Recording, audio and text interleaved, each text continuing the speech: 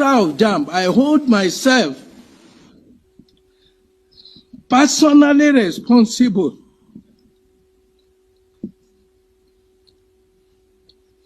including for the negligence of the service provider and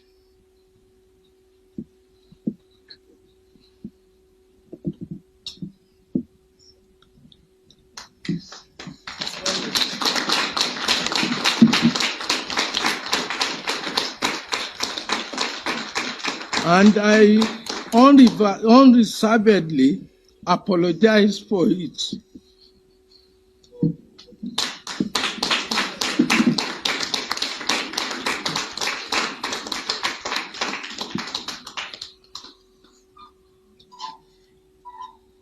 And the trauma it has affected Nigerians to, directly or indirectly.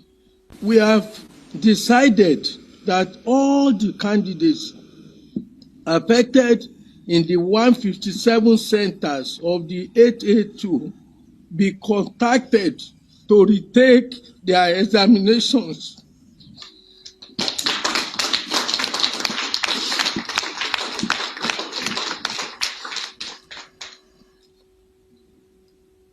These candidates are to be contacted through text messages addressed to their registered phone number from tomorrow, their email addresses, their profiles, and phone calls by JAMB.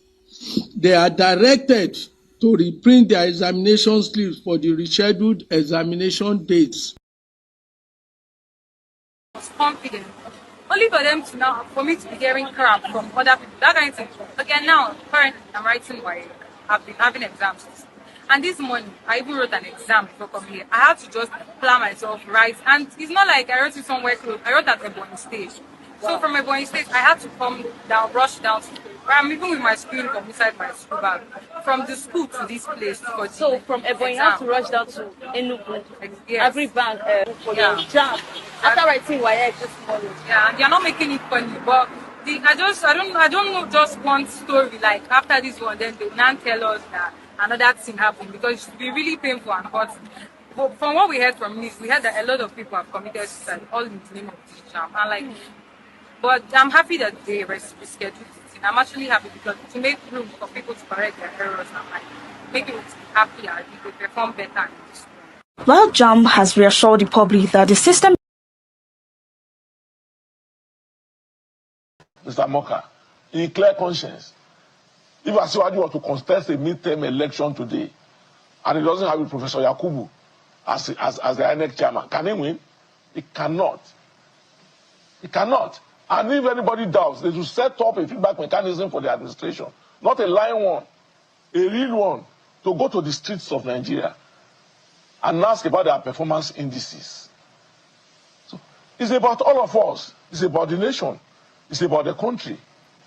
But people will say that a king that reigns in the time of plenty, he has a name, and that name will go into history. The one that reigns in terms of hunger, he also has a name, and that name will also go into history. So all these indices that they are bringing, it does not reflect in the economy of the street. And Geoffrey, you know what the economy of the street is saying. People can't fuel their vehicles. They can't do even two meals a day. On your phone now, if you open your phone for 2 or 3 hours, you know the number of messages you are going to get. Aram is people who are telling lies. Aram is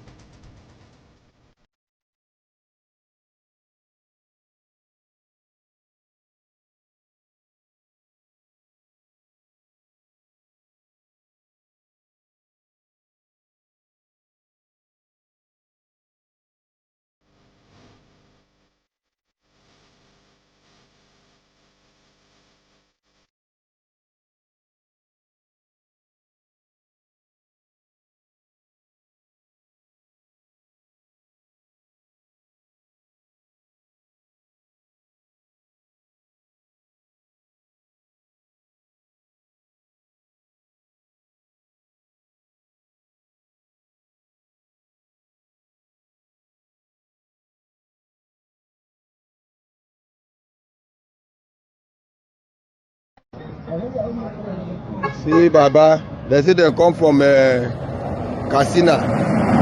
They won't come work for Dangote refinery. Shebi, Dangote refinery.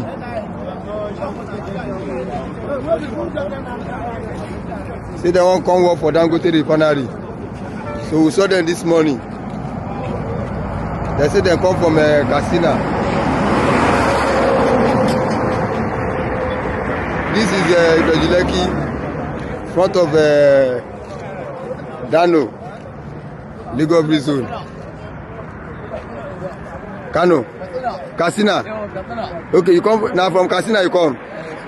Are you in Nigeria? Yes. Where are NIN? Where ID card? Let me see your ID card.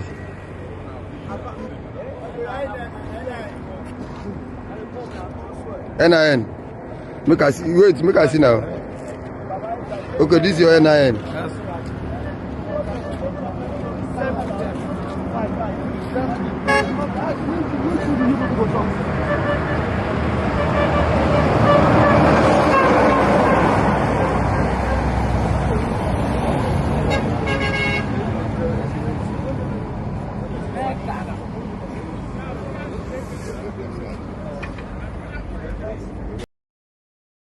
Nigeria will never be one-party state. That's not a democracy. It's wrong to have allowed Atiku to succeed Buhari. It will be one Fulani after the other. As you see, the Fulanis killing people across the country. They want to appropriate the country. Be careful of the use of words. You generalize. Allow me to use my words, please. No, I'm use saying the words. I beg you. You might be very careful. And there are good people. I am speaking about national security. This is a national security issue. Yes. There is a war on. You want to pretend there's no war. That's I'm a not war pretending. on. I'm only saying there are a lot of you journalists are part of the problem. Who don't want to address the truth. A war on. Why are you saying you're not pretending? People have been killed everywhere. You're saying there's no war. What do you mean you're not pretending? You are. You are part of the problem in this country. Allow us to speak the truth so that people will know what's going on. People in the Benue cannot go to farm. People in Plateau cannot stay in their house. Those who are responsible for the war simply want to turn Nigeria into a settler colonial entity. And that's what's going on. You don't see that. You're seeing the politics. Forget about the politics. There is a real problem in the country. People are not sleeping at night. Even in daytime, our farmers cannot go to farms. I have food security problems. Why?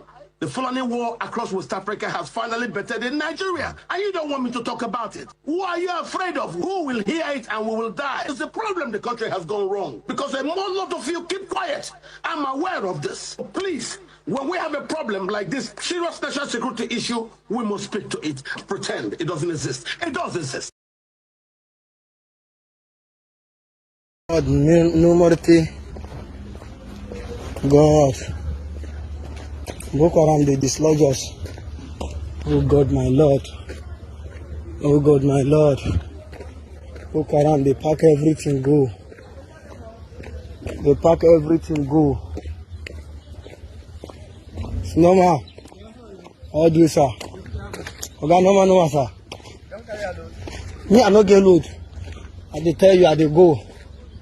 They burn our MRAP. They pack everything. They pack everything, see our MRAP here. Oh God. This guy don't get equipment for Maritio. God.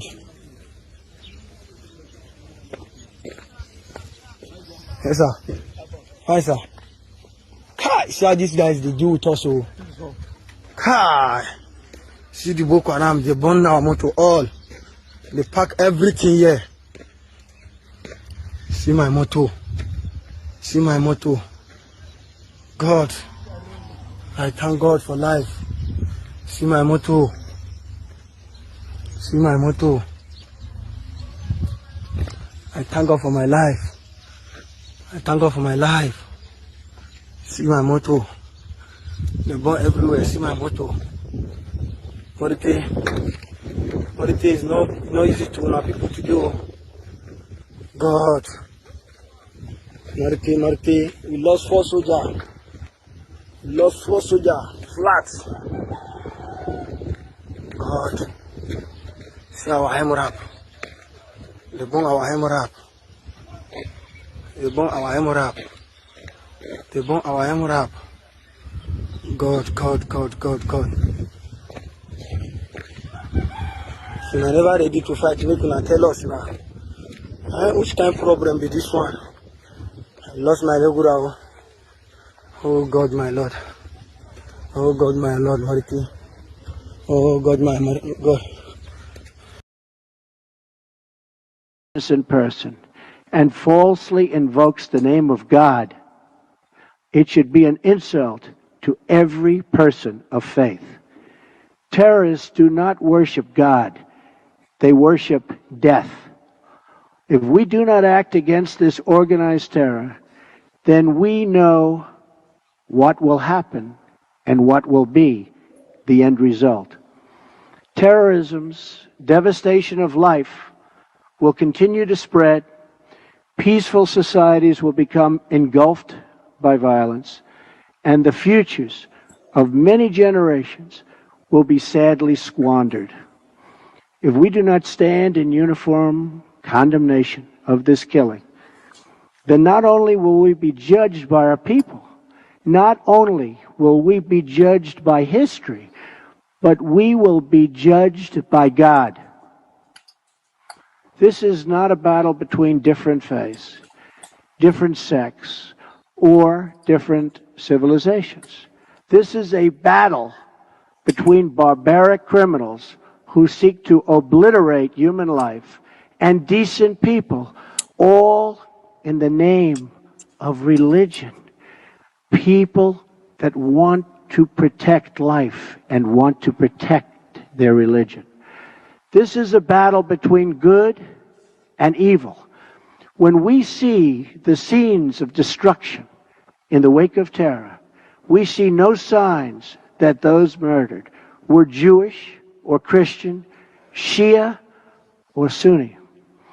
When we look upon the stains of innocent blood soaked into the ancient ground, we cannot see the faith or sect or tribe is prepared to stand with you in pursuit of shared interests and common security. But the nations of the Middle East cannot wait for American power to crush this enemy for them. The nations of the Middle East will have to decide what kind of future they want for themselves, for their country, and frankly, for their families and for their children. It's a choice between two futures, and it is a choice America cannot make for you. A better future is only possible if your nations drive out the terrorists and drive out the extremists. Drive them out. Drive them out of your places of worship.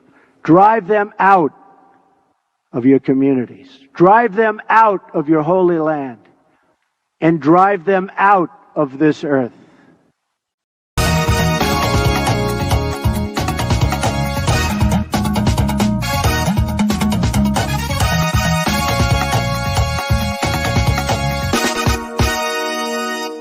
And I am ready to die defending Nigeria in whatever way.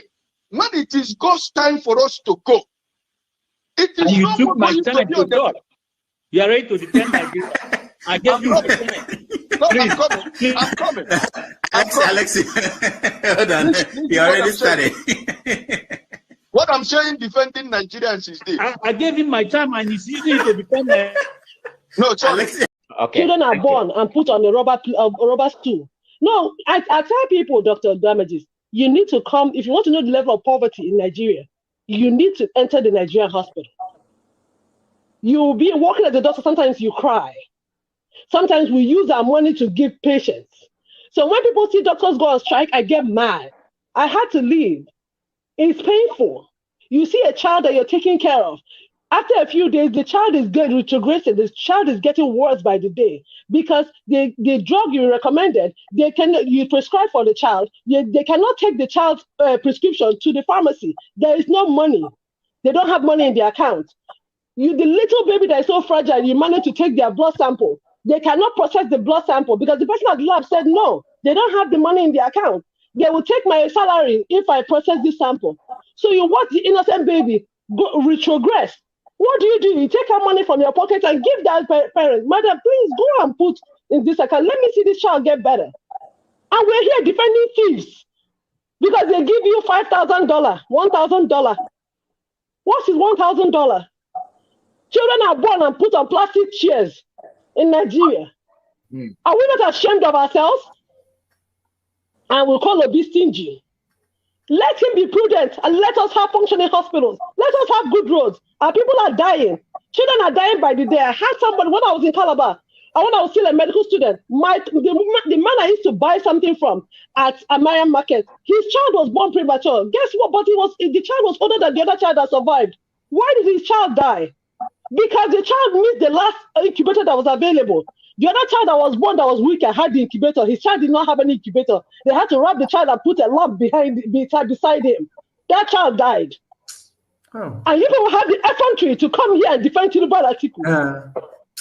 Oh no, it's so sad. It's so sad. You want to know poverty? Enter the hospitals of Nigeria. You don't know nothing. So we have to be very careful what we say. Very careful. There's poverty in the land. There's poverty in the land. A lot of poverty in the land. People die by the day. Wow, thank you. I hope that Nigeria wins. I'm never going to wish any president evil so that I can say I told you so. No, I won't wish them evil. I hope. You see, I'm not praying. There's no point. I can't pray for Nigeria to be fine. I only hope that Nigeria wins and Nigerians win. Because if you choose a dodgy doctor who has a dodgy record, who has, all sort of accusations leveled against him, to say this doctor, we think he's done this, or this doctor, this surgeon, yes, he's a senior surgeon, he's the most whatever surgeon, but there are a lot of accusations leveled against him. If you choose him to operate on you, and you tell me to pray for you that it doesn't kill you surgery, what's the point? I can't pray. You might make it, you might not make it. My prayer won't change anything. So I hope Nigeria and Nigerians win during Tinubu's 4 years. Thank you. Thank you. Don't forget, that state is now an oil producing state. So they now have derivation, if you are not aware. So if you want to speak for anybody, please do not defend a character like a Yabelo. Please do not. Okay, let me respond to him. One second. Do not defend a character like Yabelo. Do not. All right, thank you, Mohammed. The people of that state. Can I respond to him? No. Then go to hell. Rudolph, go to hell. All right.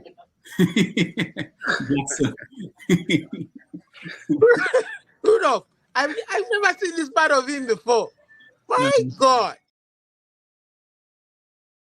Tinubu is a criminal, yes, of course, a categorical grade 1 criminal. The only person more criminal than Tinubu in Nigeria is probably Babangida. But he's a criminal, and is he fit for purpose? Absolutely not. Should Tinubu be the president of Nigeria? Categorical no. Is there a better option than him? That is subjective. So show me who he is.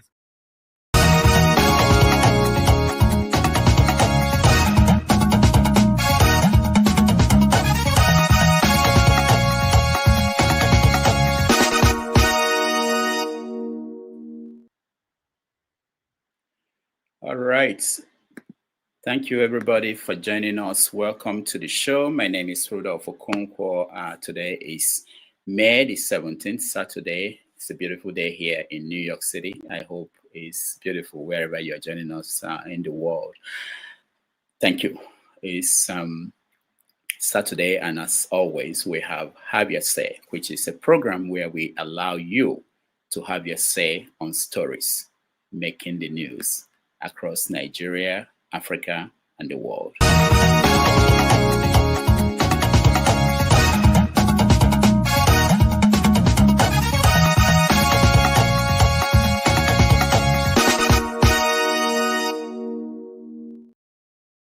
All right, in the news today, President Bola Tinubu is at the Vatican to attend the inauguration of President Pope. Some people forget that the Pope is the head of state of the state called Vatican. So this is the official inauguration, and President Bola Tinubu is there to attend as Nigeria's head of state. A lot of people have issues with him going there while the country is in crisis, and when he spent 3 weeks or 4 in Europe just the other day. But he traveled. So we talk about that. In other news, JAMB, that is the the board in charge of examination that people take in Nigeria to get into the university. They accepted that they screwed up in the last JAMB. And I think today people are retaking the JAMB in several places. It triggered a lot of issues. One of them is some people felt that the computer glitches happened in some particular places because it was a deliberate attempt to sabotage it. People have come out to say that that wasn't what happened. We will talk about that and get you a view on what it is you think is going on. Also, this National Assembly, they are pushing for a bill that will make it a crime for you not to vote in Nigeria. Yeah, something that is of interest to Nigerians. We'll talk about that. Meanwhile, Wike, who is the minister in charge of Abuja, and Umahi, the minister in charge of works, they are heading to London with some other people to go and showcase the achievement of Bola Tinubu in the last 2 years. So people are questioning why London, why are they spending money doing that? We get to hear your view on that. Other stories in the news, we have Simon Ekpa, the leader of the autopilot, the Biafra movement. Finally, in Finland, they charge him for inciting violence. So the case is coming up this month. Already the one from Nandu Kano is ongoing in Abuja. So we touched on that and what that means. Outside Nigeria, in the United States, there is a new law that is being pushed in Congress that will tax remittances, the money you send home to your people at home. They want to tax it 5% tax, and people around the world are they are worried about that. It's not just Nigerians. Everybody who sends money from America, they want to put 5% tax on it. What other thing that is important in Nigeria is that the minister in charge of power is saying that it will cost $10 billion every year for 20 years for us to get close to having power, electricity, 24 hours of electricity in Nigeria. So when you hear something like this, what do you think? $10 billion every year for 20 years. I think our budget is less than 30-something billion, but he wants 10 billion every year for 20 years before he can guarantee us power, 24 hours of power in Nigeria. What does that tell you? Does that tell you that it's something that is possible, or are they really telling us there is no hope? So these are some of the stories that we are going to touch. If you want to join us, I'm sharing the link so you can join us and we can have that conversation. Like I said, this is an opportunity for you. The program is for you to come in and air your view. We are as good as the people that come in every day. It's not about me, it's about you. If people are expressing opinion that you don't like, it's an opportunity for you to come and correct them. That's why we have this. And I can speak for you. You can speak for yourself. We will do a lot better moving forward to get the comments of people who are who may not want to come in, who may want to join us on the comment section. We can we'll try to get that. That's important. I've been told I don't do a good job in doing that.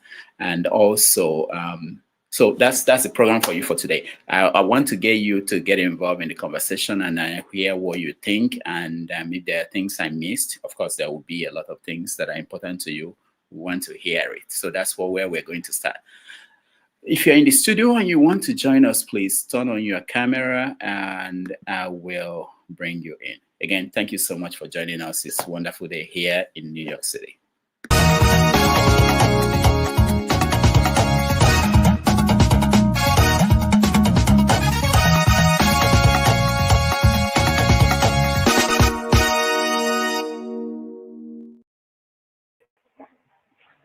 All right, who is this? Oh, Mazi Ovie. Don't think I don't know that was you. How are you doing?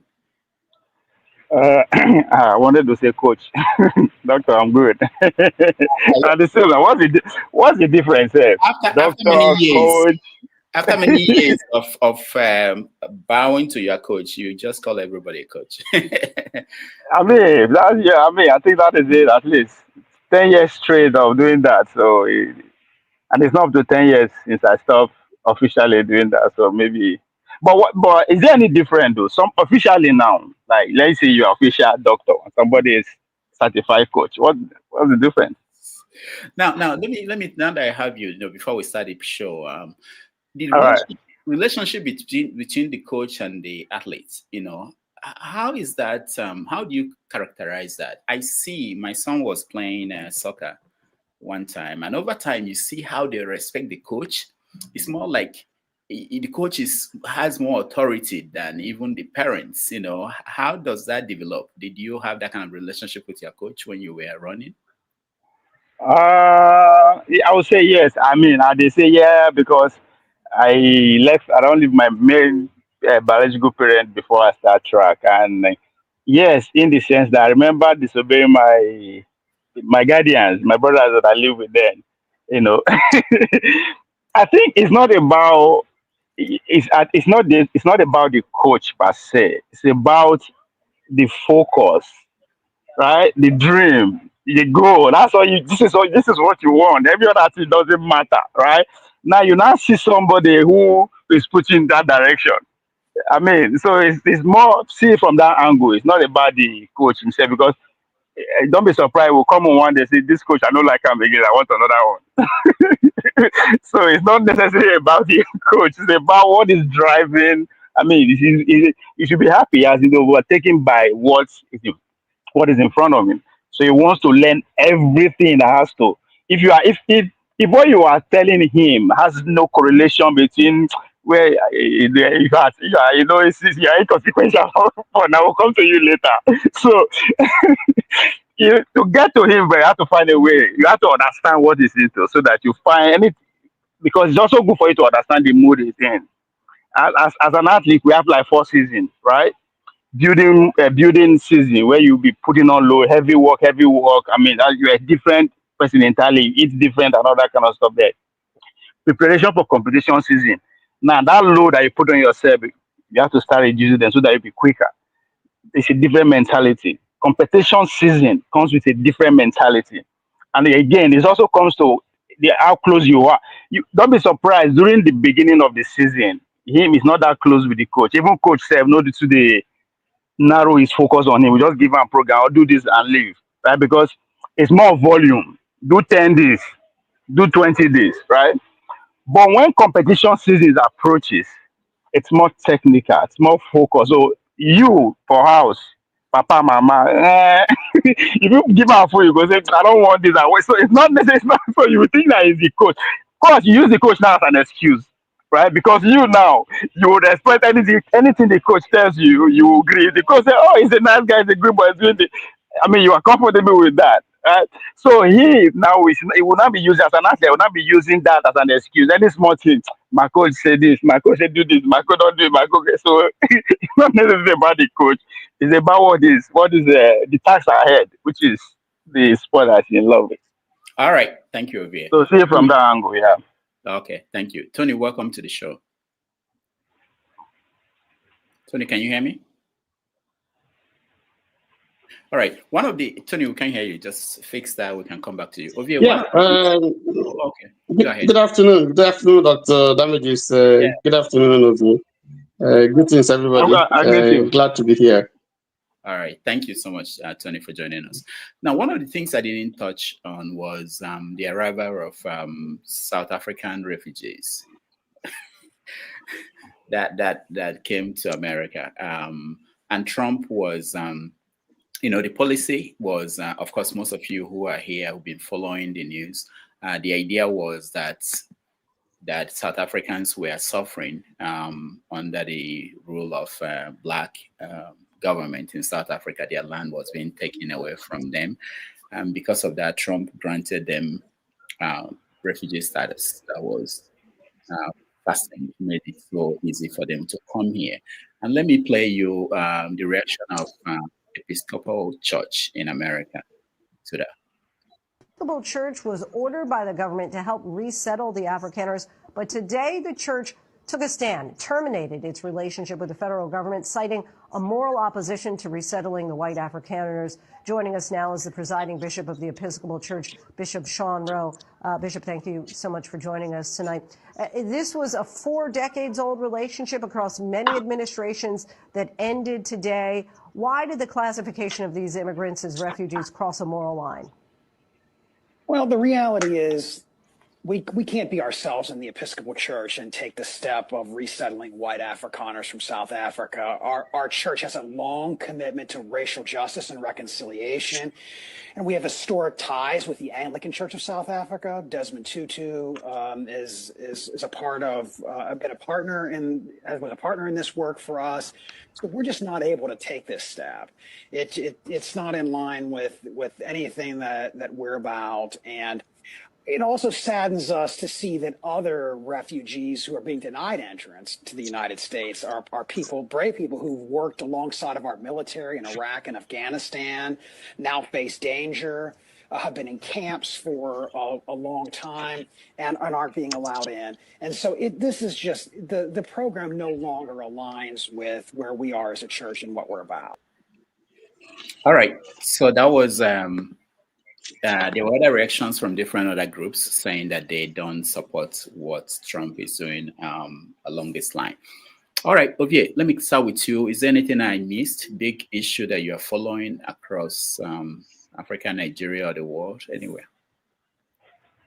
I think everything is revolved around the Trump administration, right? So I think the big news this week that overshadow everything is the tour of the Middle East. So I think no news like that is worth mentioning that is not over. Then the failed, should I say the failed peace talk between Ukraine and Russia in what's it be this country name again? Turkey. Yeah. Yeah, that one, because Trump did not show up. Putin did not show up, so definitely nothing. That's why I say fail, because even Marco Rubio at the end of it said that the fact remained that these two big boys have to meet before anything meaningful can actually take place. So that's why I said it's a fail peace talk, if I have to put it that. I think that's anything close to it again, which is also tied to the Donald Trump's trip and all that. So not every other thing to me a distraction. Dr. Dameji. All right. So Forbes magazine is reporting that Trump, the outcome of the trip, he was able to get 3.4 trillion in promised investment in America. His plan was to get 6 trillion, but he ended up with 3.4 trillion. Tony, anything I'm missing? Any important topic that you think should be discussed? Yeah, I think you covered quite a lot, but just to add, in our country, Nigeria, the uptick in terrorism, soldiers being killed, territories being captured, equipment being seized by Boko Haram. What else? A few other issues, but I think you touched mostly on the issues that I think are germane, for discussion. I just remember one now, which is I just saw Kulata comment. But he said the Olympics, but the Nigeria could not participate at the world relay that took place this week in China because of they don't give us visa. That was the official my federation, right? That was our excuse that China don't give us visa, but it is more than just say China don't give us visa yet. But as far as I'm concerned, it is due to the incompetence of our administrators, right from the president, Tomoko Okowa, I think that's his name, from Delta State, who is running for election at this point. The same man under him, we know participate for Olympic 2020, 2024 it happened. The same this one again, but it's only for the election. Can you beat that? They say one same man that embarrassed us across the board. Like we made headline across the world for the wrong reason. But guess what? It won't come back. If not because they call off the election, it was supposed to take place at the end of this month. So yeah, so that was a big deal. That was a big news. Okay, why don't you go and run for that election? What? Yeah, So for I just presidential remember level, a few other things. nah, I don't get money. Let me just put it that way. That's what because I remember asking my coach this question 2 years into training. I said, Coach, come, you can do this thing now. He said, you don't get money. I didn't get that. It still don't make sense for me until later. So I don't get money. Let me put it that way. Or maybe if Kulata can carry me go meet Tinubu, because now they're in charge now. Now him boys there from Ogun State. Now Ogun State they in charge of sport now. So unless they're at that level, but other than that, it's a very big office now. Now it's a political office. Let me put it that way. So it's a political office. You have to be grounded in the at that level, or your money is speaking for you. Either of the two, your godfather or your own personal money. But it is very heavily contested by those who don't arrive. I'm still in the streets. I'm in the streets. Yeah, But I am one of those people who are pushing for autonomous, right? Let the federation go autonomous. When you go autonomous, then we can come in with competence and say, okay, other kind of your technical ability now, who you know can come to play. But in as far as still under 100% under the control of government, you know what I mean. All right, thank you, Tony. Go ahead. Yes, just two other things I want to add. Nigeria under 20 team flying goals knocked out in the semi-finals. Very shabby performance. That again speaks to the kind of leadership that we have at that level. And then you are also looking at the various attacks on Obi for statements that are credited to him, one abroad, where they said he was demarketing Nigeria, and then another one here in Nigeria where he said that, the labor of our heroes past is wasted, and then he came under barrages of attacks. I think those are some of the issues too. Tony, I think that was last week. This week, actually, the person under attack is Pato Tommy for the concept of shadow government. He proposed shadow government, and people lost their mind. So we will talk about that if we have time to touch on that. Because thinking about solution, how do you even mirror what we want if the people in power, which is the government in power, are not doing the right thing? And they say to us, we hear that from them all the time, saying, if you have the solution, tell us. So I don't think shadow government means that they are taking over from you. But anyway, we can discuss that when we get to that.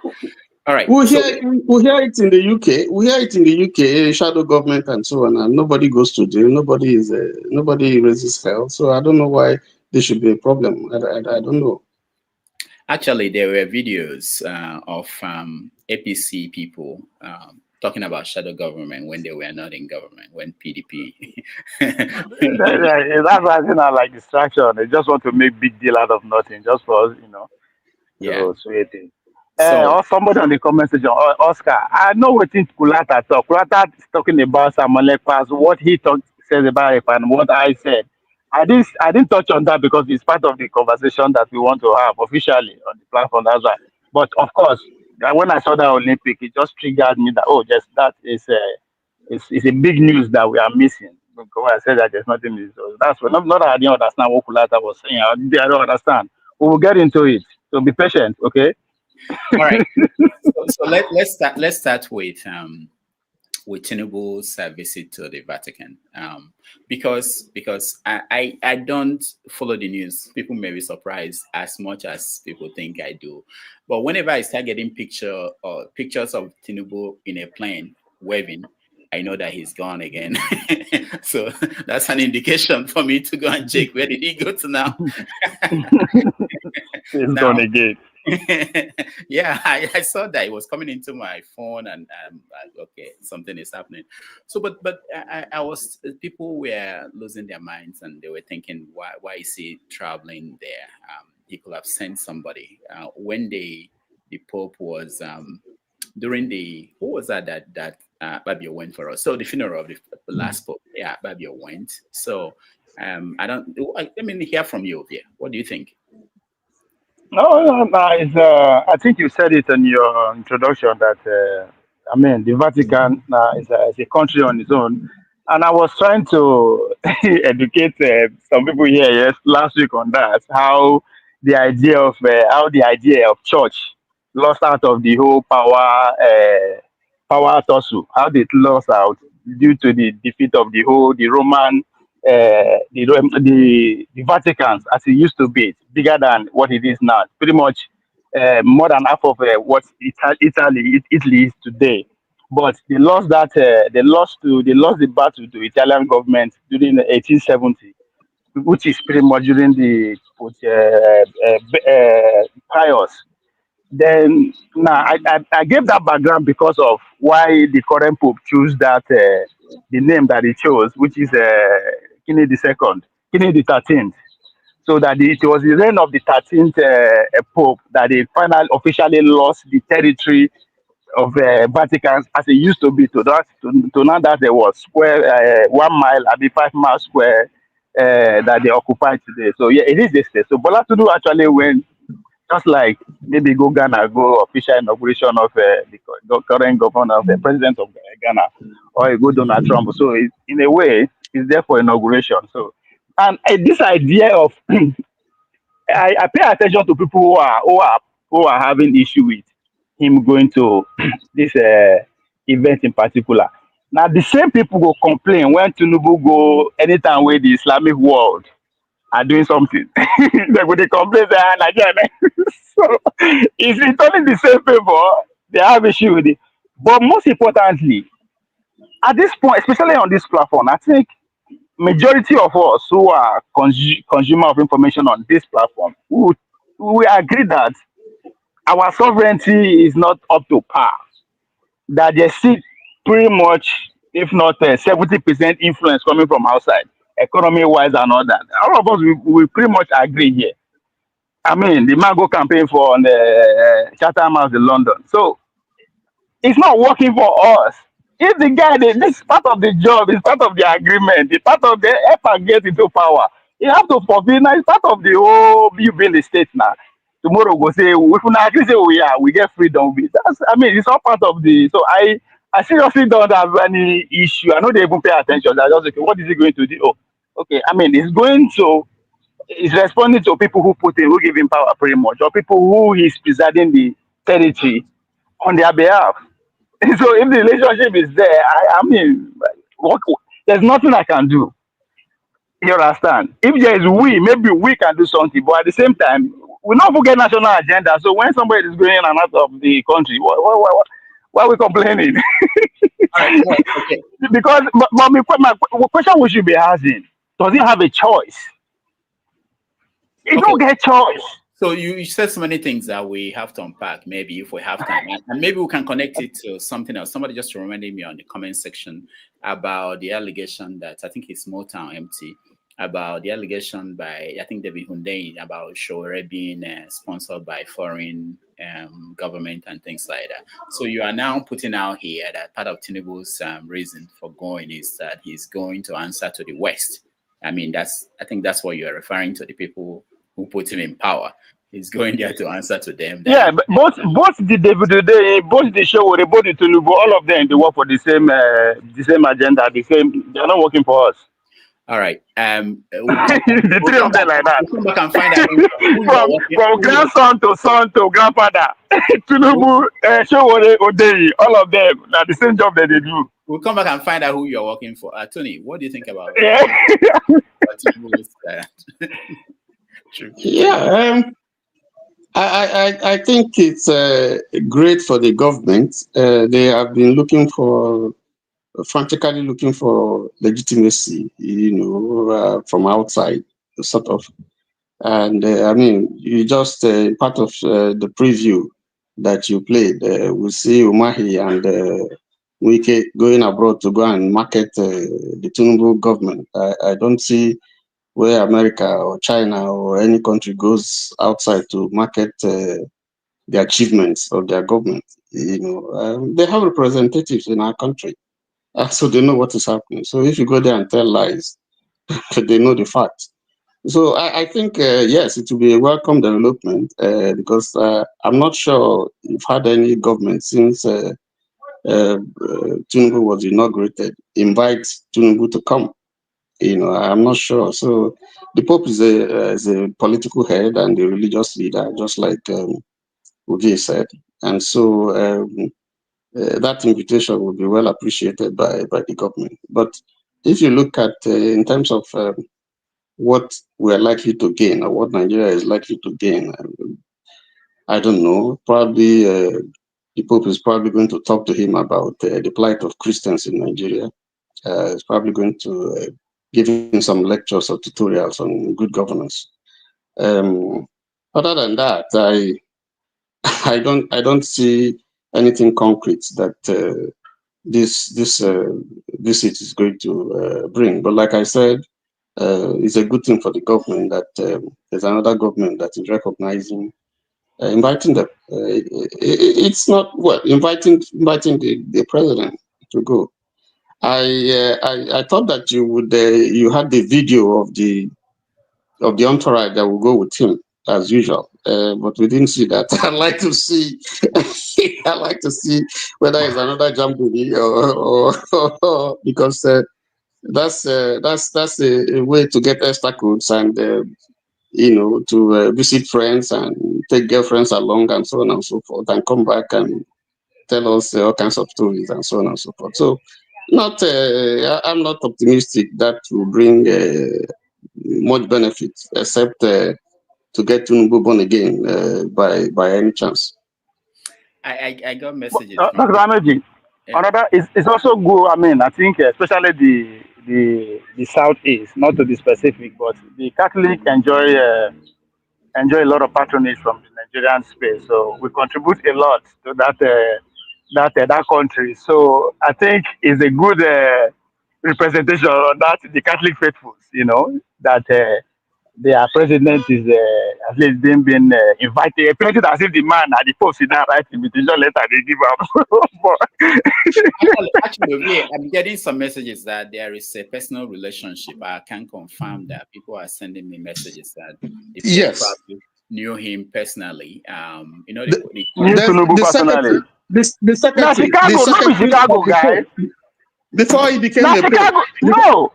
I did not from Tinubu spent some of his. Before he became a pope. No, but he's a native of Chicago. He was. He don't finish from. He was about 21 years before he left. Now his family see there, his brothers and all that kind of stuff. So before he became a pope, his secretary was a Nigerian, and of course, you know that we still have our cardinal over there. You know, so there may be some connection to that. All right. No, Tinubu na global agent. Now, since they call her agent, he's global. Like Chicago connection, so that's good. Right, let's welcome to the show. John, welcome to the show. Hi, can you hear me? Yeah, we're getting echo. Do you have TV on? Can you turn it down? Yeah. All right. Yeah. Okay. Welcome to the show. Been a while. Nice to see you again. So we're discussing Tinubu's visit to. Yeah, I've been listening. I've been listening from YouTube. Yeah, I have been listening. Okay. I think the more reason why I even try to, and I don't have anything to say about Tinubu because I'm still trying to correlate the relationship between Nigeria and the Catholic Church when we know we are much divided. So I'm still trying to correct the relationship, but I still also have another opinion that probably it might be is going there also for networking, probably to get a collaboration of one or two things. So I don't know what the Catholic Church has to offer Nigeria because we are 50% Christian, 50% Muslims. So I'm just still wrapping my head, around it. But it might be, It can still decline if he doesn't want to go. He can still send the representative if he doesn't want to go, because I don't know, but it feels like he wants to go. So I don't know. That's my own opinion, because I can't wrap my head around, his visit towards that. But my own strong feeling is, what about if it is networking? Because right now, probably you saw what Trump did, the networking and everything, the investment he brought. What if it's where he went, and because other leaders will be there, not just him.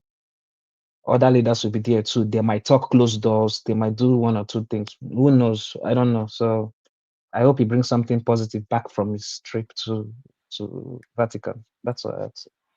All right. Thank you so much.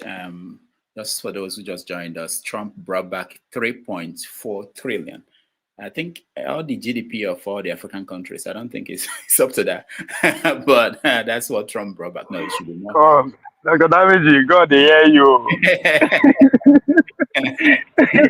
So, anyway, so maybe Tinubu will bring some things back to Nigeria. There's another angle to this. Some people were saying that considering the issues we have in the country, insecurity and all that, it hasn't stopped. That this may not be a good time to do that. What do you guys think? Since he came back, has insecurity improved, or since he came back from Europe the last time he went, did we notice any improvement? I think our insecurity is at this point. Nobody will start and we nobody stop them. Who started it? I mean, if I say who started USAID, maybe I should just put it like that for the sake of conversation. So that I don't go down the conspiracy theory. So USAID. So they've been in Nigeria since 1963. So I mean, now they are territory, talking about sovereignty. Now, on a more serious note, these places that they are hard hit insecurity, right? Case in point, Borno State as we speak. Dr. Dameji, if anybody should Google it or deep research, you go see nothing less than 20 foreign international companies mining and farming that same land where all this insecurity they happen. So it's what I say. Nobody will start and nobody will go stop. I'm going there. That's what I mean. Like this is no longer. I mean, they are using people in Nigeria. They came out and covered that are using drone. I don't know about people don't step up their game. I don't know unless they don't step up their game. They do drone for Abba unless that. So just I mean, Tinubu going there every day. If you read some national newspaper every day, there is a record account of Catholic people being victim. I mean, everybody derives from his own interest, right? Talking about Tinubu going to Rome, where everything we do. So there's it's like documentation pretty much every day. 2 priests key here, 3 priests key there, Catholic people. So even J.D. Vance, the vice president, in one of his speeches in Europe, make reference to Nigeria in terms of persecution and all that kind of stuff. So if there's any group of interest that can stop it, it's from there, from that angle.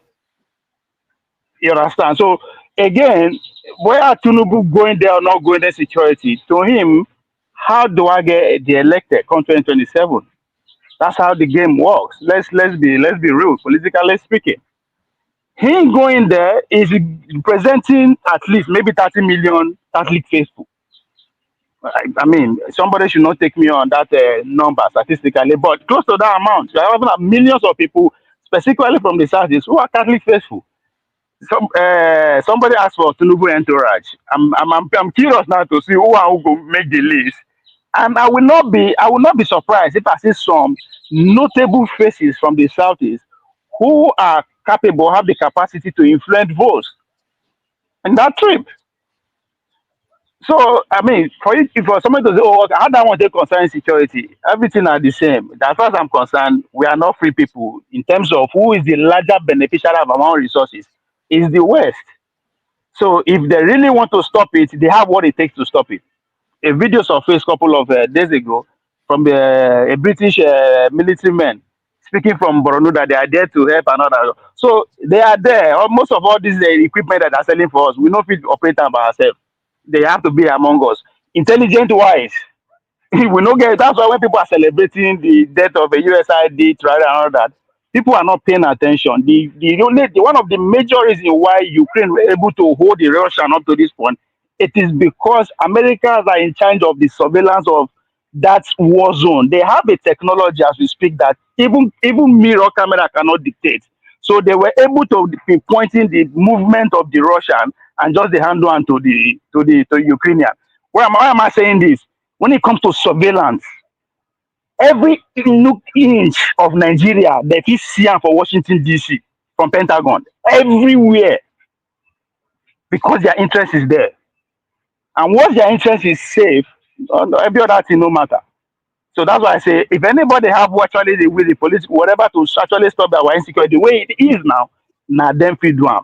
We if we stop the normal kidnapping, whatever, but in the real one that we are dealing with, I'm not saying genocide is going on, taking over people's lands, occupying and all that. We can, I mean, I'm from Ososo. I don't know about no, it's part of their curriculum at all. Because it's not part of it's never part of our curriculum that if you go school they go teach you say come out, they go pass to somebody. So this is not in a way, if I say it's not part of our experience, I'll be right. But at the same time, they say I know if you go your village, go do anything unless you invited me. So it's a collaborative thing. So many people don't come to say, oh, we always blame in the West. No, I'm just to tell you, say, nah, those way they collaborate, they don't care about me and you. And we and you are not ready to come together and actually go at it. So this is what is just going to continue happening. But again, now the time we're there, I think we'll talk about, and we are talking about the Middle East is a trip of Donald Trump, which to me is not just about the money, but it's the part meaning to that. Thank you, Ovie. Let's go to CM. CM, welcome to the show. Unmute yourself, CM. CM, can you hear me? Okay. Yeah, go ahead. Okay. Then thank you, Rudolph. Good. What is the time? Good evening. Oh, 7. Good evening, everybody. Yeah. Well, actually, what I have to add, that might be an abstract, but it's worth it. I was watching FA Cup, the UK British FA Cup today. I'm so happy that history was made. For the first time, Crystal Palace of London won the FA Cup. The only goal and the winning goal of the match was scored by a Biafran, Eberechukwu. This was a chap, Samson Siasia. No, people are listening now. Samson Siasia recommended him to the national team. But you know Nigeria now. And the guy traveled all the way from London to come and play. But they said he did not bribe them. So he came back today. His name will enter the history book. That for the first time in the history of Crystal Palace, he gave them the FA Cup. Now he's well known. So I'm happy for him. Up. God bless Biafra. I swear, just go be historian. Go be historian, because I just imagine you when you did your 80 or 90 years old, Miss Sticky, that hear you. You not gonna miss anything. So you see, I will call Siasia shortly. Maybe after the program or later, because I have his number. I will call Samson Siasia and say, look, you can see tomorrow, because we discussed it. He told me this is the future, the next JJ culture, but Nigeria, they don't want to hear anything about Ndibo.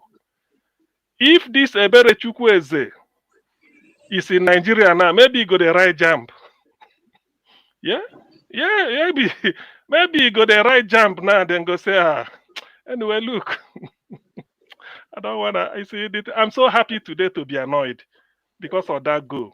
I'm happy for that chap. So to me, every other thing is secondary. CM, we were talking about Tinubu, the Vatican. I don't know if you're Catholic. Some people were thinking that it will appeal Dr. to... Dameji, what is the difference between the Vatican and Crystal Palace? You know, you never see the correlation. What are you talking about? What's the difference? So the thing is, nah, nah, wait. The thing is that this the pontiff, maybe he's still new on the job now. He should be asking questions. That is what I'm saying. He should be giving somebody should sit him down and give him some diplomatic. Inviting Tinubu for what now? What is it for what? Tinubu, okay, maybe to tell Tinubu coronated his own bishops during the campaign. True or false? True. Yes, Tinubu invented Hence, he his own deserves bishop. invitation. So he invented his own bishop. What is the people that even their cap, those people he invented, their cap was even better than the one the Pope is putting on. So what is Tinubu? He went at a Wuse market, recruited bishop to come and bamboozle Nigerians. To me, it's a what for what purpose? Why is he going there for? To go and with which hand? The hand the way they use the sniff cocaine every night. Is that what is going to go and shake with the Pope? Hand the way heroin day. It's a waste of time, Jare. I don't know for what. It's a disgrace. Why is he inviting him?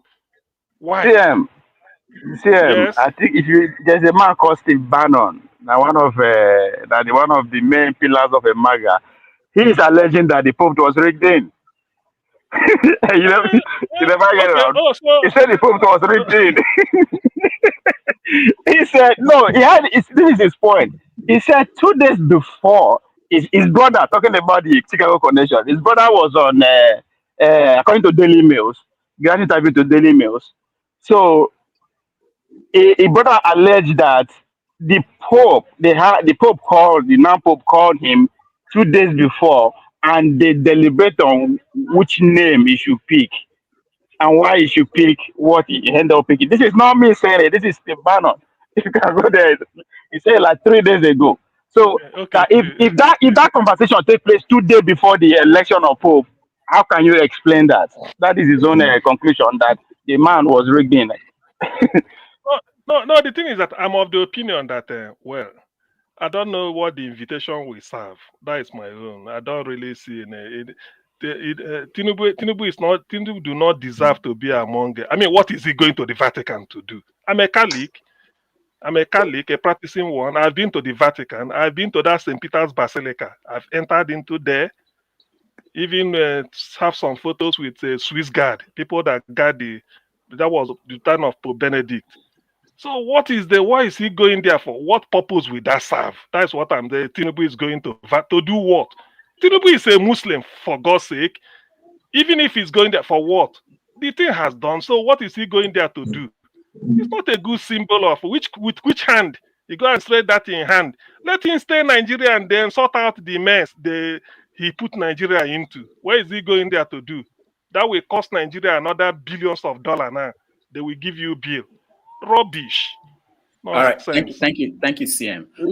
Just for a historical perspective, Buhari had a friend who was the Archbishop of Canterbury. They used to meet in London when he goes to the UK. So maybe Tinubu is establishing a relationship with the Pope. Man of Prestige, welcome to the show. Yeah, good morning and good afternoon, everybody. Good evening, CM in London. It's nice to be on the platform again. So the first topic is about the Pope, right? Yeah, Tinubu going to the inauguration of the Pope. Okay. Yeah, as somebody who used to be in the Catholic, familiar with their doctrine, like I used to be an altar boy before, I still go to Catholic whenever I go to visit my families over here. So I still go to Catholic churches. So I'm still familiar with what's going on when it comes to Catholic, I find this inviting Tinubu as an endorsement of a state failure. I mean, we have over 40 million Christians being displaced in the northern part of Nigeria. I don't know why they're inviting him. For what?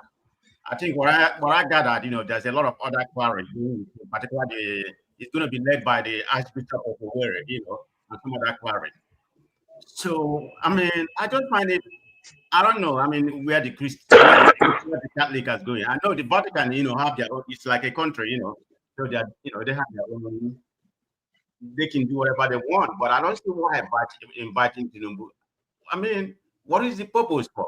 I mean, look at where we are in Nigeria. I'm not even talking about economy. I'm talking about dismantling of the Christian religion. I mean, I call it what's going on in the north. I mean, you may classify it any way you want. It's kind of a genocide, being perpetrated in the northern part of the country. Are you going to tell me the Catholic doesn't know about what's going on? The Vatican specifically, they don't know about what's going on. So sometimes when it comes to this Christianity, I don't even know what they believe. They are here to serve for human rights. They're not doing that. But anyway, Dr. Damage, I find it very disturbing. Okay, I mean, in conclusion, it's an endorsement of a state failure. That's what they're doing. I'm just disappointed about what's going on. But hey, we are full of disappointment every day. So that's where we are right now. All right, thank you, Femi. If he had not gone and all African leaders were there, people will say, "Oh, because he doesn't like Christians." Is that you think of something like that as a reason why he decided to go? Femi, we can't hear you. All right, so we have to leave Femi and he will come back. Let's welcome Paul to the show. Paul, welcome to the show. Thank you, Doctor. Good morning. Yeah. Go ahead. Yeah, welcome to the show, Paul. So we're talking about Tinubu's trip to the Vatican to represent Nigeria at the inauguration of Pope Leo as the head of state of the Vatican. What is your take?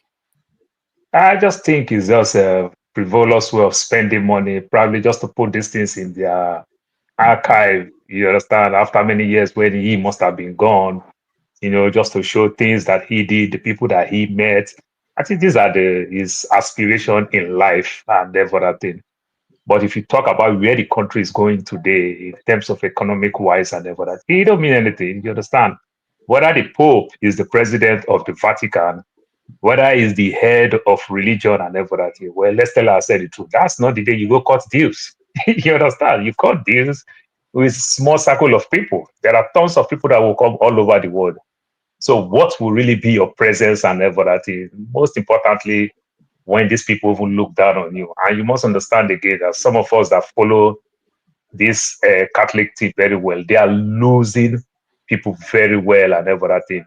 If not the politics that is going on there, this Pope would have come from within Africa or Asia around that Philippines and the likes, you understand? Because Africa have 20.7% Catholic. You understand, in terms of the Catholic, the Middle East also have almost the same thing, I think 20.6 and everything. So they are really, really losing members tremendously. So what they are doing, they are working tirelessly to bring people back. And one of the people you can keep very well is the Africans and everything. You don't want to lose them. That's why they even pick this Pope, who would technically work like the previous one. Maybe not go too far or maybe go too far. We don't really know. So I just see it from that angle and everything. So trying to talk to Tinubu, trying to invite Nigeria and the likes and everything, it's a good thing, like Ovie, kind of touch it a little bit. But is Tinubu matured enough to even understand that even though if I will go, let my delegates be 99% from the Southeast, where you have good percentage of the Catholic, let it look like it is their show. Doctor, like the way you tell us, say, this is your show, say whatever you want to say. If he is so matured enough, he would have done it like that. Then I would want to say, okay, I think I agree. And at least give them something to understand that they are recognized, they are part of his government and everything. But if he goes there and carries some Agbada people and go there, I just believe that it don't make no sense. And everything. My Igbo brothers who are Catholic, good percentage of them that they are mad. If they see the delegate and see 99% of their own people, I don't think good percentage of them will want to say so. You understand? But sometimes people just do things, they don't care, they do things anyhow. But with the way the country is going right now, you don't need to be throwing those kind of money. If the president sent another person there, they won't spend up to 20% of what if the president himself go there, what he is going to spend, the cost, the treatment you're going to give the president, the hotel, his delegates and everything. You spend more than just give people extra code and let them go represent and everything. Then you negotiate how you can find time to see the cardinal one-on-one. Oh, sorry, the Pope one-on-one. I think that would be much, much better than going for this traditional, what we call Owambe. Party don't come, who could it go? That's my take. All right. Thank you so much. Let's change gears here and talk about JAMB and what happened. JAMB, I hold myself personally responsible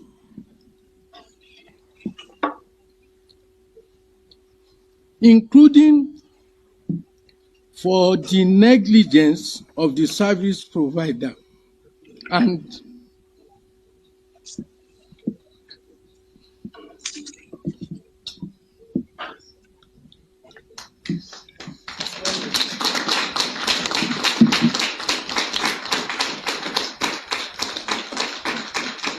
I unreservedly apologize for it.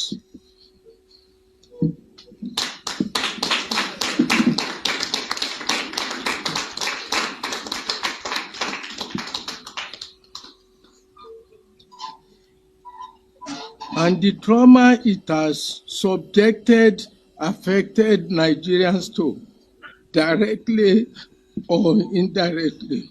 We have decided that all the candidates affected in the 157 centers of the 882 be contacted to retake their examinations.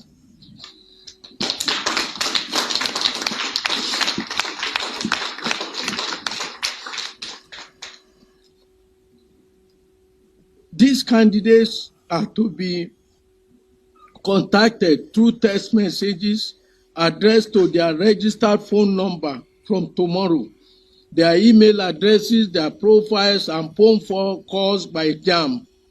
They are directed to reprint their examination slips for the rescheduled examination dates. That was JAMB's registrar, I think. That's his title. So what do you guys make of this? And there have been so many angles to this story, including people who felt that it was targeted to a particular group. Let me bring back Tony to come in. And there were people who said it was just a mere technical glitch, computer glitch. Tony, let's hear from you first. Yeah.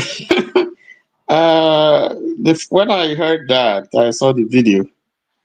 The first thing that came to my mind is glitch again, because we had this story in 2023 when we had the presidential election, and the glitch only affected the presidential election. It didn't affect, even though the presidential election and the national, the Senate and the House elections were going on simultaneously. So again, I was wondering, has the devil struck again?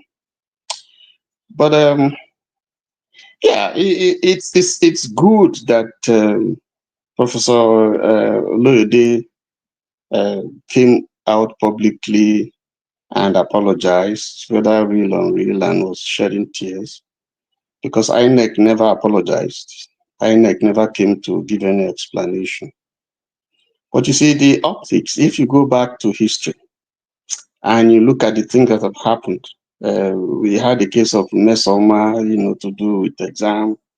We had some time when the West African Examination Council took down something that was years back credited to B in terms of how he raised the standard of the performance of Anambra State students at a particular time when Obi was governor, how he raised it, how they performed so well, and in the midst of the politics, they took it down. So you begin to look at that statement with suspicion. There's been a lot of hue and cry. First, JAMB only reacted when some students, some candidates who took the exam and parents came out to say, no, I know I did well, we know we did well. That couldn't have been our result. So if that outcry had not come out, would JAMB have come out to make the revelation? But I listened to Osita Chidoka, who was part of, according to him, was part of those who were brought to investigate the situation, and they found out that it was a little bit more extensive, but the contractor dealt with a few, and then but couldn't deal with the one that affected parts of Lagos and then the 5 states in the southeast. And some people are asking, why the southeast? Some people have suggested that if you look at Lagos, it's possible that the areas that are affected are places that have a preponderance of people from the southeast. So it's neither here nor there. I think that beyond just apologizing, someone has died. There's a lot of inconvenience to students. Who is going to pay for those inconveniences? Who is going to pay for the cost of doing another exam? You should just not end with apologizing. You should also go forward to do the rightful thing, to resign. I'm hoping that he resigns. And then, but I think on the whole, the optics is not good. It's not good because there are people who feel and who feel that this is targeted, is contrived, it's not just accident. That this is probably targeted at a particular opponent. And some of the reasons that they have given also is that if you look at some sections of the country who scored 300 plus, and then you compare their previous results, to this particular one, you see that there's a whole world of difference. So, so the entire atmosphere is something that just because we don't have transparency, just because the nation has been run in such a way that it's hardly difficult to believe government officials. So this thing is lingering on, and I think this shouldn't be the end of this whole thing. That we should dig deep to find out, the entire issues, why there was a glitch, and why it affected those who affected and it didn't affect others. Let me just stop there. All right, thank you. John, there were people who are calling for JAMB to be scrapped. There were people who look at it and said that in the last 10 years, that the trend has been that more than half of the students who take JAMB, they don't get up to 200. What do you make of what is going on? You have to mute yourself. Okay, go ahead. I remember when I was taking my JAMB. What did you score, by the way? 180. That was 2000. No, then the score. No, then the score was 200 or so. No way. Since the beginning, it was 400. I took JAMB. Don't lie. 400. Okay. No, I don't lie now. I don't lie. I score 180. I score 180. So, but we had problem that time because I remembered two results came out from me. One I scored 250, the other one I scored 180. But that time we didn't see it as a problem. Then, we never saw it as a problem. This is my problem in all this situation. You have an organizations that prepare an exam once in a year. So meaning they have more than 10 months to prepare, which means they would have done a mock exam to know if what they are trying to build or the system or whatsoever, it's working well before the real thing. So, to sum it up, the negligence and the all nonchalant, behavior, it's what has been happening all over the years. Then you now take it back to what happened to Nelson Mandela. So sometimes now you can't believe what in that girl say now. You can't be like, say, there's atom of truth. There's a conspiracy of cover up. If you check back, because she kept saying it's a lie until she started saying that I did it. So, but the man apologizing and crying, he's just owning up to the mistake because they were exposed. That is true.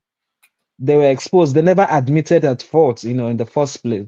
They were exposed. And for them to be exposed, a girl took her life just because she believed she did the right thing. So what would those people now, due to their negligence, as late as someone's dead, what would they tell the parent of that girl now?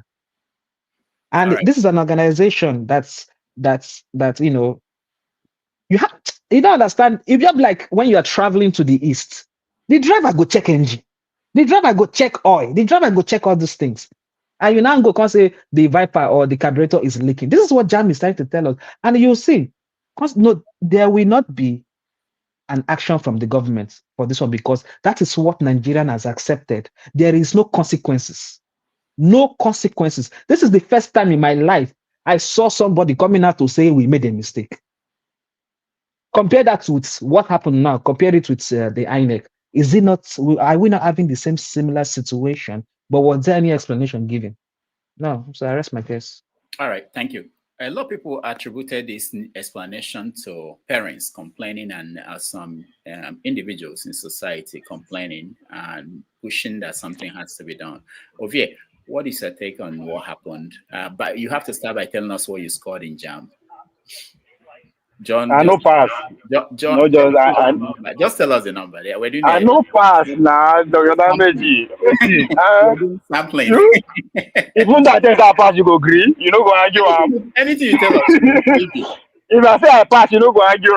You know, JAMB is going to upload those results now. Very soon we'll be able to check OVS results or a JAMB results. If I can't remember, but I definitely know that I no pass. That means it's not good. If it's good, you remember. I know it's not good. I know who passed the there's other one at the Polytechnic. I didn't go pass that one too, I think. That's NECO. You're talking about NECO. No. There's to enter Polytechnic, they also have their own. I don't mean the cutoff mark for that one. Let me put it that way. I think that's it. Are you talking about Wike? Did you take Wike? You mean your school? No. Why except I don't pass out the first time. No, I don't know book like that. I don't understand what that is. GC. I don't.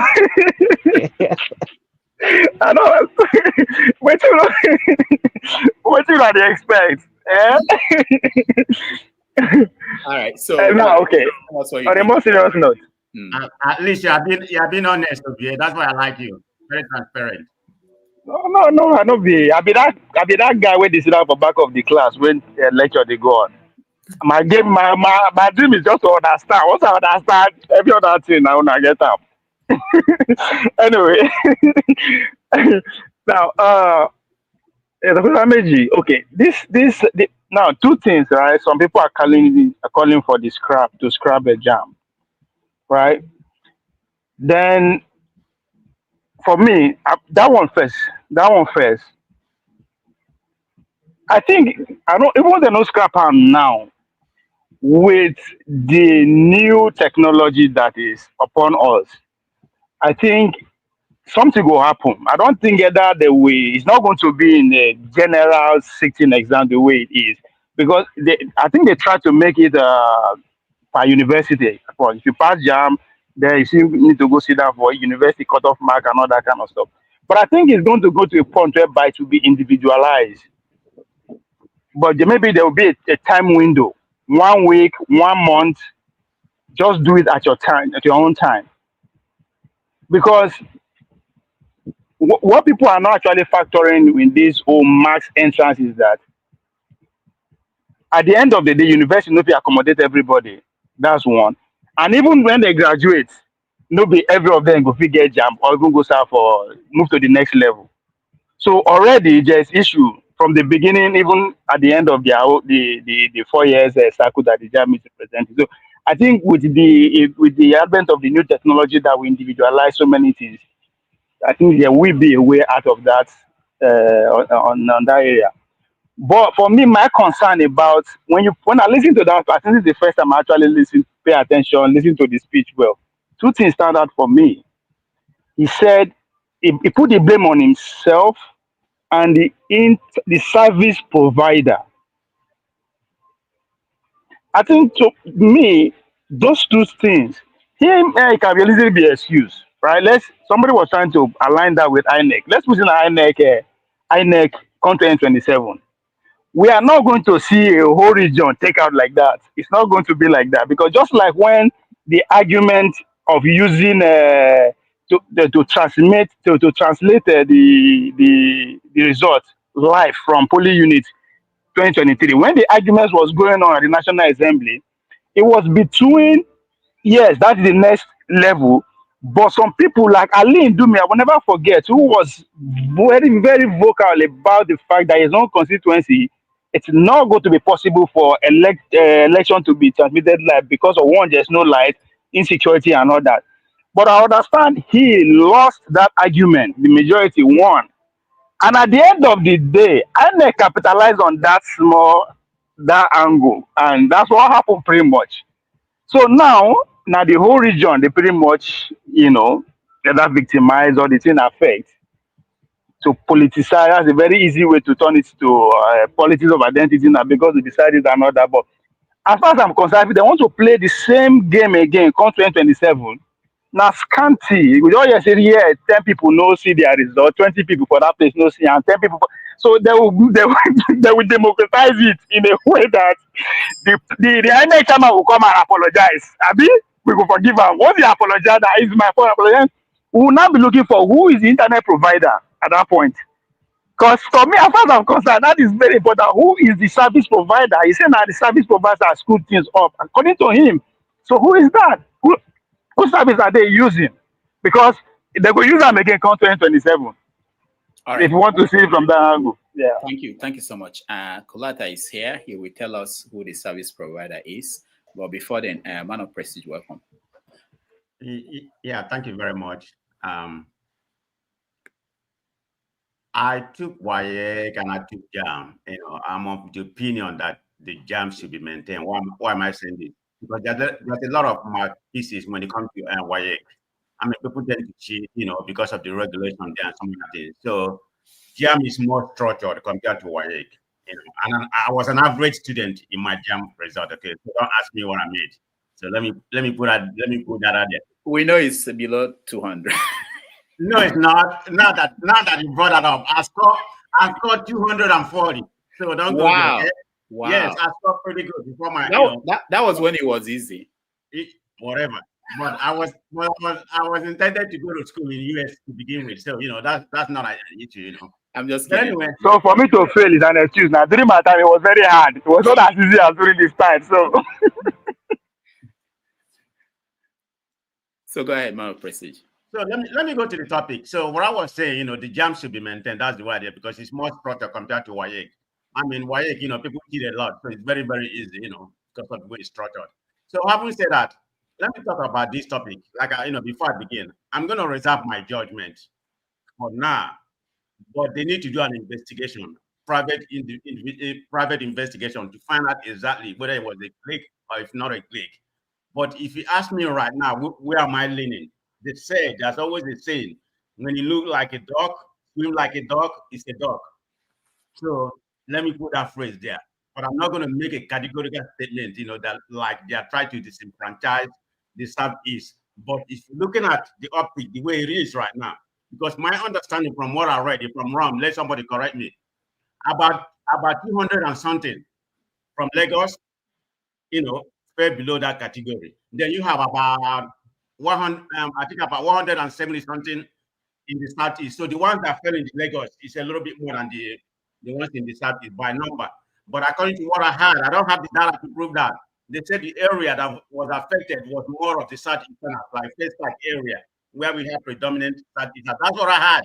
So I don't know if that's a conspiracy. Where did you hear that? Come on, I follow Nigerian news. What newspaper? Where? What newspaper? From different media. Get one and come back and share with us. I'm just telling what I had. Yeah, just get me one. The area that was affected is in Lagos. Man of Prestige. 200,000 people. Man of Prestige. Get the source and let's share it. Okay. Okay. Get the source. Okay. I'm looking for it. I'm not kidding. I'm looking for it. Okay, I'm gonna go get the source when I finish. Okay, this is what I had, but I'm not saying because I'm not making a category statement here that's what happened. It depends on, I said what I had was in Lagos, which was about 200,000 people, compared to the Southeast, which was about 173. Lagos is a little bit more than what happened in the Southeast. But the predominant area. I don't know how that happened, whether it's true or not. But like I said, my first statement that I'm not going to make a categorical statement that it was a sabotage or they was trying to, disenfranchise the Southeast. So let's put it there. But let's come to this guy, the guy that was crying. I mean, I just find that to be a crocodile. Yeah, it's nothing. I don't care about and apologizing. What does apology has to do? I mean, these children are going to be traumatized and everything. Look at the guy, the lady that died, Timilaya. Are you going to bring her back? This Timilaya, according to what I heard, she took the JAMB before, and she scored about 200. I don't know whether 200 and something or whatever. But because she wants to go to medical school or whatever, that's why she came back at the age of 19. Then took the JAMB again, and she believed that she scored close to 300, and they messed her up. That's why she took her life. I mean, are you going to come to national TV and start chasing your crocodile here, whether you're responsible or you're not responsible? But what I had was, it was a source from some company that did, So let them bring the evidence. They have to do an investigation and give us the data. Say, okay, it's completely a glitch before we make my categorical statement. Because I find that it doesn't even make sense coming to cry on TV. I mean, let him resign in a single country like where I am right now. Nobody's going to tell you to resign. You're going to resign by yourself.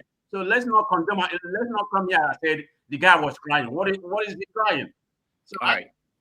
Let me finish now. Let me finish. I'm just trying to get to other people so that I'm going to finish. But I was so much concerned about the Minister of Education that came in before, earlier, was trying to brag, because of the software and everything. Everything is computerized right now. So that's why they have a lot of failure. And you have one idiot here, which I don't say something about the commentary. I think it's Mohammed, and I think he made some derogatory statement. He said because the Southeasterners, everything has computerized right now. They used to keep before, so they have caught them right now. That's why they are failed. I think it's Mohammed. I mean, some people are insinuating that, bringing ethnic coloration to it right now. But like I said, let me reserve my judgment on what actually happened. All right. Thank you, man of Prestige. Paul, you're next. Doctor, let me start with the Professor Oloyede first. I'll go back in 2005, the British petroleum oil spillage in America. Doctor, when that spillage happened, you understand that United Kingdom, England with America, they have very good relationship. It still cost them $4.525 billion that it cost them. You understand? Even though they settled with the Justice Department, that is what cost British Petroleum $4.525 billion. And it cost them another $65 billion for cleanup those oil spillage and everything. See what we are going through in Niger Delta. People lose their jobs. Somebody come here to come and cry and everything. Doctor, we've been crying all our life. As a small boy, as a kid, I have kids. As a kid, you do anything, you know your daddy going to whoop you. Daddy, sorry, I don't go do them again. Immediately, daddy forgive you. You are going out there to go do it again. You understand? Where is precedent for other people to learn? You understand? The man just started crying this cry and everything. People started clapping for him and everything. This is a slap in our face. We don't set standard that people will follow. You understand? These things that leaders knows best and everything. We never take the country go so far, Then talking about the man make mention of, I take the blame. I make mention about the so-called ICT, the so-called places that they use in this exam. I could remember in 2004, I bought shares, a lot of shares. One of the first land I bought, you understand, is part of the profit I make from that company. It's called JAMB City and everything. They are the first people that started this ICT class and everything. It's called JAMB City. The company is listed in Nigerian Stock Exchange. Then I buy their IPO before they listed in the Nigerian Stock Exchange. They did a great job. But somewhere along the line, the Nigeria, we don't keep up with what we do and everything. Where is mock exam? How did you perfect your internet? How did you check all these things? How did you take blame? One of the first level of IT here in the US and everything, you want to apply when you want to join all this tech thing. There is something called quality control, you understand, where you check before you launch, before you do. As the bank starts working in the morning, quality control will check their system, whether everything is working perfectly. before they start attending to customers, before they start doing whatever they are doing and everything. Did you check? Did you do all these things? This type of comments, we didn't hear it from the man. The man never even measured JAMB City. The man never even measured their own. You understand? To also double check what JAMB City is doing, because they also have their own ICT center to also double check and everything. He never measure all these things. It's just those sentiments. You understand? Doctor, if I make mistake today, if I do my Yahoo today, if they catch me, the first thing I tell people, I say, now my grandmama will bath me and I put this teeth for my head.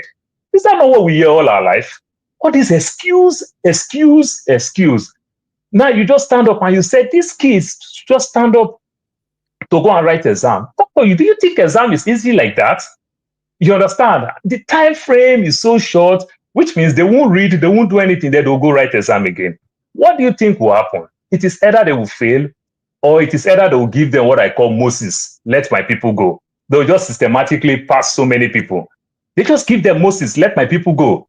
CCs, people like me during our time, not like CM, we were very dull students. So our concern is CCs. I know when I get CCs, I will not write that paper again. Let my people go. We call it let my people go.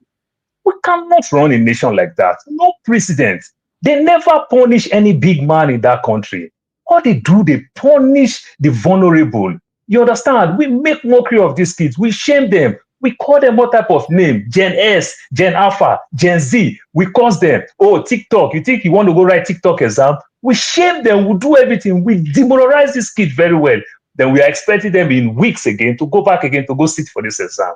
This is a slap in our face. We cannot run a nation like this. That is one. Another aspect, the man didn't even make mention of certain things that he's going to say that will make sense and everything.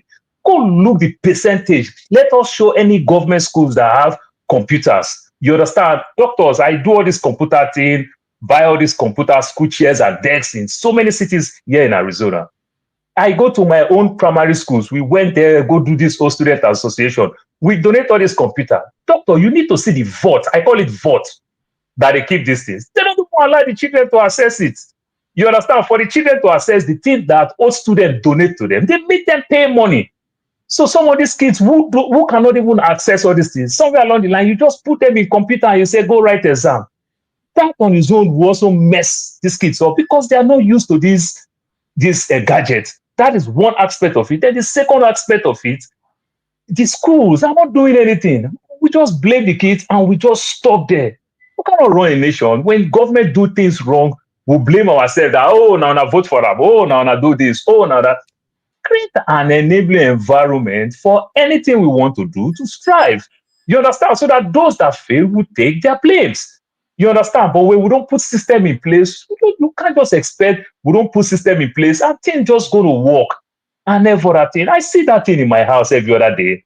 You understand? When I argue with my wife, say, don't worry, I've prayed over it. Don't worry, I prayed over it and everything. And I asked, this country that we got visa, we prayed and we go do Thanksgiving and everything. Are they praying before they make their country good for us to pray and say, God, answer our prayer to get visa to come and live here? You understand? Where is common sense? When will common sense be common? By now, that man, they're supposed to fire that man. By now, we're supposed to be hearing things like JAMB City. You understand? What are the consequences? What are the fines that will cost JAMB City and everything? They are making profit from these things. So if they make mistakes, will they just go scot-free like that? Yeah, I can't phantom the way we are running things in that country. But if you hear they'll say, na Nigeria our way, it will continue. I keep saying it. As ugly as I am now, I am the finest boy when I go back to Nigeria and see my poor people. I go to shine. Yeah, everything is all about money. Paul, thank you so much. That's my take. I wish we have more time for you, but we have to get to other people. But thank you so much for your take. Let me bring CM to Wayne. CM, welcome. You are muted, CM. All right. Okay. Okay, go ahead. Okay. Thank you, Rudolph. Actually, I think I've already exhausted myself on this JAMB issue. But let's face the facts. Let the facts come out. They said they do it in clusters. There's a Lagos cluster. In the Lagos cluster, they said it involves Lagos, Anambra, Abia, Ebonyi, Imo and the Enugu. That's what is coming out. But that's a lie. Thank God for Educare, who has been trailing JAMB IT system. In Anf turns out that the Lagos cluster is not only the 5 southeast states and Lagos. It contains Kano State, Katsina, Kogi, Jigawa, Niger State, and FCT. Now, the question you ask yourself, because some contradiction, I can never understand this. The Minister for Education saying that because of the new technology to check exam malpractice and cheating that they introduced, that's why they are having mass failure. And the JAMB registrar saying it's a computer glitch. It's not even talking of the new system they introduced. So that's a contradiction there. And these are people in charge of education in the country. Now, what they are telling us is that the glitch, when they say a cluster, avoided Kano, Katsina, Kogi, Jigawa, Niger, and FCT, and only dealt on the 5 southeast states. All of them. That is what they want us to believe. Some of us are not illiterate. IT system is like cybersecurity. People read it for fun now. So this is because of time. I know there are so many angles to this story. This is a deliberate dump down on the southeast. This thing started in 2023 because somebody has been following it. 2023. That was when this thing started. This is the high point. This is the high point. 36 states in the country, whatever the service provider is, only in the southeast that they dumped it down. You may wish to know that there are some Igbo students residing in different states, Benue, maybe Ogun, Ondo, Ekiti, that wrote this JAMB, and they passed very well the way they should pass. I have a case of a for local government in Ogun State, in which the chairman want to sponsor some the local people in his constituency. This Igbo chap was part of them with other kids, and he scored highest. So it is not a case of whatever. Just they felt that because of what was done to the southeast, they forgot that there are people that are not Igbos that are also in the southeast that took the same JAMB. For instance, in Enugu, there are people that are there working whose kids will also sit in Enugu to take a JAMB exam with the intention maybe to go to university somewhere in the north or in the east or in the west. And because of that, that Igbophobia, just to dump them down, they decide to do this type of nonsense. See, let's not make mistake about it. There is nothing, there is no explanation. As per the man, shedding crocodile is just a waste of time. What I would have what would have come close to his punishment was, let him just get out of the place and then be prosecuted. This is deliberate. There's nothing like error, nothing glitchy, anything. Nothing. If it were glitch, it would have been a massive something because it was a vendor that provided it. Why did he just single out only the southeast states? That is what people are asking. In a state where in a country you have 36 states. Even the man is from Kwara State. It avoided his own state, but he has to go and touch another person. Who are they really deceiving in Nigeria? What really do they think people are? And they're making noise. Some people are on top of this case. It will not going to end though. But this is the high point of all this nonsense. We go teach them lesson. We will deal with them. We will show them. That is what they are doing now. But then one propose, God will dispose. This thing is not going to go away. A lot of investigation is going on. It's purely there's nothing about technicality. It's purely a human wickedness. Just to punish those area, they feel that we want to deal with these people. Because if you trace every year, they were coming tops in Wike and JAMB, even in NECO. So the best way to handle it is to really show them that we are in charge. Look at the Minister for Education. And when you go to JAMB, the top 5 people in JAMB are from the Southwest. The registrar, the director of IT, the financial, 5 tops. So what are we talking about? This is pure human wickedness. So let nobody come and fool us and feel that If there's a glitch, it's only for South is the glitch that affect. Why can't Southeast affect Kwara State? Why can't it affect Kogi State? Why can't it affect Ogun State? Why not Ekiti? Why not Ondo? Why not Oyo State? What Osun State Inko? This is pure nonsense. So nobody will take this shit. Thank you. All right, Sam, thank you so much. We have a lot of people, so that's why I'm trying to curtail the time so that we can give everybody a chance to speak. Kulata, welcome to the show. Hey, Rudolph, long time no talk officially outside of messaging. Yeah, thank you. So JAMB, I mean, this JAMB is very unfortunate. It's very, very unfortunate. I mean, I was just thinking when I wrote JAMB, if something like this happened to me, how I would have felt. I mean, I would have been very, very upset. So, I mean, I kind of like prayed for the girl that committed suicide. I mean, that's terrible. I mean, remember back then when we were in secondary school, JAMB was that cliff you had to pass.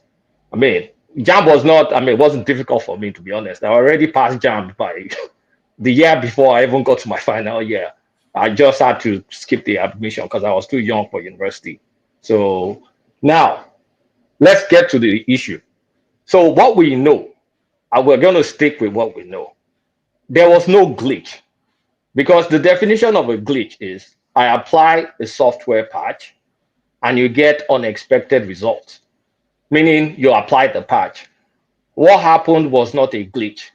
It was sloppy work, was human error.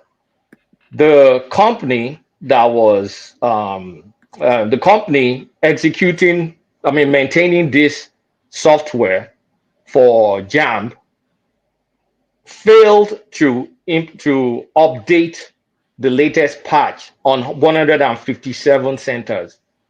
So that what happened was not a glitch, because if it was a glitch, the places where they updated all worked well.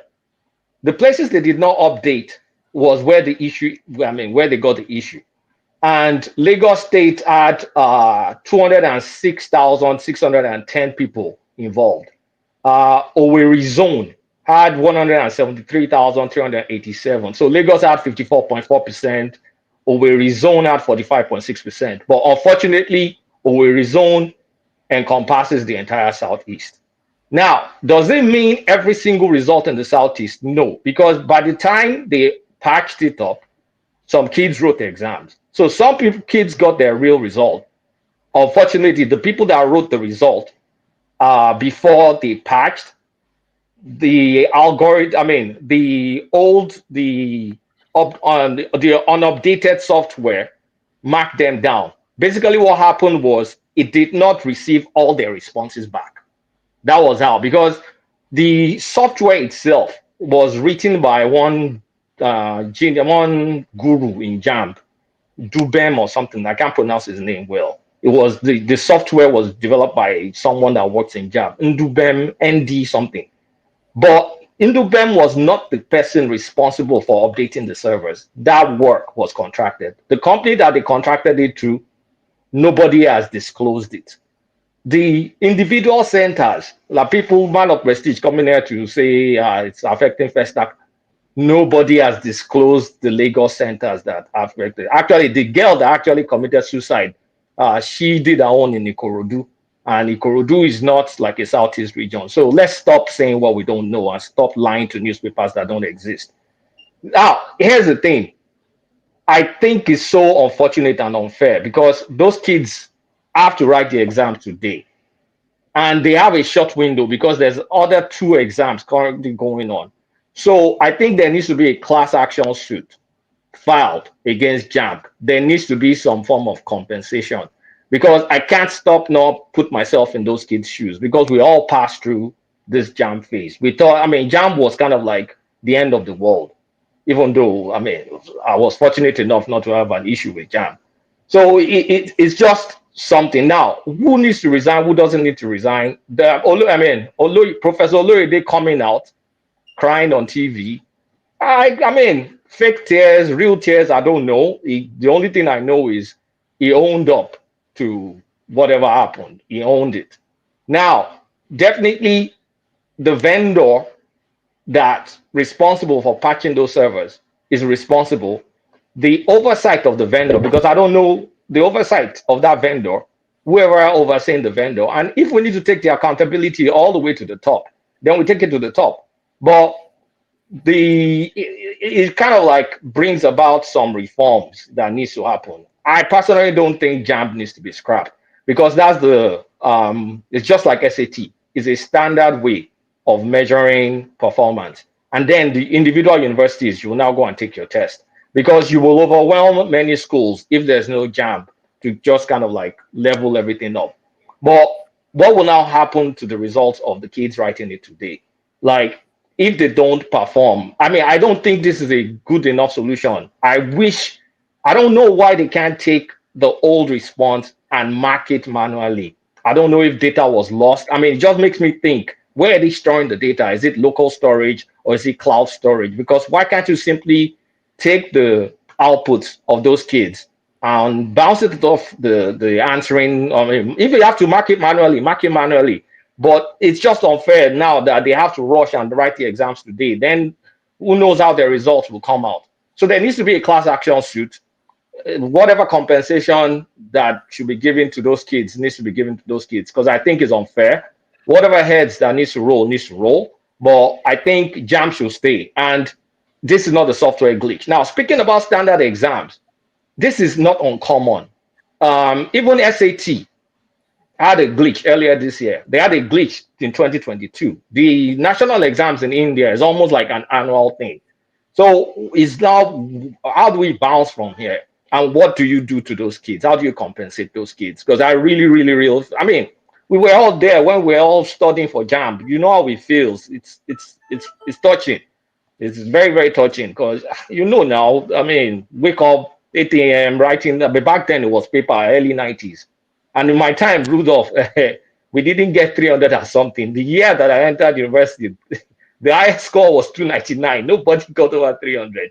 The previous year that I did it, before I got to my final year, I mean, this was early 90s, but there was over 300. So, and the kids, I've seen the result. There's one young lady from Kwara State, Olawope Gertrude or something like that, 373. 373. We didn't get those kind of scores in my time at all. These kids are brilliant. So there needs to be a class action suit. That's what I'm going to end it with. There needs to be a class action suit. Thank you, Kolada. Appreciate you. Mr. James, welcome to the show. I don't know if there was JAMB when you finished high school. Maybe JAMB was yet to be in place. Tell us your experience and what you think. Can you hear me, please? Yeah, we can hear you. Good. When I was in high school, during my junior days, they were writing what they call concessional exams. Each university, Ibadan, Lagos, there were 6 in number in the whole country. So you go and write the exams. If you pass, you go to the university. I think it was in Obasanjo's time they brought JAMB for reasons best known to them. The issue, as for me, I did not write JAMB. I went through A levels. In those days, when you finish your school set, you go to the 6th form. I went to Government College, Ughelli. I got my 3 papers at a sitting. Then I applied straight to University of Lagos through JAMB, direct entry, and I was offered admission to spend 3 years for a bachelor's degree. That's the route I passed through. Anyway, I'm of the opinion that we are unnecessarily bothering or torturing Nigerian students for this reason. Let me start it this way. Assuming there is a boy or a girl who wants to read medicine, after passing the school certificate exam with all the credit passes, they ask the student to go and write JAMB. That's another terrible exam. After passing JAMB exam, there's what they call a post-JAMB exam. You go to the university of your choice. If they're willing to offer you admission, then after writing the exam, they will tell you, we are sorry, we have X number of places for students who wanted to read medicine. Will you mind reading chemistry or microbiology or whatever it is? Then reluctantly, the student will admit. When he gets to the chemistry class, he's not going to be with students whose life ambition is to read chemistry. Then they have to sort it out. At the end of the day, maybe we end up coming out with second class, lower division, or whatever it is. That is how rigorous it is to gain admission to Nigerian universities. And nowadays, money speaks. JAMB has not been able to solve any problem from our point of view. In the Gambia, where I live here, if you have your 5 O levels, including English language and mathematics for most courses, they offer you direct admission, no JAMB, no exam, nothing whatsoever. That is the practice here in the Gambia. In the United States, I still remember most of my friends who went to the US, they only wrote, I think that exam they call TOEFL, that to test their proficiency in English. They don't write any other exam, be it Harvard, Stanford, Cambridge, whatever it is, you don't write any exam. The same thing with Canada and Australia. This idea of JAMB, what are they hoping to achieve? This is the problem now, because I don't see the need. The good students are not even passing. That is the funny thing about it. So we are bothering the students so much. JAMB is useless. Our inability to organize ourselves properly in the country, that is what is responsible for this shortcut method, what you call tactics. If we are able to expand the universities, organize them properly, equip them, let's say like the University of Lagos can take almost 100,000 students. University of Benin, Ife, Ibadan, Usuka, Port Harcourt, and you name it, they will be able to offer admission to everybody. And this idea of saying they want to go through JAMB so that you will not go to school in your area of, your state of origin, it doesn't make sense to me, because if Ahmadu Bello is good at medicine, anybody who wants to go there, let him go there and read his medicine without passing through JAMB. In my opinion, any student who is able to pass the school certificate exam is qualified to pursue a bachelor's degree program. So this JAMB nonsense they are doing, I don't see the need.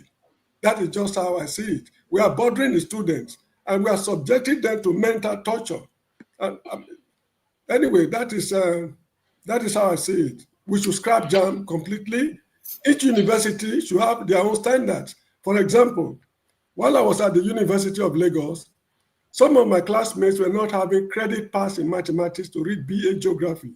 So there were some courses they introduced in the Department of Geography for those kind of students. Now, maybe at University of Ife, they have their own program. Their geography will not be exactly the same as that of other universities. Medicine at Ahmadu Bello is not the same thing as Idiaraba. So this is how I see it. So let each university set their own standard and run their own show.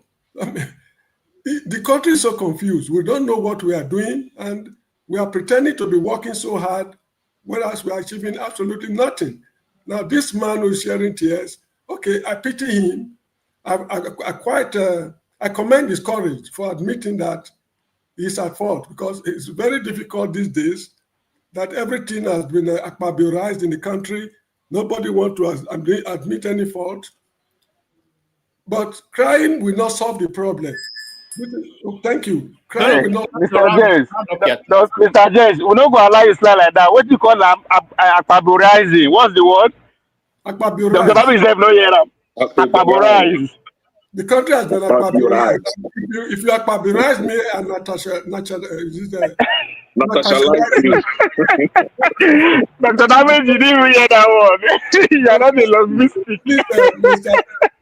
Sorry, Dr. Damages, I do not know if you will speak later, we will discuss later about this demolition of houses in Edo State.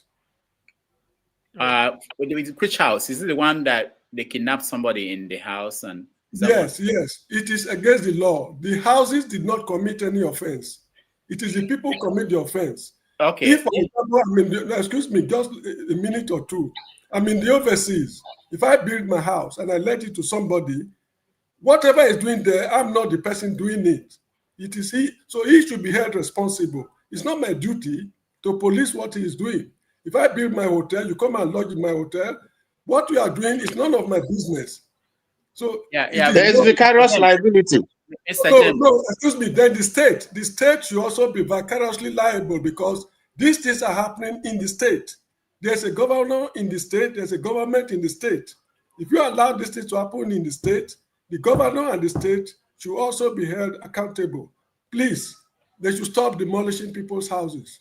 And lastly, there is a secret society at a place they call Yaro in Benin, Ogboni Reform Fraternity. The building is still there. Nobody is demolishing it. Why are they demolishing other people's building? That building has been there before I was born. It was built during the colonial era. It's at Yaro in Benin City, near the waterworks. So they should go there, first of all, and demolish that building before they start demolishing innocent people's building. Yeah, James, thank you so much. I appreciate. I had issues with that, but let me tell you, it started in Anambra State. Maybe they started doing that. I think other states passed that law. There's a law passed that. Rudolph, please tell us when it started in Anambra, so people will know. No, Rudolph, can we move to another person? Leave Kulata. Yeah, we're going to move to another person. I think James is not. I was totally against that, but what can you do? Once they pass a law, you're under that. If you live under that entity, you have to abide by the law. I still don't like it, James. Thank you so much. Let's go to support diaspora voting. Look P. Brotherly. Welcome to the show. Good evening, sir. And now. Can you hear me, yeah? Yeah, we can hear you. All right. Okay. For the hello everybody.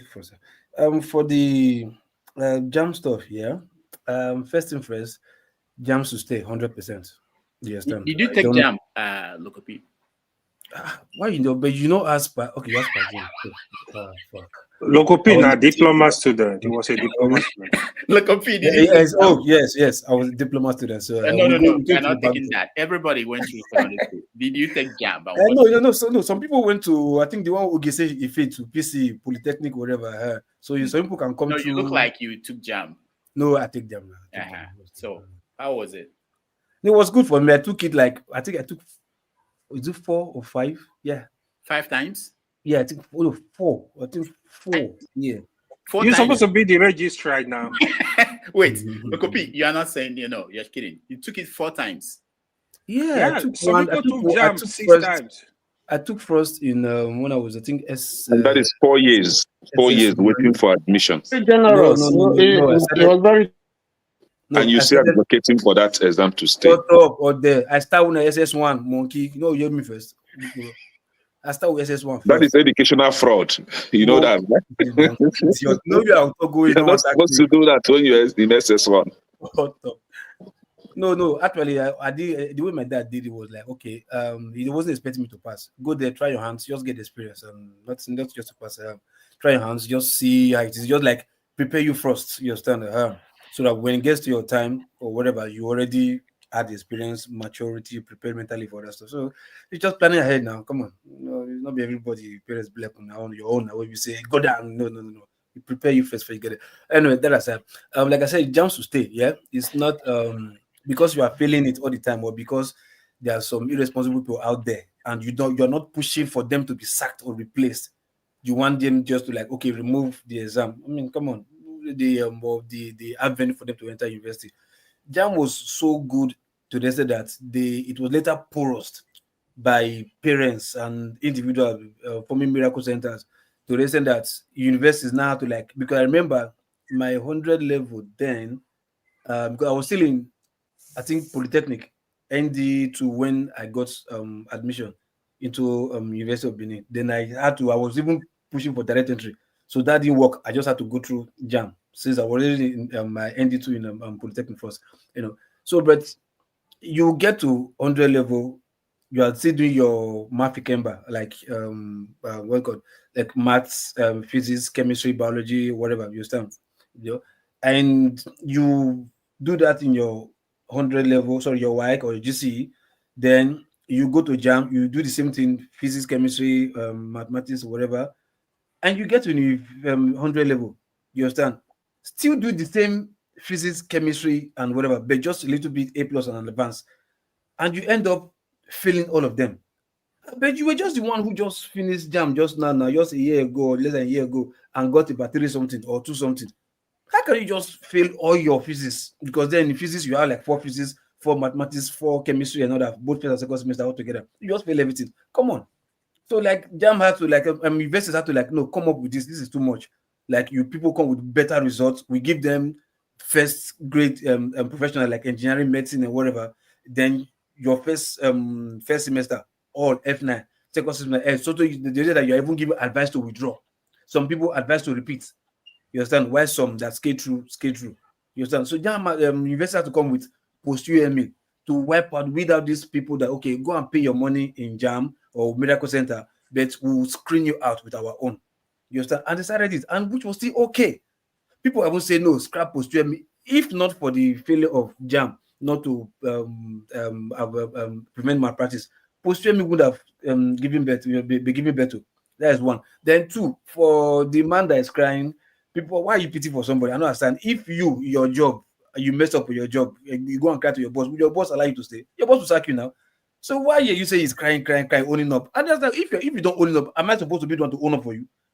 You failed, go. There's no need about it. Yeah, because Nigeria so they stuck with this Stockholm syndrome that when people feel that responsibility, they don't do anything. So because he comes back to own it up, now we are hailing him. I know, I hail you for what? You fail, go, gotta go.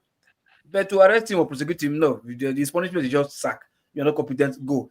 And if you're not competent, maybe your first top 5 staffs, your stand for you, your second in command, or whatever, maybe all of you should go with him too, just to serve as a deterrent to others coming up. Like, yeah, if you fuck up next time, all of you should go. You understand? Then for the issue of the girl that died, yeah, I won't blame JAMB. JAMB is no fault of that girl's demise or whatever. I blame the parents, because the parents are supposed to be that girl's first role model. 19 years old, thinking of killing suicide. I like, what you know, I'm putting reach there. 19 years old, thinking of suicide. I mean, what got to that place? Your parents are failed. You understand? Say because you failed the exam. I don't understand. Are you the first person that failed the exam? If is she the first person that failed? Or I haven't heard of people that failed the exam that came back to write the exam again. So why would she just pay and just take your life? No, that's not for me. I blame the parents for that. That has nothing to do with JAMB. Then for those who are coming to paint this stupid narrative of propaganda, Southeast, they always attack. Why is when something opens in Nigeria, people always find a way to twist it and put it in Southeast. It's like, does it sell markets? Does it bring money, or is it for likes or whatever? It isn't as failed. If you happen to a region, if it doesn't happen to Southeast, okay, which region will it happen to? If it happen to the North, will it have come out the same? Would have come out with the same energy to say, no, it's the propaganda against the North? But people always look for this story to divide. Like, no, it's me. You are catching me wish. I'm catching wish you. You are not my friend. I'm your enemy. So that we will just be fight. Why do we always enjoy that? We've been doing this for years. What has it taken you to? Nowhere. Because we fail to hold the right people responsible. Your enemies are close to you. You don't want to fight them. Something will just happen. You just want this, let's scatter everywhere. Yes, against South all the time. You will bring nonsense proof that you were never there, never eyewitness to anything, never you didn't do census on your own. You didn't do maybe secret investigation on your own. You will just come, they say, yeah, I heard that. There was one when the man of Precision said last time, you were asking him, bring the report, bring the news, bring the report, bring which news, which channel, which paper.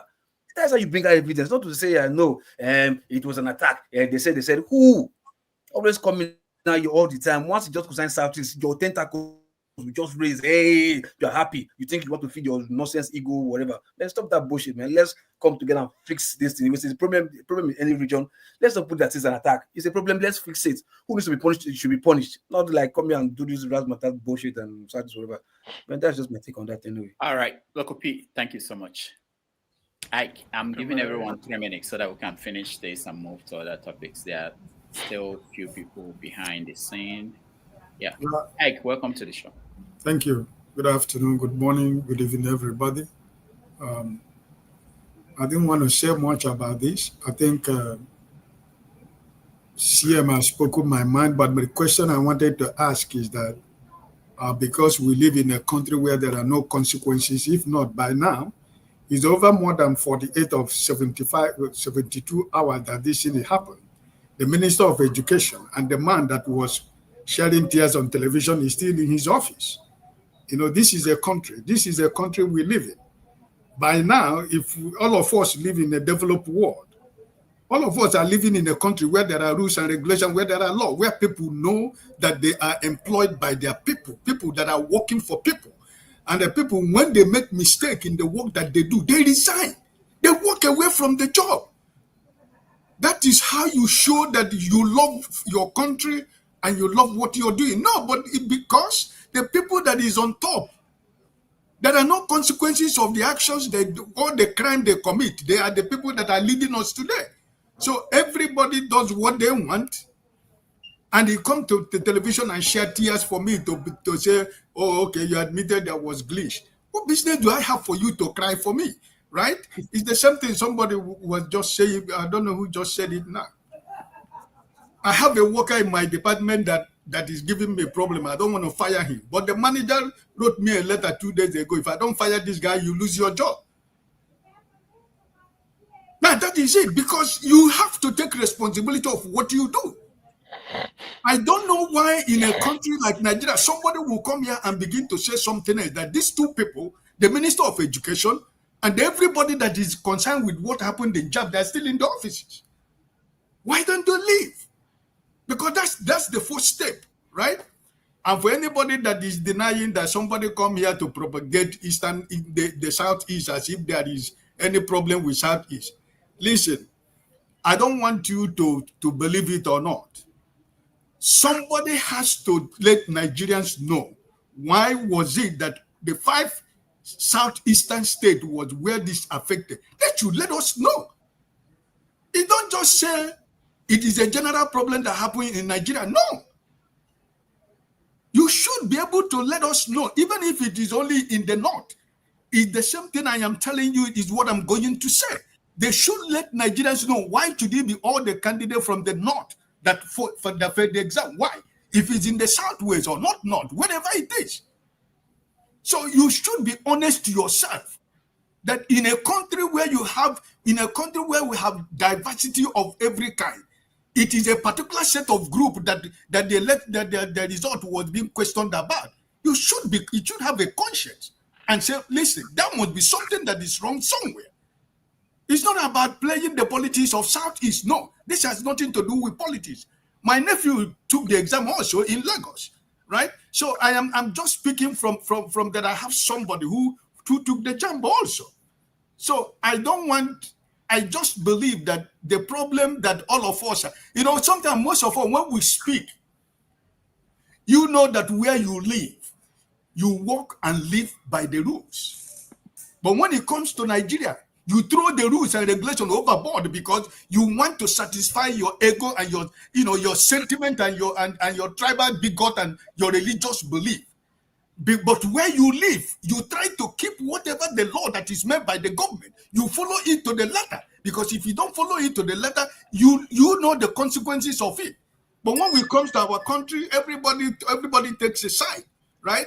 He comes to the television to cry for me to say, okay, you accepted there was glitch. The man who didn't accept that there was glitch, that is still the chairman of INEC. That's why I tell you there is no consequences in Nigeria, because the people on top, they are supposed to be the first people that are supposed to be taking the consequences of everything that they have done against that country called Nigeria. But because who is going to ask him to take the consequences? Because the person who is supposed to tell him to fire him has his own bad fire. So he can fire who is also can fire you also. All right. Thank you so much. We're getting more people joining us, and we have to round up this topic somehow and move to other ones. Kenneth, you have 3 minutes. Okay, Dr. Damages, I don't think 3 minutes will be enough, but let me try. Good day, everyone. I'll summarize this, right? So Nigeria claimed to have copied a British educational system. And I want to ask whomever that is supporting or advocating for a JAMB to stay, let that person come up here and tell us what national exam does UK citizens take before they gain admission into colleges or universities. Is there any national exam? You can't even find that in the US. So I don't know the kind of educational system that Nigeria claimed to be practicing. That is obviously not British. Sorry, Nigeria did not copy British system. 6334 is a copy of American system. Help yourself on the Google. I don't have time. Please. No, 6334 is a copy of American system, not British. And SAT is similar to JAMB. 1 minute more, please. And because you made a flop. So hold on now. There's no such thing as a national exam in the UK before a student gain admission into because college. We're not copying the UK. Oh, please mute this boy now.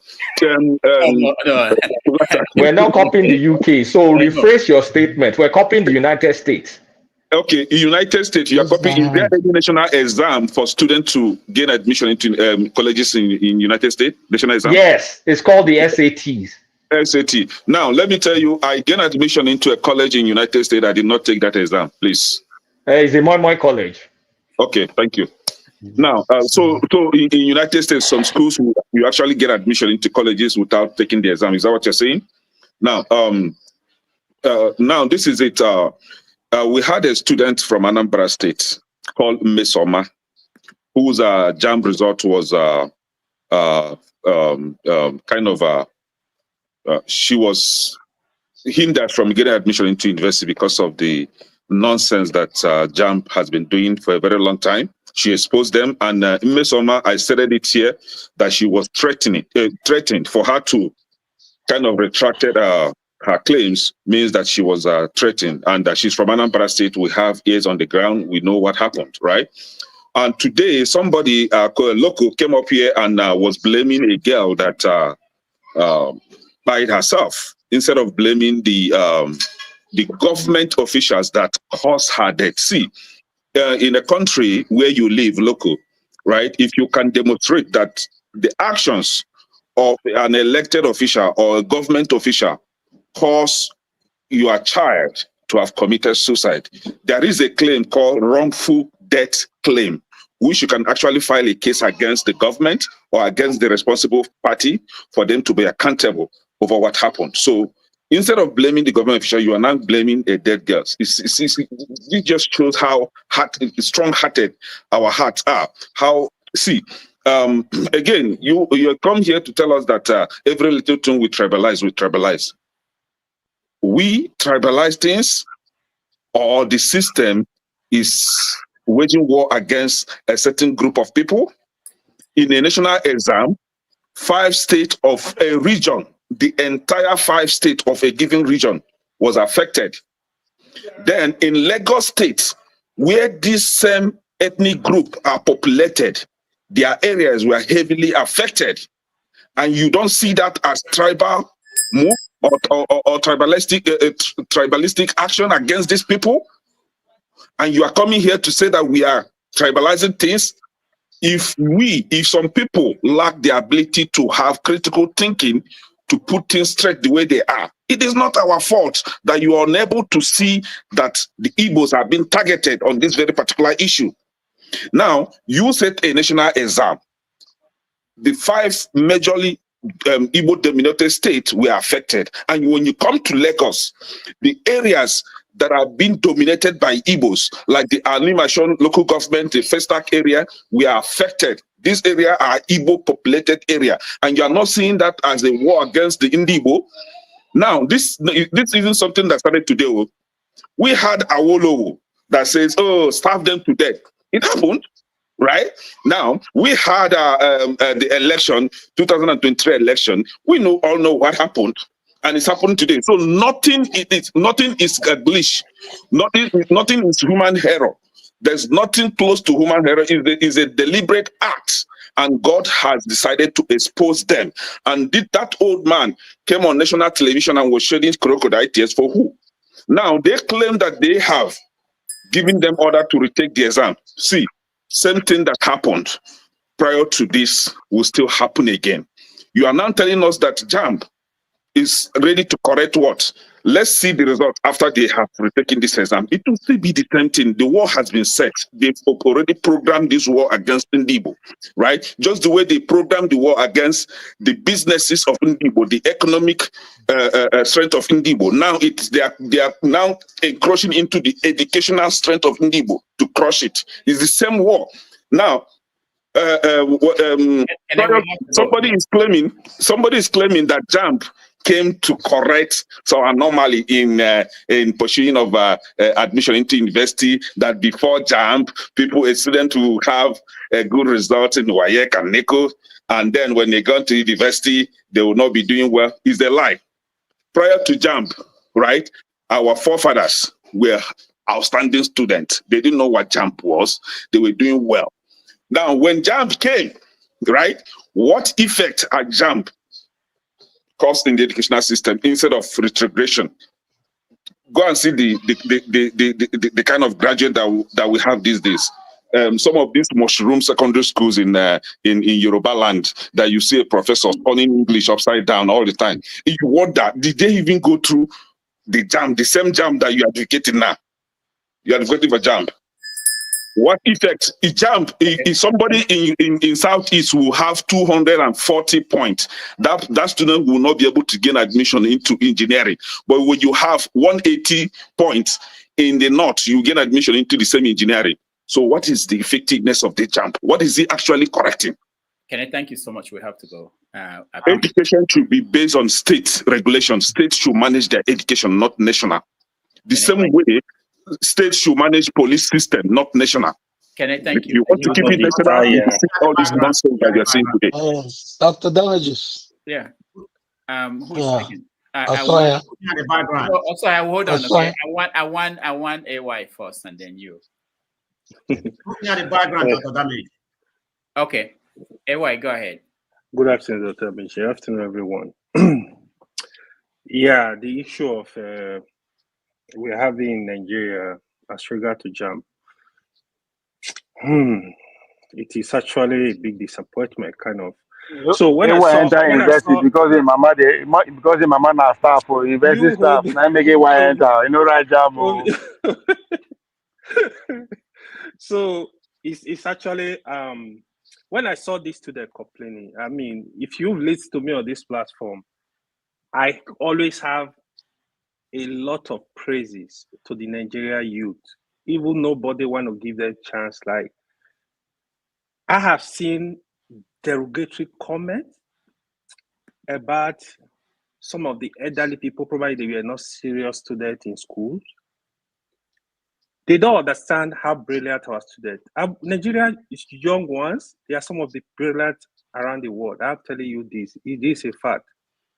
So recently, you see a university will graduate like, say, for example, 100 first class.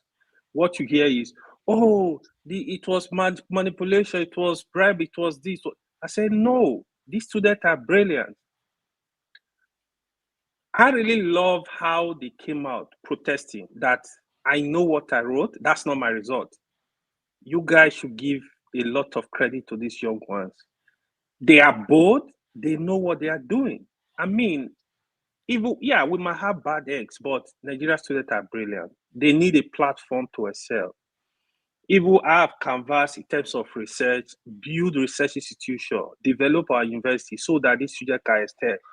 On the issue of JAMB, first of all, what happened in JAMB is not out of place. This thing happened in exams, in international exams, like Kolata rightly said, like Evo SAT, they had one recently. You have glitches. It's a computerized system. Anything can actually happen. Because what really happened, right? This system, they use multiple servers. It's not that they use one server that is getting every data. No, they use multiple servers. So there might be overload, there might be breakdown, there might be something happening somewhere. So, but the JAMB registrar, yeah, he came out apologizing, he was crying. Yeah, I get it. That is, we must commend that as well. But if I were him, I'm gonna resign, really. I'm gonna resign. But because it was a disappointment. Just like Kolata rightly said, there should be a class action lawsuit against these people. So now, let's go to the children that are suffering. They want to retake the exam. Some of them, they are going to be devastated already. So I don't know if they are going to be able to have that mental strength to recite for this exam. I think they need to do something about it. However, the JAMB itself, I will support Kenny on this. I think it's high time we scrap JAMB. I will go back to history. Some of us were lucky, like Mazi would be said. So I will go back to history. Even Wike itself, because of how difficult this exam can be sometimes, because of sometimes they will cancel center, they will cease result. There are a lot of people that were unable to go to school. The universities we have, they are meant for people to go. They need to give flexibility for students to go to school.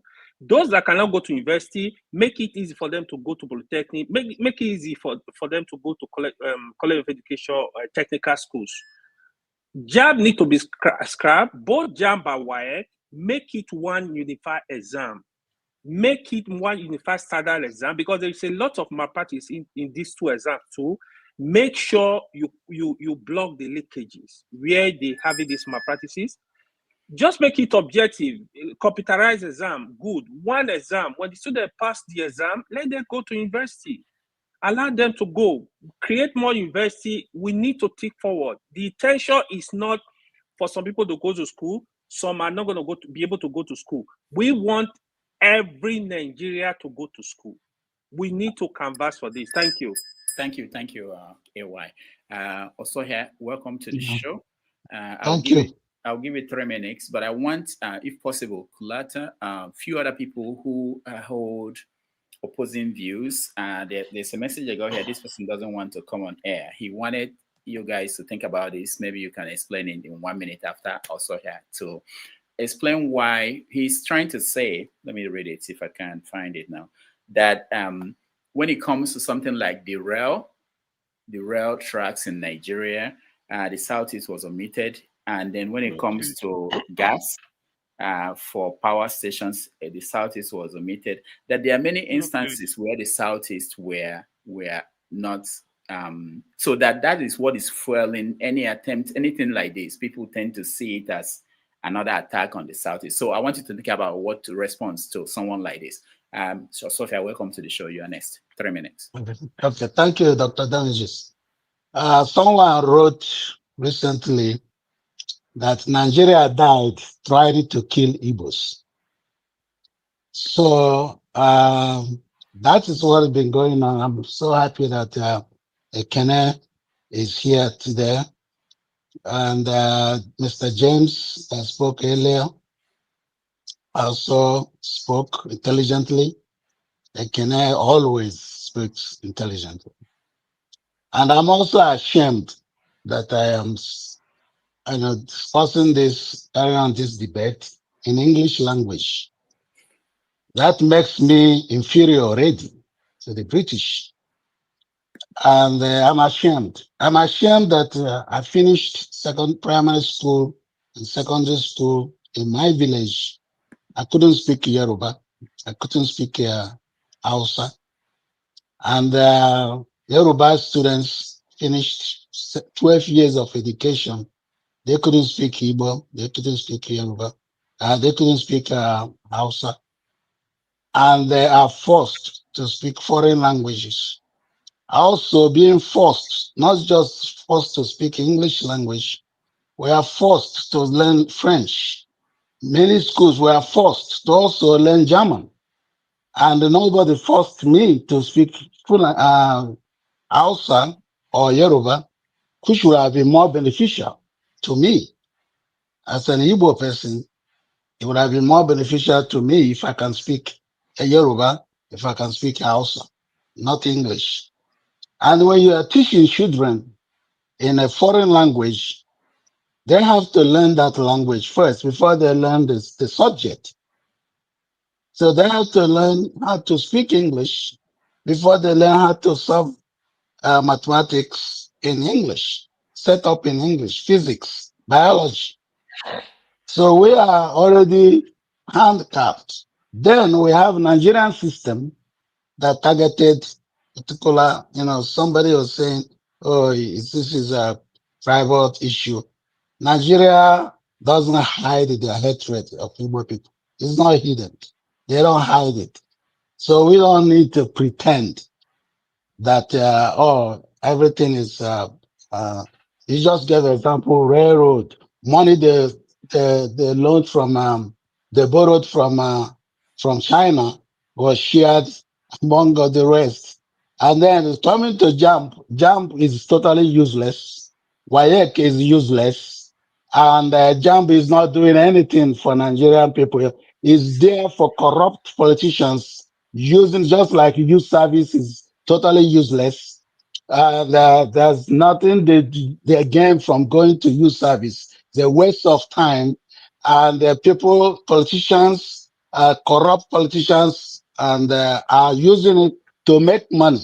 They have special budgets for WAEC, special budgets for JAMB, special budgets for youth service. These are totally useless. It has no single there's no single benefit for citizens of nowadays. Those children, they have no single benefit for them. And so for us, some people gave example London, US, and all the areas, China, places they take national exam. My daughter is just going into the universities in August in America. She didn't take any SAT to go. She got 10 universities admissions. We just sat down the other day and selected one. She got admission in 10 of them. No single SAT. No national exam. Colata, are you there? So, yeah. No, talking to Colata. So our people, Nigeria, is just suffocating children from moving forward. So like I said, Nigeria is a place ideas and knowledge go to die. And Nigeria has Department of Eradication of Innovation. They have a department, federal government department, eradication of innovation. So when you see those kind of people thinking that way, how do you expect anything else to happen the right way? So people sitting here advocating for JAMB, advocating for WAEC, advocating for NYC are just people that really embedded in the system that they don't really understand what else is happening in the rest of the world. When I sit here, I saw what is going. China just was 1979 it started. What you see in China today, this is the revolution that happening in China, economic revolution, technological revolution, everything happening in China today. It was started in 1979. So our people wasting our children's time, teaching them things in foreign languages. You can't show me any country from Albania to Zimbabwe that teaches their children in foreign alien languages in classrooms that is a first word that is developed. None of them. So we are just wasting our time. We have to go back teaching children in their own native languages and making sure that Igbo children learn Yoruba and the Hausa in schools. By the time they graduate, they're able to speak Yoruba and they can able to speak Hausa. That's how we can cooperate easily than teaching us, forcing us to speak English language, which is really making us inferior to the British. So I just want to bring this, like I said, someone wrote recently that Nigeria died trying to kill Igbos. Thank you so much, Sohe. We can't possibly stop everybody and cross-examine or fact-check all the things they say. I'm hoping that as we go along, people can address some of those issues, but there are some issues with some of the things I'm hearing. But Ndubisi, you have the final word. Then I'll bring in two people, maybe Kulata and maybe somebody on the other side. Ekene. Anovie, I get it. Thank you, Doctor. Come on, Ekene, go and sit down. Yeah, just to put it all together. Right, Ndubisi, go ahead. Okay, I greet everybody on the platform. Doctor, well done. You've been handling all of us, all our guys, stubborn all of us. You've been handling us like a teacher that you are. So JAMB, I don't know, JAMB they've been going down in recent years. And introducing these computer-based exams to introduce kids to technology and make it easier to forestall malpractices, make it efficient. But what we've been saying is total chaos. It's like they want to make things better, but it's turning things, it's making things getting worse by the day. So I don't know. I have a friend in Lagos. The daughter too was equally. She was not happy with her result. She was affected by this thing. But today, Saturday, they run exam. In fact, when I called them this afternoon, they just came back from the exam venue. Incidentally, the venue she did this exam was where she was supposed to do her mock exam, the JAMB mock exam. On that day of the mock, many of them didn't do, including my friend's daughter, because the system was not working properly. They will ask them to sit down, set the computer for them, everything will be ready. But later they will ask all of them to leave the hall. That they are still trying to check some things. Maybe it's maybe network problem or so. So I don't know this problem that affected parts of the country, particularly Southeast and Lagos. I don't know how JAMB get this the people they use to write this, the people they use their centers for these exams. Did they do adequate checks? Do they do the network system check to be sure that everything will go smoothly before the exams? Or is it all the arrangements, all the necessary arrangement JAMB usually does that causes it? Nobody knows. So these are things that they should put in place. They should prepare very well before they do it. Make proper checks. Just like somebody said earlier in the show that they have enough months. They have at least 10 months or more to prepare for these things. So that there will be no excuse. Our people from the South is feeling cheated and having that same feeling like you want to discuss now about when this thing happen, why does it affect the Southeast? People from other parts of the country should understand us. The worries are genuine. People don't just come out to accuse people wrongly. We've been seeing the patterns sometimes. So, and if it keeps happening, so they want us to just keep quiet like other people. They know that we are not the people that anybody can shut down. If we see something that is going wrong, we'll talk, we'll complain. It's left for the people in charge to correct it. So all these things that happen sometimes, it gives cause for concern. JAMB should find a proper way of doing this thing. You don't stop paper exam and introduce computer. All of us, we did paper exam when we did our own. We don't fear of this kind of glitches much. But now, these things are happening. And it's unfortunate. So they should not be giving this kind of excuses. In as much as personally, I would not say that the man should resign because he came out, though people say suiciditis and all that, but at least he owned up. Let him now correct this in the next exam. Kids are coming up. We can't continue to kill dreams. These kids, some of them are going through a lot of traumas, eating in the morning, going to school and all that. So when they have this chance of going into universities and you destroy these chances in this way, many of them will just give up. It's not good. We shouldn't carry the trauma we put on adults, on teenagers who are coming up, people who can bring something of high quality to the country tomorrow. We shouldn't be killing dreams. Our country should not be a country that kills dreams and innovation like the previous speaker mentioned. These excuses are too much. We are too big for these things. The rest of Africa, including those in West Africa, our neighbors, they are laughing at us. And all these things became worse since this APC came to power in 2015. And it has not gotten better. It keeps going down. It's terrible. So I urge JAMB to remove all kinds of biases that they may be doing, if they are doing any, and do things properly so that children will have confidence that if they prepare for exams, they go in, they give in their best. What they put in will be what they will receive as their results.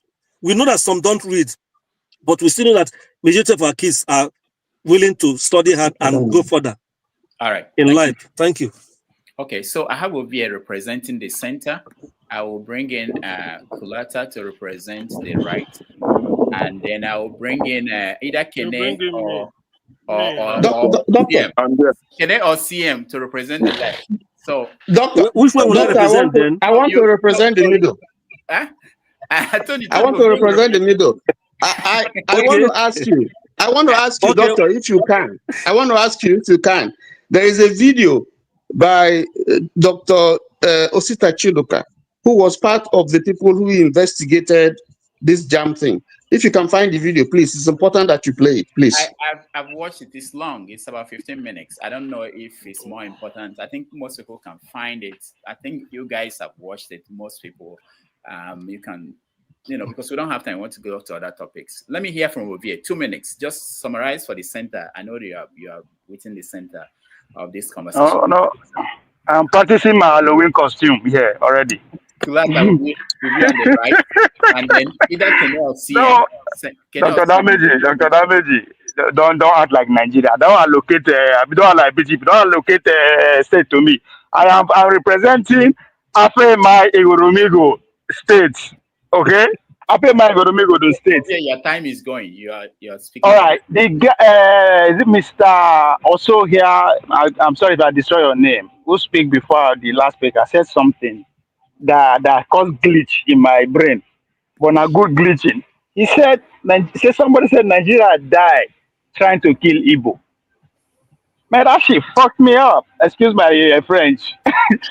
Now, I think 2 weeks ago I said it here. Say, whatever the Igbo man is going through today, it is because they lost war. When you lose war, anything when you see take up. My father don't they get grandchildren before Nigeria get independence. So, and I was made to understand that Nigeria was better early independence, which is early 60s. And since the Civil War happened, the Nigeria of today that we see was bettered, which is he said that there's a ministry of what against innovation. So when he said Nigeria died trying to kill Igbo, I think that's for today. That kills the argument. So that text that you asked us to summarize speaks to that. They don't get away. They know anything that is against them today is as the result of the fact that they lost. And with what that guy said, the Nigerian, as it's been conceived by the British, started with the regional, governments, which a lot of people were said were better. That was set back, trying to do what? Kill Biafrans. Because eventually they were killed, which is the foundation of the transition from the regional to a presidential. And today, I don't know, but to those who witnessed both are saying that era was better than now. So it speaks to exactly what that guy is saying. Nigerian actually state died when they tried to kill him. All right, Ovie, thank you so much for your summary. Kulata, you are next. Let the people on the left go, then the right. No. Kulata, I want you to go before, and I'm picking to respond. I'm not picking. You can see CM is smoking, like there's smoke coming from his nose. Kulata, don't be scared. You are able to the tax. Let me go for it. So let's start with this JAMB thing first. Before, it's data, right? Is the problem exclusive to the Southeast? No. 54.4% of it came from the Lagos cluster or the Lagos zone. Lagos has a mixed bag of ethnicities. The girl that actually killed herself, like I said earlier on, is the Korodu.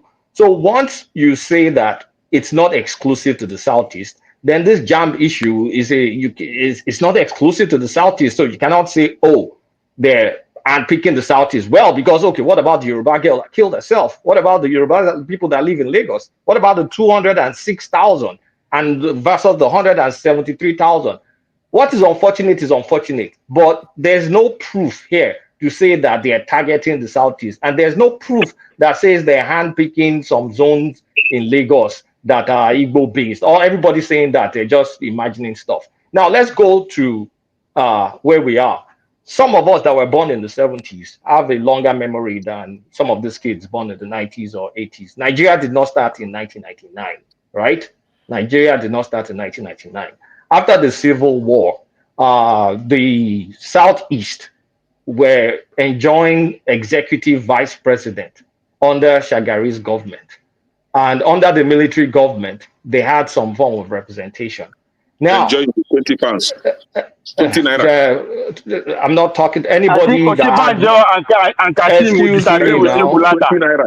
Okay, hold on, guys. Kashim and Shetima and Osibanjo will disagree with Oh, you. you guys should let him finish Let now. him So now.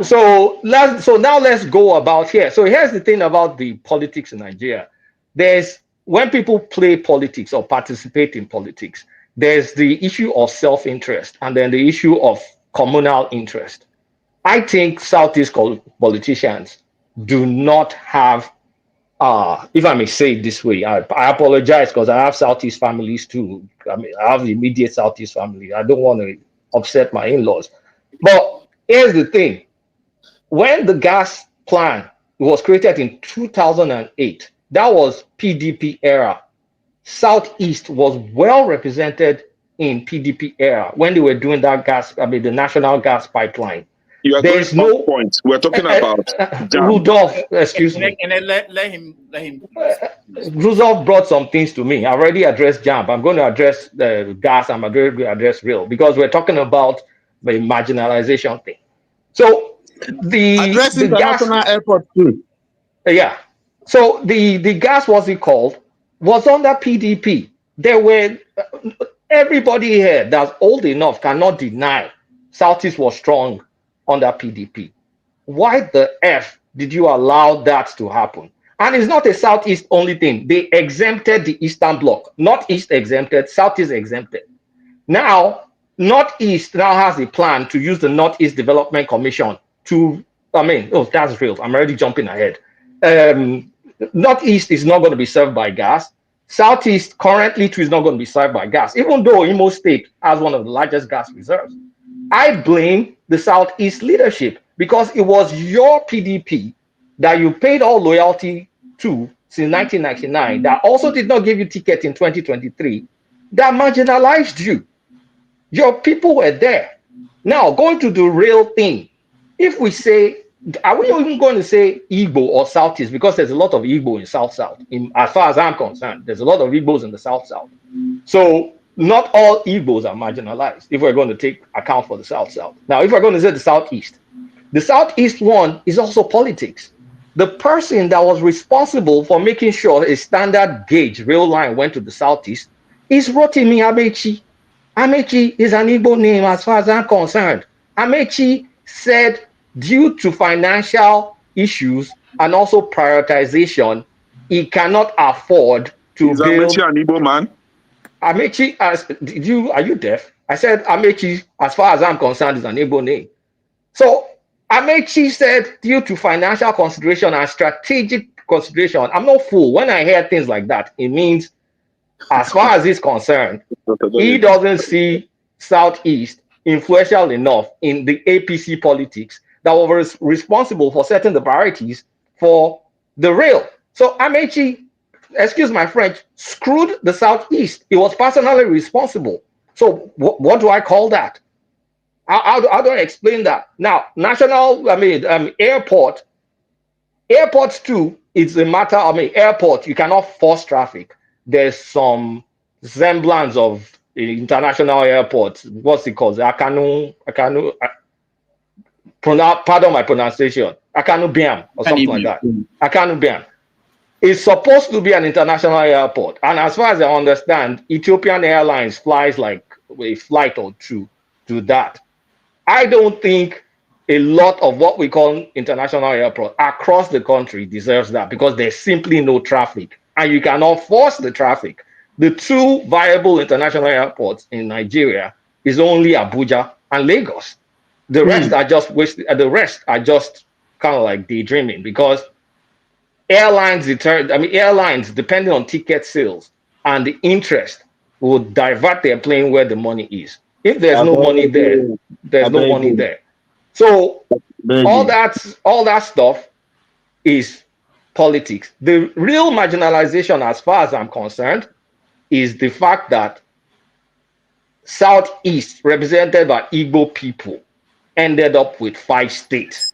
That one is the clear marginalization, and I think that was what the military engineered, because for you to get enough voice, 5 is less than 6. I can't say more than that. Seven is greater than 5. Everybody knows what. Why you they contradict yourself? You say they Excuse me, dominate you spoke. I PDP. did not. They I dominate did not. PDP. They couldn't do Can anything. you, But you are saying they are marginal. Ovie, keep quiet. Thank you. As far as I'm concerned, it's just the fact that North Central states that came up in the 60s that became 5 states, that is the real bone of contention, because Igbo people in the South kind of like merge with other ethnicities. So that block doesn't have the power. But if there's one more state that gets carved out of the South, then it becomes 6. Then that part goes away. But this real and other stuff is just bad politics as far as I'm concerned. All right. Thank you for that. Before, can I know? Is that you or CM? We don't have much time. Annex chairman is being biased. You are being biased. You give me 2 seconds. You give Kulata 10 minutes. You are being biased. I challenge my submission, so I want to, put it. I don't talk to people that went to my schools, please. I want CM. Go ahead. CM has given me the power. There will be another conversation. After this, you can come in and then you can. CM gave me the power. I want to make something straight here. He countered my submission. So I want to make it. No, the thing is, sometimes if you have so much to say, you keep quiet. Then can I go on? Let me keep quiet. Okay. Thank you, big bros. Thank you, my big brother. Let me do the field work for you. Elders don't fight. It's the children that fight. So the thing is that some of us that were born in the 70s, whether it is middle 70s or late 70s, we know that it's not all of us, the age group, that have the same intellectual ability to think, but this is it. So when I was making my submission, my brother here, Kulata, said that in US they do SAT exam. No, in Nigeria we have NECO, we have GCE, we have Wike. Those exams in Nigeria can be equated to SAT in the US, PSAT, and even AP exam in the US. So the addition of JAMB is what I don't know where it's coming from. And I still, my argument still stands that JAMB in Nigeria is not important. It has no any effect to the educational system in that country. It's just a machinery they use to subjugate a region. Now, somebody on the comment section said that, in the US you take TOEFL. No, TOEFL is just an English proficiency exam that is meant for those that did not study in the US or those that did not study in a country where English is the primary language. For example, if students from UK are searching for admission in the US, they will not take TOEFL or IELTS or PTE. They will not be required to take that exam. Even students in Nigeria, let me educate some of us here. For some of us that your children or your wards are looking for admission in the US and they study in Nigeria, the law does not mandate you that you must take TOEFL. No, you can argue it. It's not even argue. If you just tell them you cannot take TOEFL because you were taught or you were instructed in English language from primary to secondary, straight up, they will not ask you to take it. So from us, when we are looking for admission, we are asked to take TOEFL. I wrote a letter back to them. I said, why would I take TOEFL? To prove to you that I can speak English. Are we not communicating in English? Have we not been communicating in English? I was instructed in English. Hold on, before you correct, my brother, I'm telling you what I know and what I've been helping people do. Hold on. I'm telling you what I've been helping people do. I've been instructed in English language, so why will I take English? So if you call it a waiver, that is up to you. But if you go on some of those schools in the United States here, they will state it categorically clear. If you are from Nigeria, you are not required to take TOEFL. Make that research for yourself. So I still stand on my argument that JAMB should be scrapped. There is no any national exam in the US or in the UK that students are mandated to take before they gain admission into colleges. Other than the SAT, which we already have its equivalent in Nigeria, which is GCE, Wike, and NECO, and even NAPTEP. But some of us here will not even know what NATEM is because of the kind of mushroom schools that we went to. Now, we have NATEM as one of those exams that we take in Nigeria before you even get admission into technical schools or polytechnics. So now, when it comes to the subjugation claim now, Kulata, you went around, you still come back to agree with me that Igbos are being subjugated, Igbos are being marginalized. And I will have to thank you for this. At least for once, you are agreeing on this show that the Igbos are being marginalized in that country. Chibika Amechi, as you claim that he has an Igbo name. Yes, it's true. Chibika Amechi came out and said that he's an Igbo man. Chibika is from Ikwere. But I was trying to have you, repeat what you said, that the likes of forefathers, the likes of local people will hear it very clear and clean that Chibike Amechi is an Igbo man and is from Ikwere, which means that the Ikwere people are Igbo people. I don't want to talk about Wike because that guy is sick. Thank you. All right. Thank you so much. I think we should do more of this because I mentally, I have, depending on the issue on the table, I know where people stand, and we should get other people to summarize for different categories. So otherwise, we go back, everybody will have to weigh in again on the same topic. Kulata, thank you so much. Unless you have something to add, and Kene, thank you. Oh, I thought you had something. I want to say some. Sorry. I want to say something concerning what Kene said, because I have to counter what he said. Based on, he said he knows what he's trying to say about the proficiency in English and everything about UK and everything. I, for a fact, know 10 people that are coming to Nigeria. The UK universities demand that they take either IELTS or TOEFL before they could get admission into the university. It's not a matter of law, it's a matter of what the university wants. If you want to go to Australia, you have to write PTE to get into that institution. So now you're talking about law, we're talking about university. The university requires you to write either PTE, whether they know you have proficiency in English or not, or you're being taught in English or not, but they just want to know because, according to them, they don't believe that we speak English, but they just need to prove that you could speak the English itself. John, we are saying the same thing. University policy. No. University policy is not a national law. You that is the said, university policy now. You're talking about this. I'm talking about national requirement. You said that it's not a requirement that you must write it, that it is free of charge, that you can just tell them and they will allow you. Exactly. That is why you have other choices. You have other schools that you must not be required to provide that. All right. Hey, Rudolph, please let me correct Dr. Damaji, sorry. We just hold on, I beg. No, this Dr. is Dr. Damaji, let me tell you where Kulata was wrong. He's trying to be clever by half here. Because that's where he started from. He started from the ending, finished from the where he's supposed to start from. If you agree that giving Southeast 5 states already is what marginalization, then that defies every argument you want to make. Because in a party democracy, in a party system, it's all about delegates.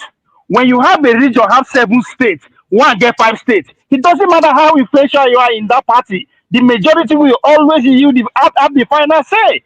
That's where the Southwest, even though they dominate PDP, they could not even get a presidential ticket, even though they're open competition for over how many years, right? It's because they don't have the delegates.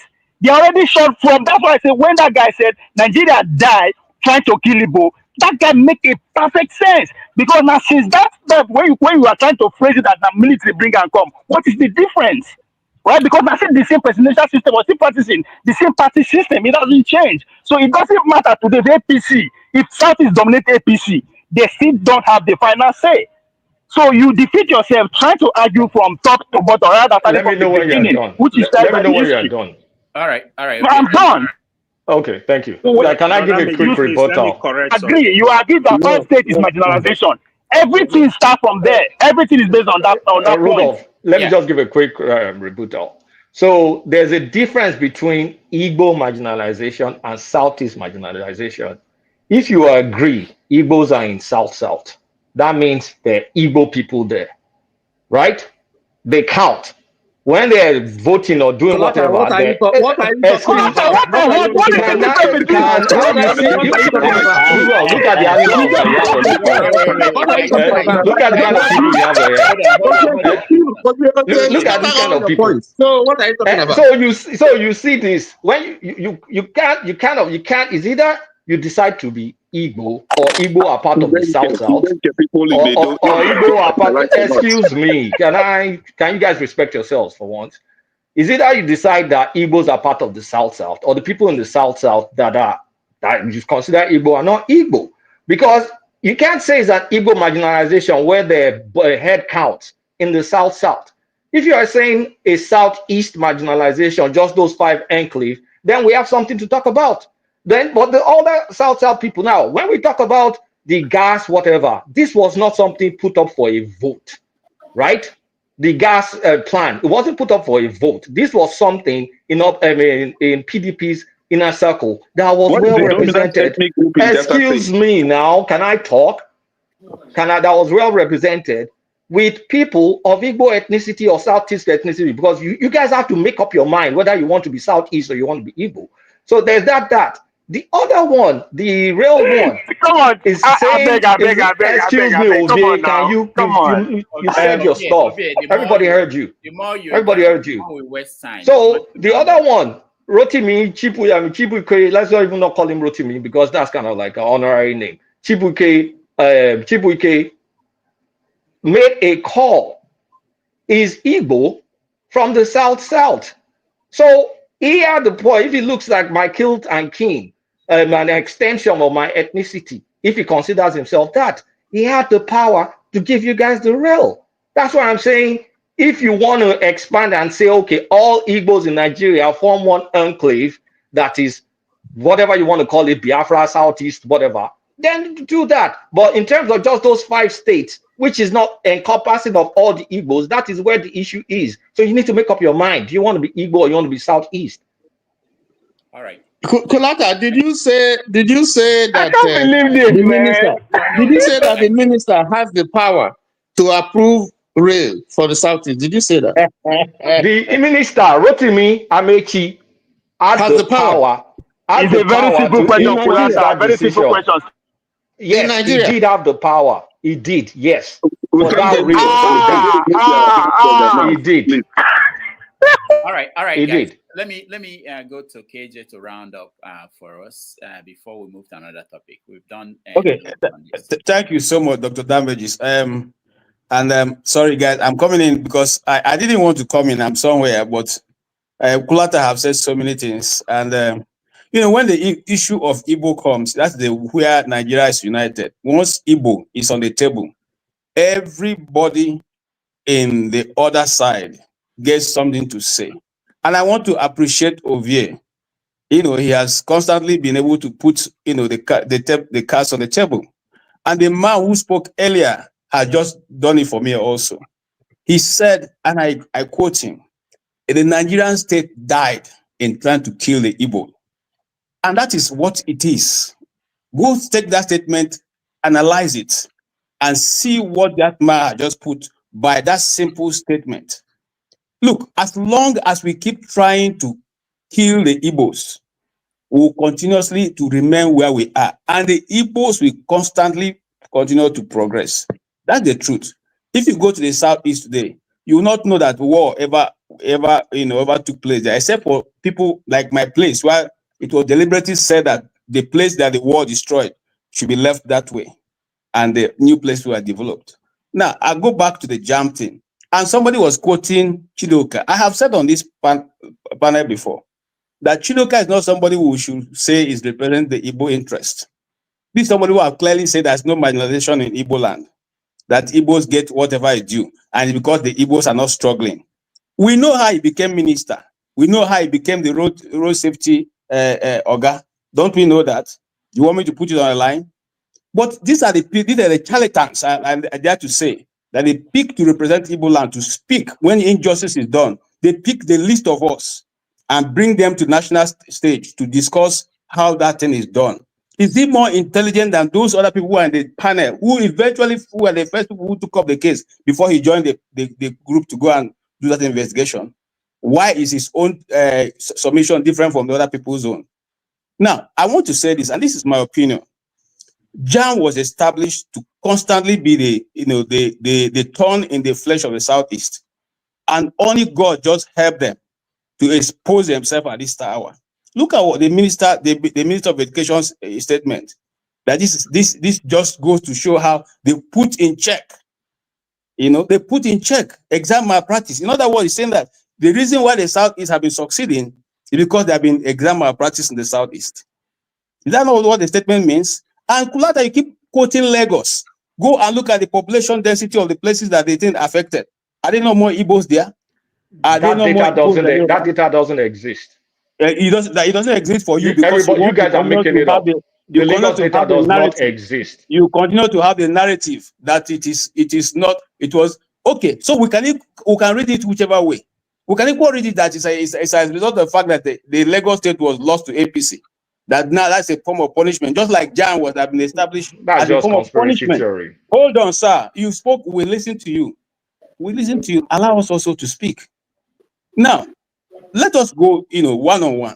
Even if you look at the scores of the so-called JAMB and all those people who get admission into the system, some states score 9, some states score 6, some states score 6.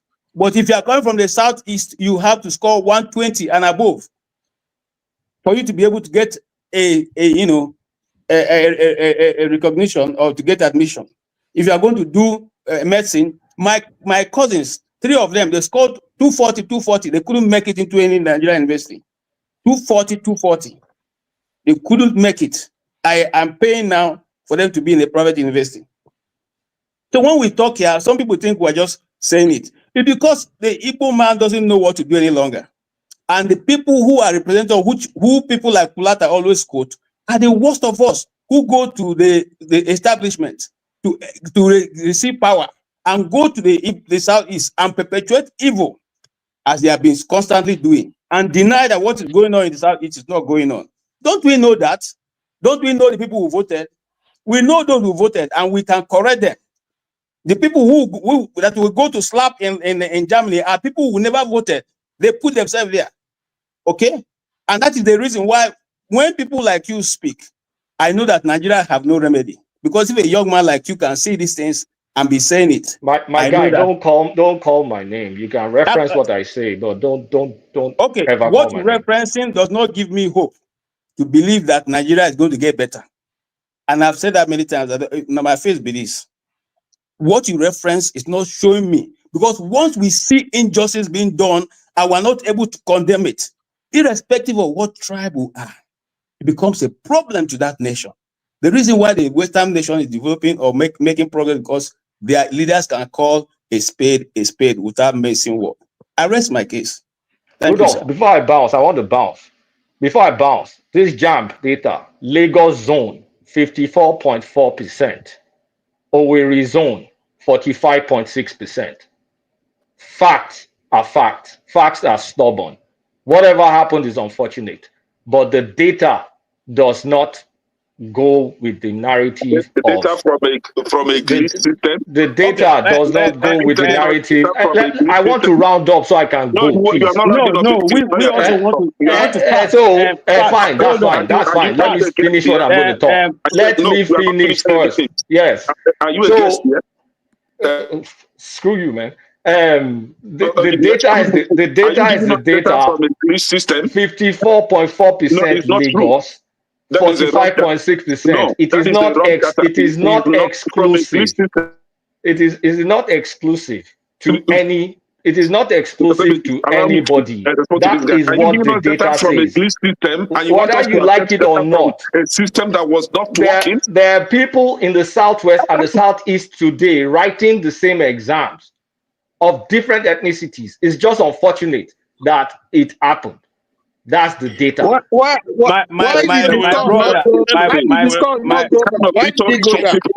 didn't it go up? It makes us not to believe in Nigeria anymore. When we hear people data like is data. There's nothing you can do about the data. It's just irredeemable. You can interpret data however you want to. All right, guys. When young people think like this, thank you, this is how we get ourselves I just want to let you know that this thing has been going on for so many years. So many years. I remember a friend of mine who is a special assistant. I won't mention the name of the person. In that same National University Commission, even in that southeast, APC control state, which is Imo State, is heavily heated. In Lagos State, APC it's not heated. It's not heated. More school again. In the southwest, where APC control is badly hit, damaged by this JAMB nonsense, and in the southeast, APC is a cancer, just as Wike stated earlier. APC is Dr. Ramiji, what I don't understand is that when it comes to party, he is arguing that the Southeast at a point have influence because of the numbers they occupy in PDP. But when it comes to JAMB, the amount of numbers that were affected, the numbers no matter. You are picking how many people are not Igbos who wrote JAMB in the Southeast, who is not part. In your logic, Yoruba no be Southwest, but Southwest no be Yoruba. That's the logic. If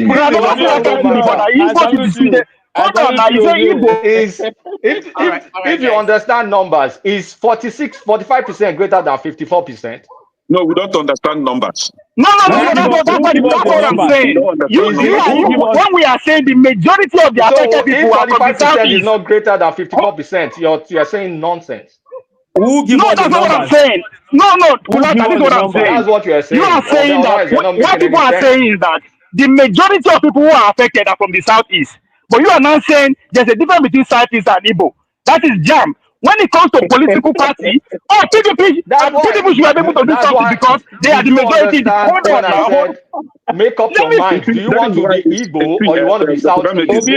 Thank you. I'm using your logic. Let me understand this, please. I'm trying to use your logic. Right? I'm trying to use your logic. You don't understand my logic. So people to be having submission on this platform. I want you to make me understand. Right? Just listen to me so that.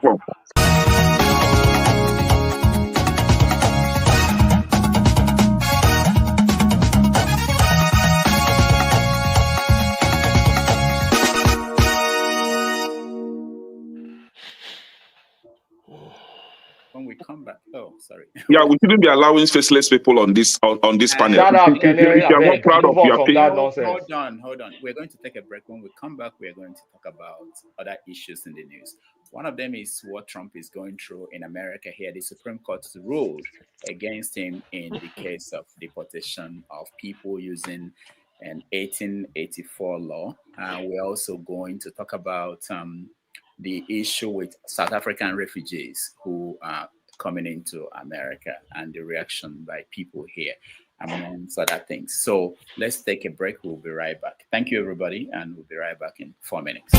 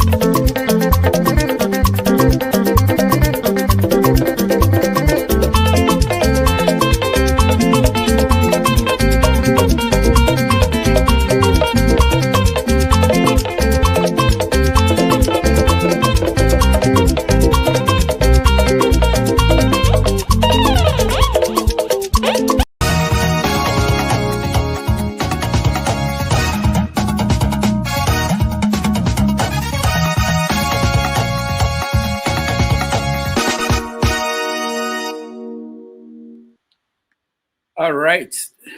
What happened? Where is everybody? Thank you so much for staying. I appreciate all of you, and I want to say that forefathers will not be able to join us today, at least at this point, maybe later in the day, and he may be able to tell us something when he comes.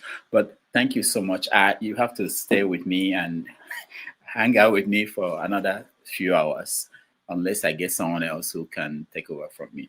But let's move on the conversation a little bit further to something I don't know if you guys are following. I think Trump made the greatest speech of his presidency in Saudi Arabia.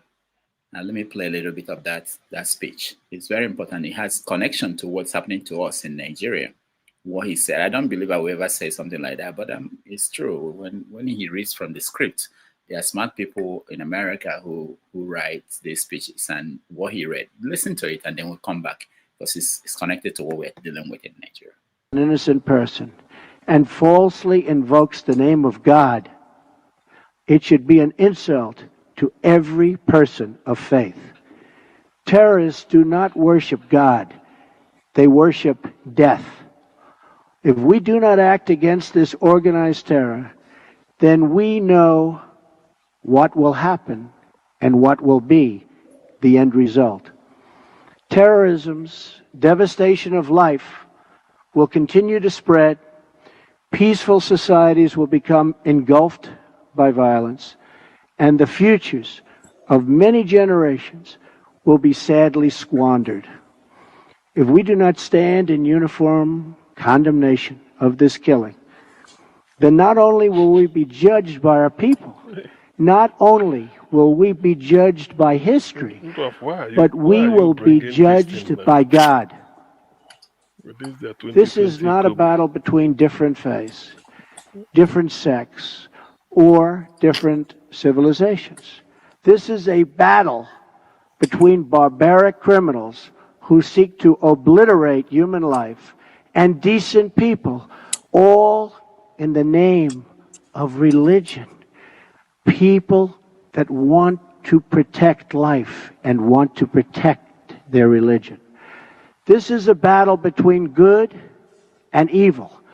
When we see the scenes of destruction in the wake of terror, we see no signs that those murdered were Jewish or Christian, Shia or Sunni.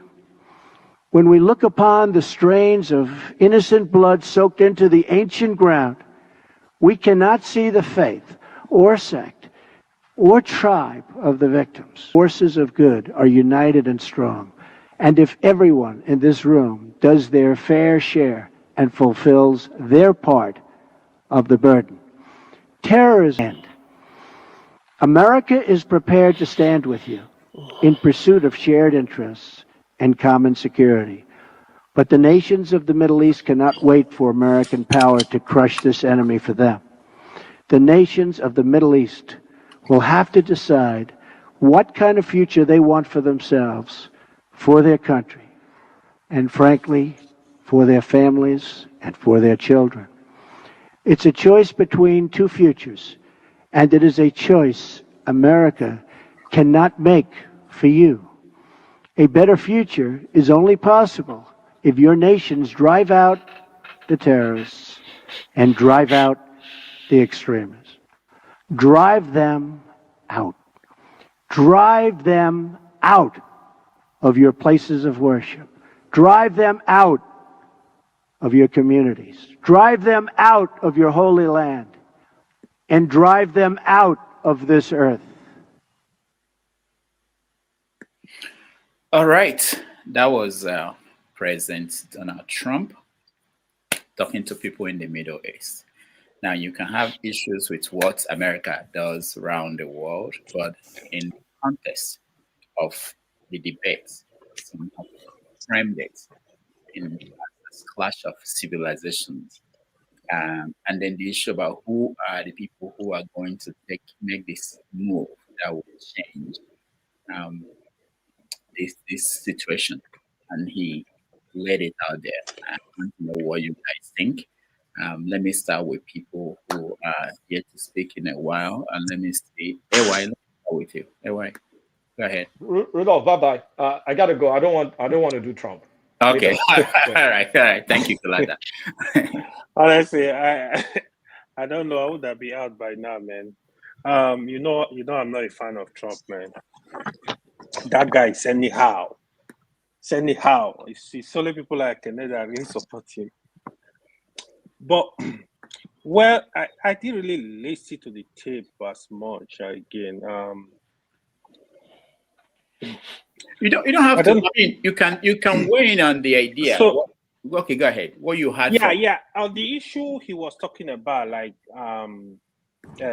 educating the people, like, oh, we don't want killing, we want progress. Yeah, these are just good stuff, right? So nobody want a form of terrorism, killing people. Nobody want that. That should be out of it. But my whole idea of Trump going to Middle East, that was actually, I would worry more about that. Like, so it seems as a president of America, like I heard people say yesterday, oh, it's making America strong. I said, how is it making America strong? Trump's intention to go to Middle East is to enrich his family. His family business are involved in the contract, the trillions of dollars you see they announced in the Middle East, both in Saudi, in UAE, and in Qatar. So his family are involved. He's a con man. I don't take Trump seriously as a person. I will never take him seriously. I respect the office of the president. Trump is a waste of time, man. It's a complete waste of time. It's wasting people's time. So he's just running his mouth everywhere. The manufacturer he said was going to bring to America. Nobody see them now. He has succumbed to China. China really, you wanted to bully them. Now you succumb to China. Where is the manufacturing? Nothing is going on. So it's just a bully, just talkative. I don't see anything good in. Okay, look at even the case of Syria, right?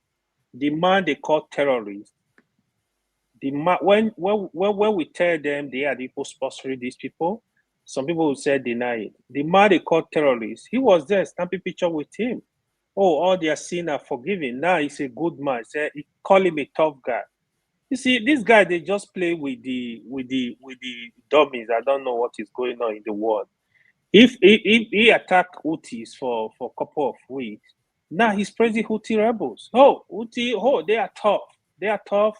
I decided to stop attacking them. So to be honest, it's a disappointment. The issue in Russia, Ukraine, he make noise. If I get to office, they want, I'm gonna stop it. The war is still going on because you want to bully people to submission. You need to learn to discuss issue. Come to the table, have discussion. Don't treat countries as if they are your babies. They are not. You bully Ukraine president.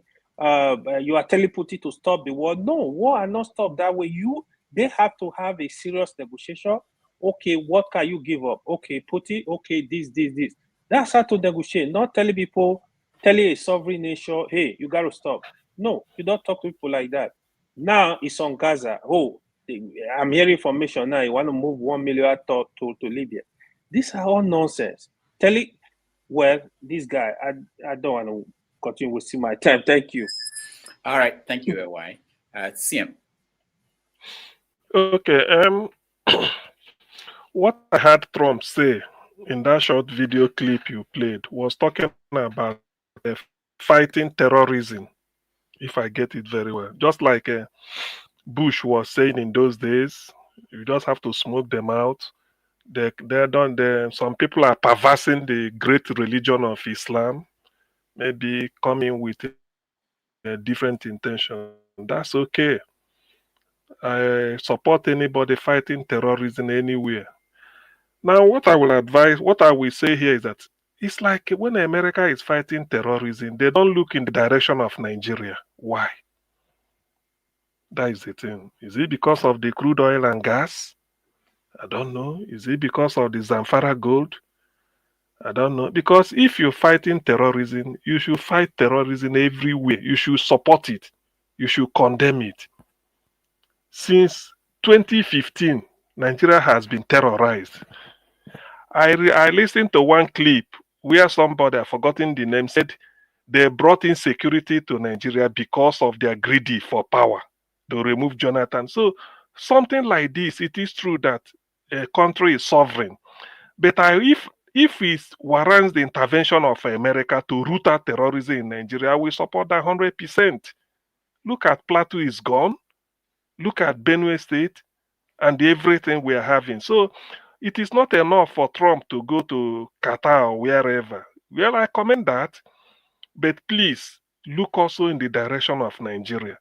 I don't know what your ambassador, the dispatches, the American ambassador sends to the State Department when they meet or whatever. I don't know. And they should try. In fact, it's not even the America is aware that Nigeria is under terrorism. But why are they not doing anything? Is it because of crude oil? That's what I'm saying. Is it sometimes this economic interest? You just have to do the thing and do it very well. You don't just say Nigeria is a country of strategic interest to us. We steal their oil, the gas. After Russia in the world, you talk of Qatar. After Qatar, you talk of Nigeria. Where in Nigeria, you know where it is. So I don't know. My concern is maybe if somebody can convey it. Why is America not taking terrorism in Nigeria seriously? Why? The ambassador, they know. So it's not so. That's why some people may hate Trump because the guy is this or that or so. Yes, they can hate him. But for me, I'm not interested in whatever he's doing in America because those of you living in America I don't have a facts to contradict anything. But my interest is he's going all over the world talking about terrorism. Why not Nigeria? Let Trump invite something like American ambassador. Let them have a briefing. Let him address it. That a country like Nigeria is being terrorized. The number of people killed every day in Nigeria. I mean, we all know what is happening, and we all know why. Everywhere, east, west, north, south.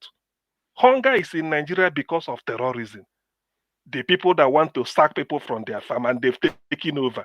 So I don't know why America, that if they are preaching morals, or maybe the terrorism is only when it affects America. America should take interest in Nigeria because of terror, not because of any. Just say, look, anywhere terrorism is, America is against it, and Nigerians are against it, but they don't know who to cry to because those people that brought terrorism are in power. Tinubu Tinubu's hands are tied. Tinubu can't fight terrorism. Maybe just taking care of his health. He doesn't have time for to fight terrorism. He's interested in his well-being. Buy jet here, go and look after your doctor in France. So Nigeria is virtually ungovernable now.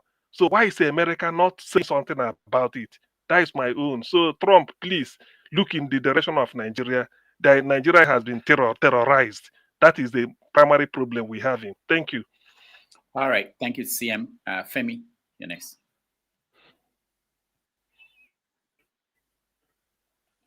Femi, we can't hear you. What was your problem today? I think it's a glitch. I like that. It's a glitch. Femi has a glitch today. All right. Let's go to Tony, you're next. Okay. Am I speaking? Yeah. Okay. I listened to that video even before you played it. You played it a second time again. I think that this is, for me, this is the greatest speech that I heard Trump make. And for me, it was spot on, and it was in the right place. Because those who he's addressing are known to be part of the sponsors of some of those purveyors of terrorism in various parts of the world, whether it's Saudi Arabia, whether it's Turkey, Iran, and so on. So the message was well delivered. He was not politicking. as he used to do. He was straight to the point. And whoever wrote that speech, I commend. I think that we must properly situate this issue in context with respect to Nigeria. When Jonathan was president, at the peak of the fight against terrorism, and at the time when it was difficult to fully arm, get the Tokana, jet and all those equipment for the military. I know that the army recruited some mercenaries to help fight, to join the fight against terrorism. And they were making good progress because they employ technology and they will pinpoint and locate where the terrorists were. Yeah, they will pinpoint when they are training and moving, and then they would, attack them. And so they were making progress.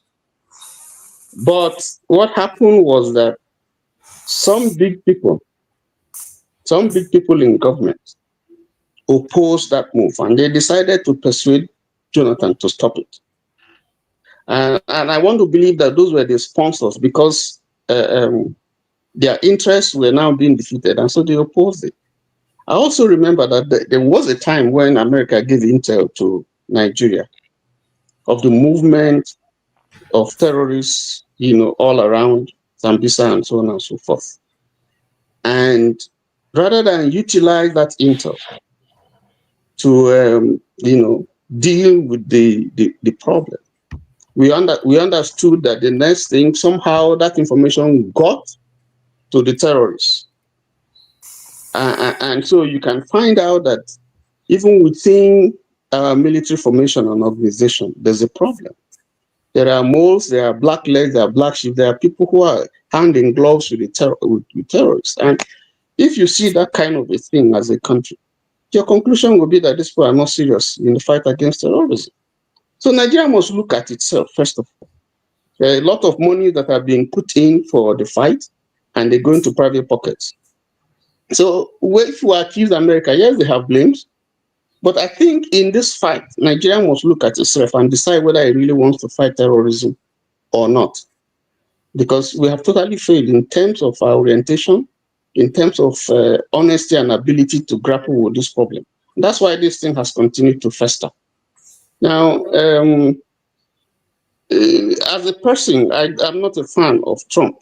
I'm not a fan of Trump. And I just want to chip in concerning the so-called, quote, refugees from South Africa. I don't think they're refugees, but the question that some people have asked, in other areas like Congo, like Ukraine, other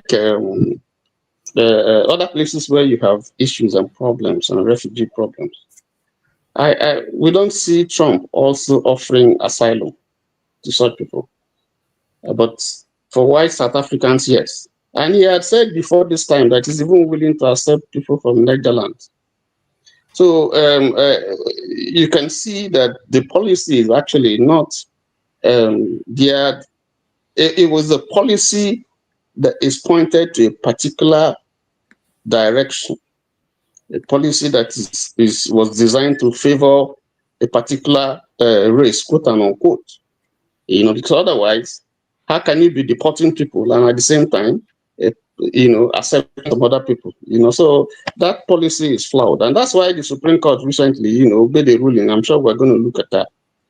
Blocking his, his appeal. Refusing to lift the temporary ban on the April 19 majority decision of the Supreme Court, where Trump's Alien Enemies Act of 1799, where he's using that to deport so-called Venezuelans who he described as what is it? Those who are terrorizing part of in detention in Texas, who are terrorizing part of America. So all in all, I think first of all, I think the issue, Trump's speech was good for me. And then I think that if we all, both outside interest and inside interest in Nigeria, if we put hands together, we should be able to deal with this thing, in a way that it will reduce drastically. But if we continue this the way we are going, I don't think that will make headway. All right. Thank you, Tony. Dr. Images, can you hear me now? Okay. Can you hear me now? Good, Okay. good. Okay. I'll come after Mr. James or wherever you put me after. I just want to be sure. Okay. Yeah, we can hear you. Very good. James, Mr. James, go ahead. Yeah, I'm sure you can hear me. Yes. Yes. What is the definition of terrorism? This is what we should also take into account. When the Americans invaded Iraq under the pretext of looking for weapons of mass destruction and they found none, nobody declared America a terrorist state.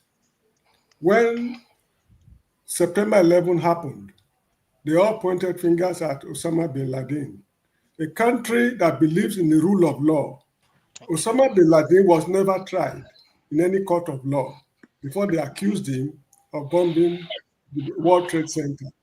Immediately that happened, their own investigation, which was not corroborated with any other investigation in another part of the world, indicted Afghanistan.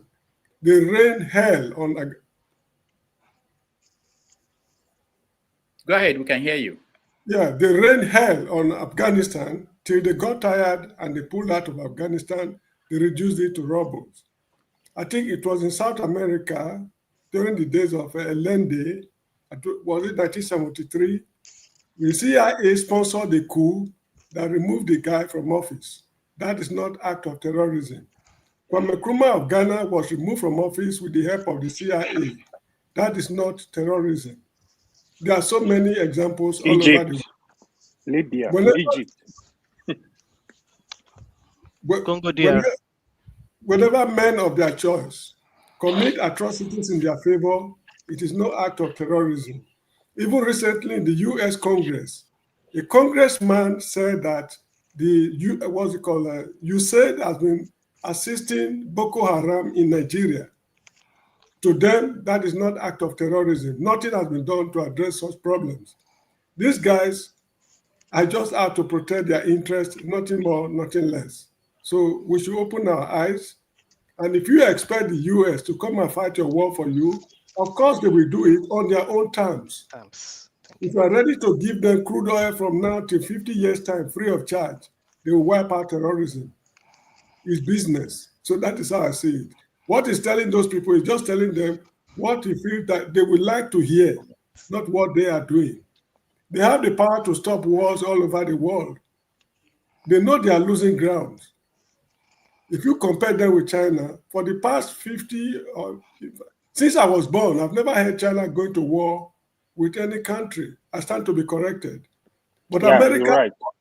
they fought wars all over the world, wasted their resources, and at the end of the day, they are looking for countries to plunder in order to keep themselves afloat financially. So this is how I see it. What he's saying in Saudi Arabia is nothing but unadulterated nonsense. It means nothing to him.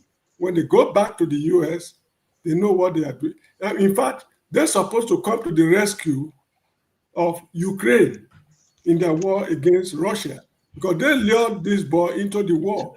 And at the end of the day, they are trying to milk him to death to stop a war which they lured him into. So you see the hypocrisy. It's every man to himself and God for us all. Thank you. All right. Thank you, James. Let's hear Femi. Welcome. Okay. Sorry, I was trying to be too techy. I was trying to use a Unix machine that I prepared yesterday. I'm sorry, anyway. Please, can you permit me to sign out? It's already bedtime in the Gambia. All right. I was gonna beg you not to go, Mr. James, but it's okay. Say? I was gonna plead with you not to go yet, but it's okay. Okay. I don't mind staying for. Right. Last week, thank you. Last week, Dr. Damages, I heard my opinion about how both Democrats and Republicans are equal opportunity offenders. No doubt about it. Because when it comes to American foreign policy, it's set in sand. There's been an agenda right from the onset. It just depends on what flavoring whoever is in charge and their acolytes, namely the neocons, decide to go with. Now, I also listed the fact that having lived in New York, we know, and Dr. Abe, you would know this as well. We know Mr. Trump is just unveiling America the way we've never seen it before. This thing has always been there.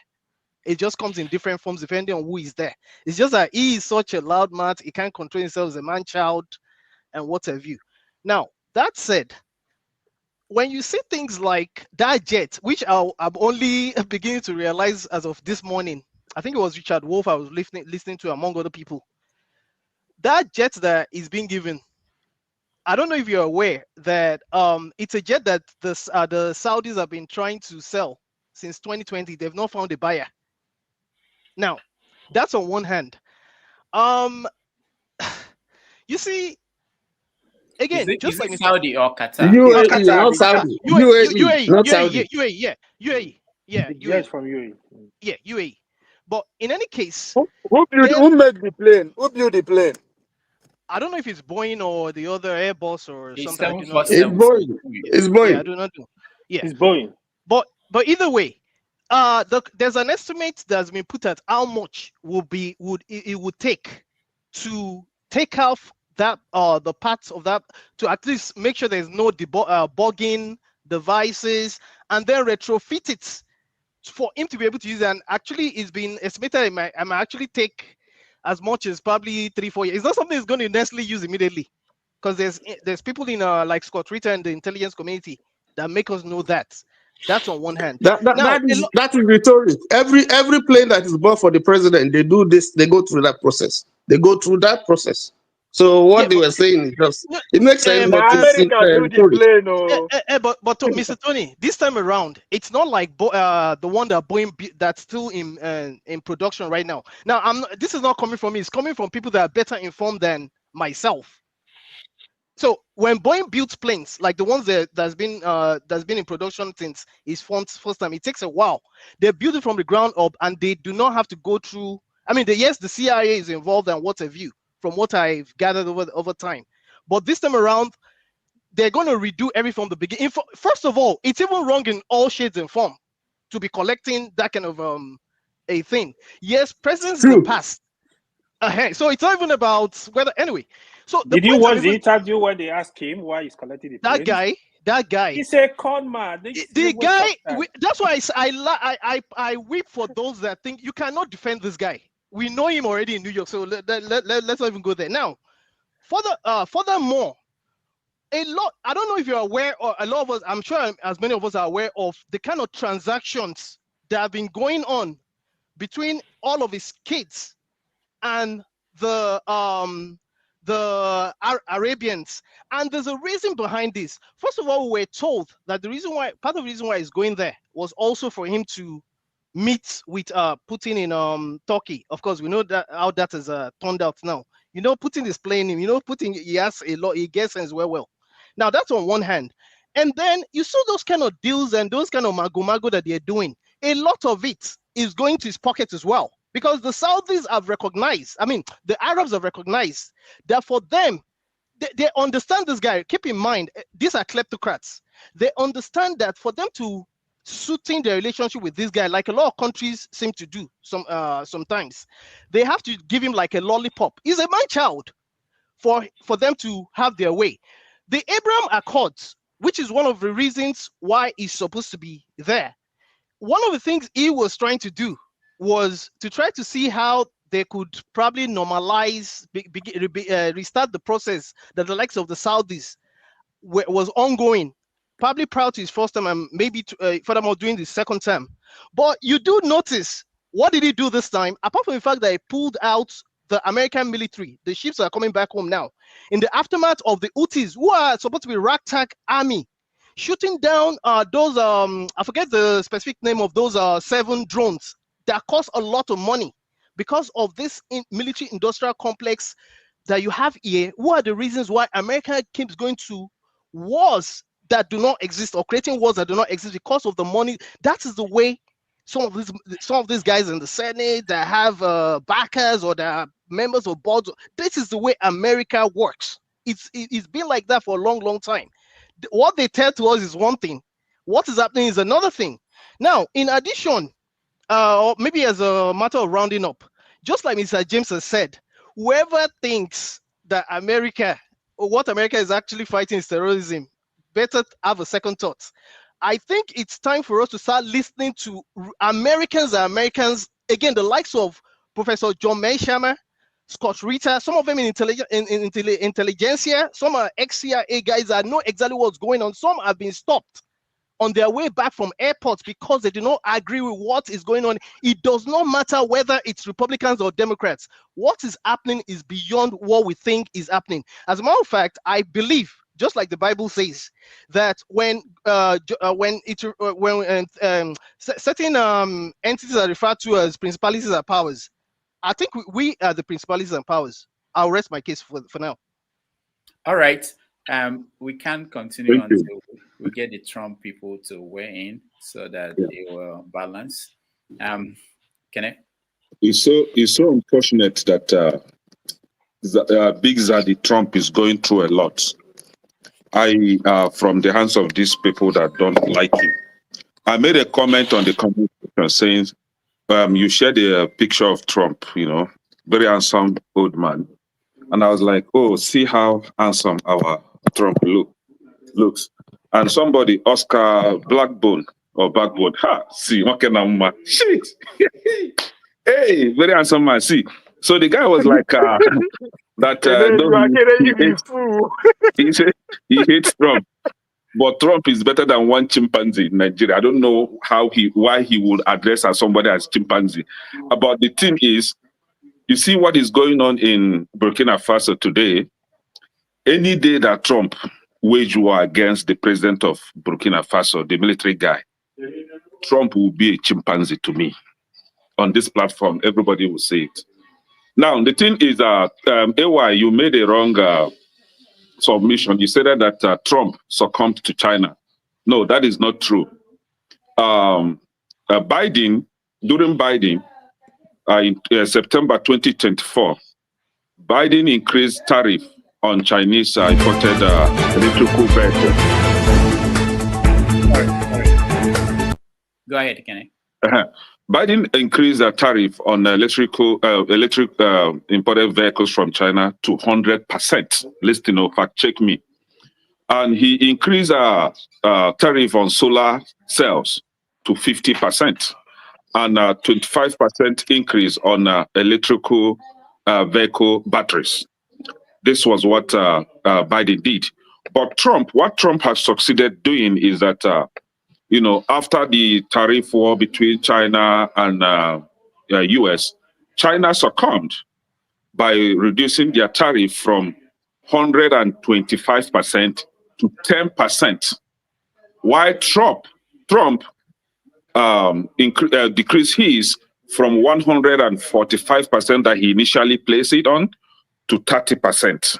So, AY, have that corrected.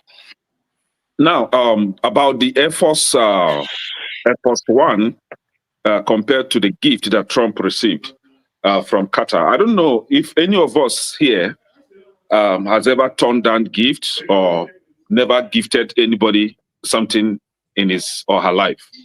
I don't see the reason why Trump wouldn't accept a gift from Qatar, bearing in mind that the Air Force One first entered service in 1990. Air Force One cost $325 million. Then he received a gift of aircraft that is more modernized, that is equipped with more modern technology, made in 2012 compared to the Air Force One 1990, and then has more passenger capacity. Hold on, has more passenger capacity and looks more, modernized. So that's American policy. American policy. Now, America does not allow the president to take that kind of gift. Hold on, it's my turn now. We're talking about Trump giving asylum to white people. The same Trump has given asylum to Africans. Are we talking about this South Sudanese? Are we talking about the Congolese people?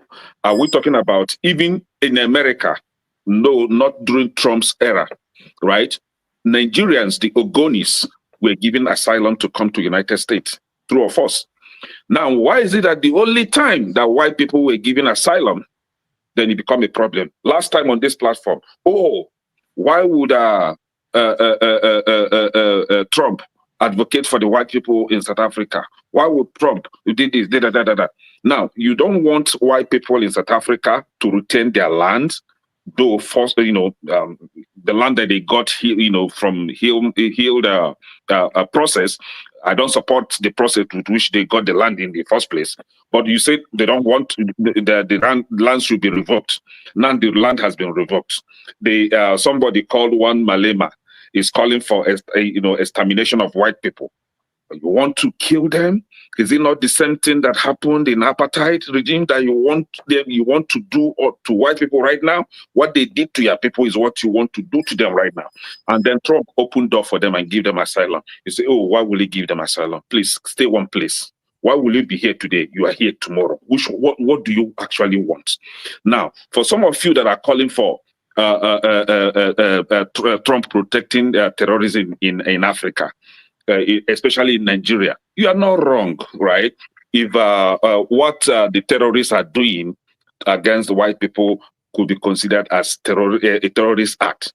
What the Fulanis and the herdsmen and even the white people are doing in Africa, and I will cool with what Mr. James stated, that he trying to define what terrorism is. Terrorism could come in any form or shape. When you go to African country to exploit their mineral resources, to exploit their human resources, that is terrorism. When you go to African country to cause war between two brother states or countries so that you come in and steal their mineral resources, that is terrorism. When you go to African country to impose leaders on them, leaders that have stayed 20 years, 30 years, that is terrorism. When you go to Africa to dictate for them how to run their country, that is terrorism. And hold on. You understand? In that case, will you say that America is a terrorist state? Now, if we want to go with that context now, he that owns gun and begin to kill is a terrorist, right? Now, he that cause or impose something that now cause another to kill another is a terrorist too. Do you understand?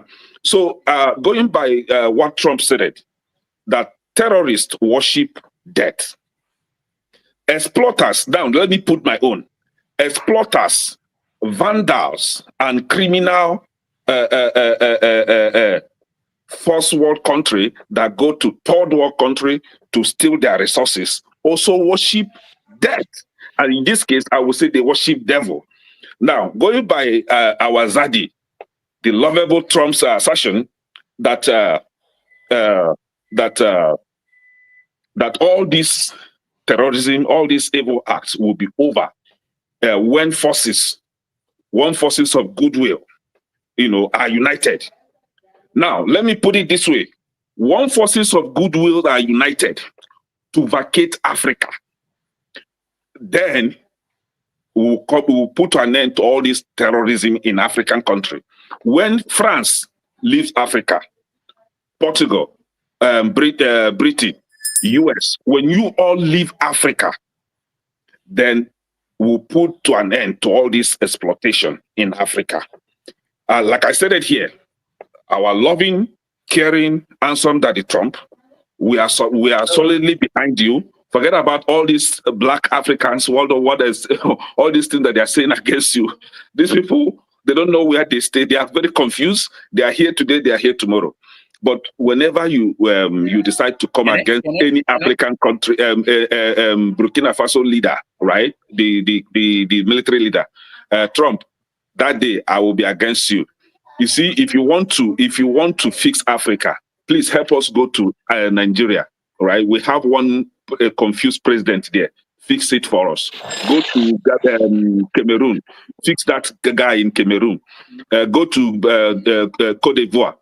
Go to Uganda. There's one bush animal in Uganda that called himself Museveni. Fix him for us. We have You're asking them to commit terrorist acts, and then according to your definition. No, they want to fix terrorism now. I'm listing terrorist leaders in Africa. They should fix. Can I thank you? Thank you so much. Let's hear that people. Thank you. You are a terror. Thank you, next. The politics of Trump, I don't want to play politics of Trump. I want to shout out to New York Knicks, you know. I'm here to shout out to New York Knicks. Give me your time. Give me your time so that I have like 20 minutes. What you did yesterday, right? It was unexpected, right? But it's all good, right? That's what it's supposed to be. My team lost, lost the way I didn't want them to lose. I'm cavalier. I'm not Celtic, but it is what it is. It's good. I mean, new champions we're gonna get for this. Hike. Why you remove Femi now? Why did you shout out Femi? Oh, I don't even know what happened. Go ahead. I'll find him.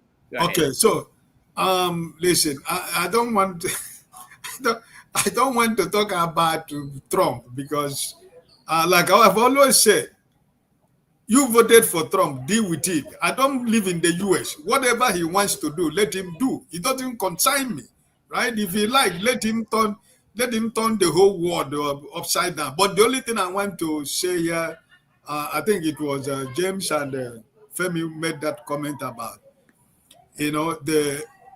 I believe that the only thing Trump is doing that I really do not like is the way he's trying to treat the president of Ukraine. He wants to bring him outside and leave him on the road.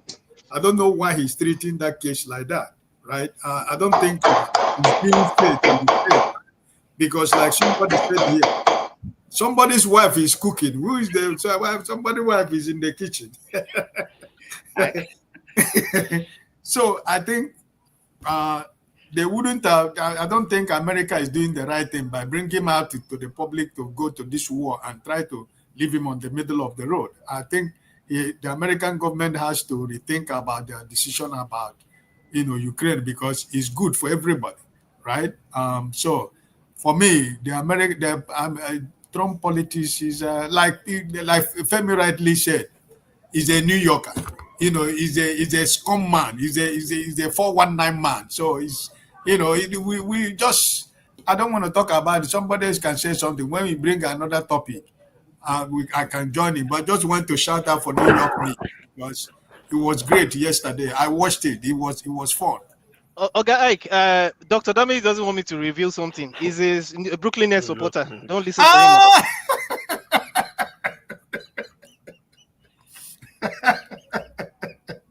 It's not true. I'm from Boston, so it's Celtics. We lost, but that's okay. All right, thank you so much, Ike. Let's go to, I think, Ovia. Are you next? Yeah, go ahead, Ovia. Yes, I caught a glitch when I hear and Nubi man said I'm from Boston, so I don't know. So where are we, Doctor? Oh, we're talking about Trump. You can take it from any angle. I want to know. Oh, Trump. Okay, two things. If you live in America, I recommend you go read The Project by David Graham. It's a summary of Project 2025. It's compulsory, I would say. Go read that book. Another one. If you live on this planet Earth, go and read The Stone Before the Calm by George Friedman. Because I don't understand. America will be 250 years old in the next 2-3 months. We see they analyze their move from a very narrow angle. Trump, I know Trump is this, Trump is this. The new world that we are in today, the old one is ending, the new one because so there's pretty much tension everywhere. Would they say Trump will come and go, Maybe he will come back Very 2028. But even after then, whoever is going to come, it will continue because the next stage where we will see now, we are going to see what they call the monologo doctrine or Trump doctrine. The trip to the Middle East, it has little to do about the money, about the preaching, right? It is the governor of your state, New York, that says that's Como, that you preach in, you campaign in poetry, while you govern in prose. Forget the rhetoric and other. What actually happened? It's about energy. If you, Dr. Damage, if you remember when during the inauguration, I said that there was another event taking place in Europe by World Economic Forum that people should go and listen to those speeches. It's the section they have on AI. I know AI. That's what this chip is all about. The technology that will power the world that we live in today. It will take times 10 of the amount of energy where America they consume now to even start off. That's where you see the going back to where the hub of the energy is. And of course, where you will say the Arab world actually prepare for these days, if you look at individual focus, the Saudi want to replicate what Silicon Valley is to America in that region. That's their focus, how to transfer semiconductor, everything that will power the same thing that you see in the Silicon Valley. The UAE, their goal is to not just be at the forefront of AI revolution, but to be dominant by the year 2030.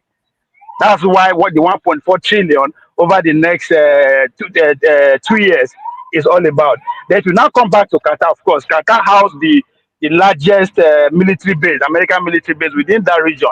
So what you are seeing is an exchange of that's the power of within the next 100 years. Those the nation that will have influence, just like the European nation, the likes of Germany, British, we have influence for the last 80 years.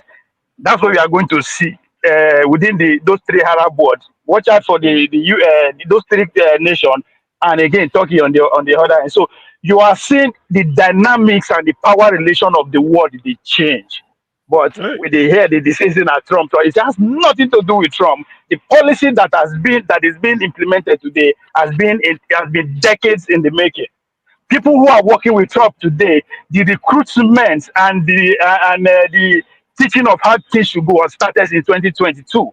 So for us to actually, well, of course, they caught us unaware already because at the end of all this braha, they will come and exercise influence with the colony, with the things they will get here, and small things, not worried. So we should look beyond the speech, look beyond the trillion. See, I don't know why should they celebrate whether they get trillion or not. When push come to shove, then print the money. COVID-19 is a good example. Over 6 trillion was printed. So money not be the money, but the power dynamic that is going to that is shifting toward the Middle East as the marriage between the Arab world and the United States of America is what we are going to see that pretty much dominates the whole even going out to our own continent. But 2 weeks ago, I do a show about how this same Arab world are actually influencing our media. That most of things that we talk about it is because of their influence, the influence they trying to occupy the vacancy that the Chinese are living within the African continent. But of course, all those things don't really matter now.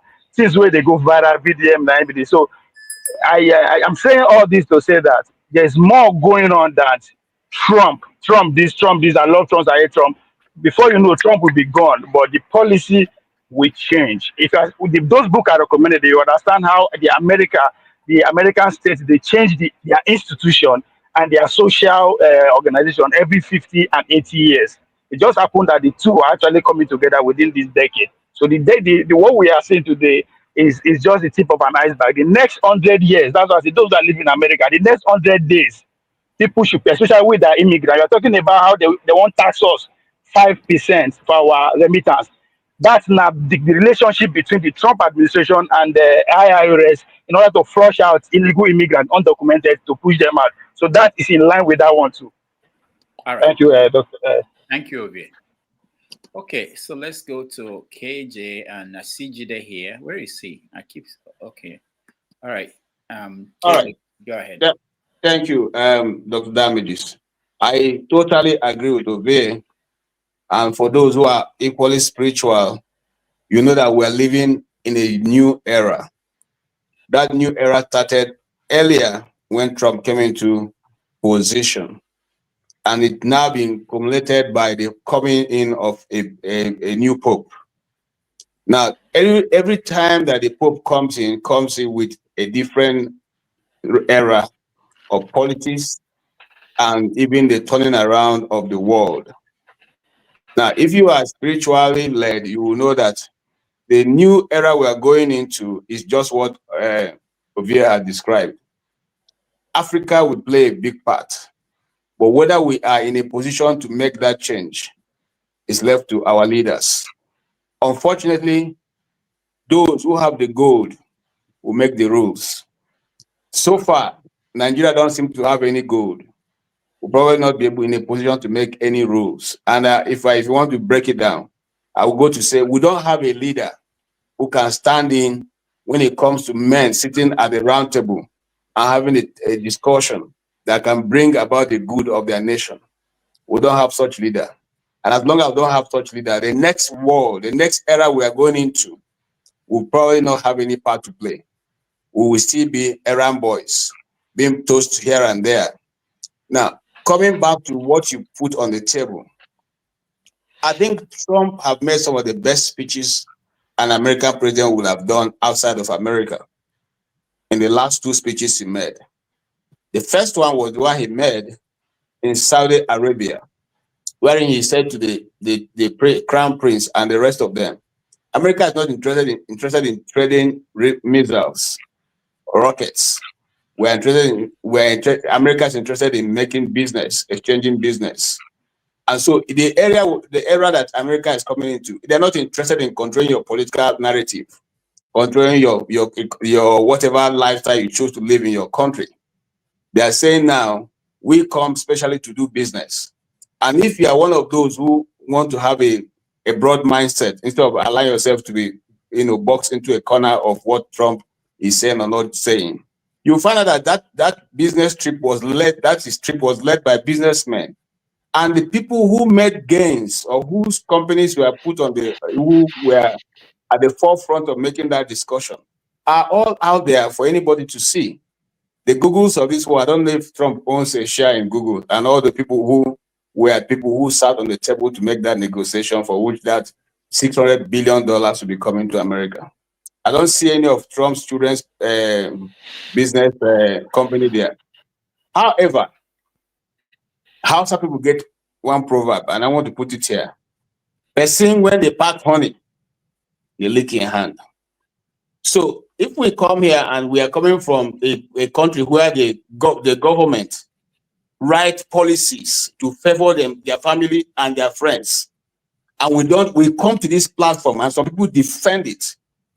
In fact, they will even insult you for trying to say things are not moving in Nigeria. And they come to talk about Trump, a man who took a trip and is coming back to his nation with over $1 trillion of business coming in, and we want to condemn that person.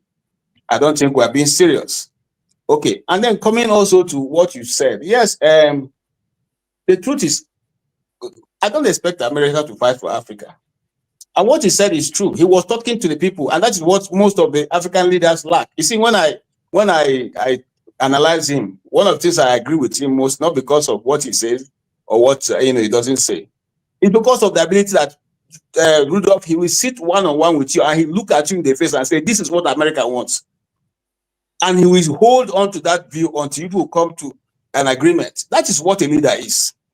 Not somebody who will go and when they ask you something where you play, you do like what we have been seeing. You simply just give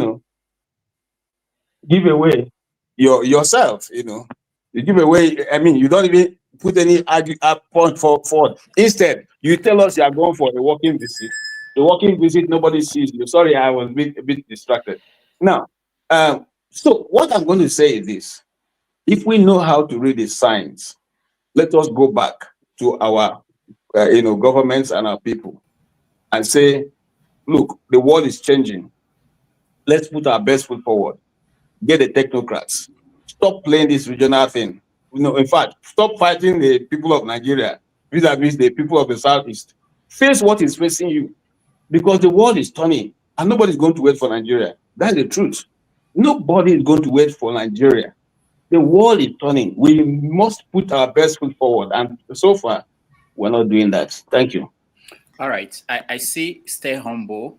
Rudolph, I have a question for you. Oh, for me? Yes. Okay. Okay, go ahead. You followed 2023 general election in the US, right? 23 was the election. When did you people do the election, your presidential election? It was last year. It was last year, okay. Yeah. The question Oviet said about Project 2025. Yeah.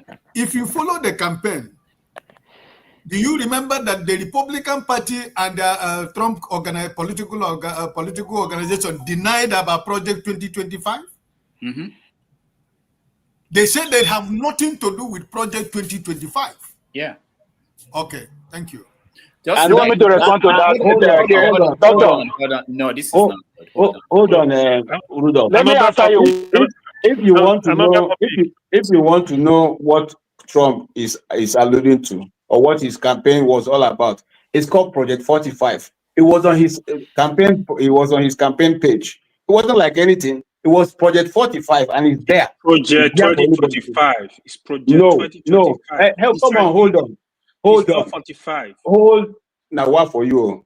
Now, Dr. Kamezi, can I put context to it? No. Now, wow. Everybody, stop. I just introduced Stay Humble and Jide. Jide will be the next that will speak. We'll come back to you guys so that we can move forward a little bit. But even before Jide speaks, I want to put this in a different angle to the story. Okay. One side of this story, which is the side of Trump and America. There are some people in the Arab nation who did not take this trip the way we're taking it from the people in the East, in the West. So let me play this video of this lady from the Middle East, or I think, responding to Trump and what this trip, her perception of what happened. Watch.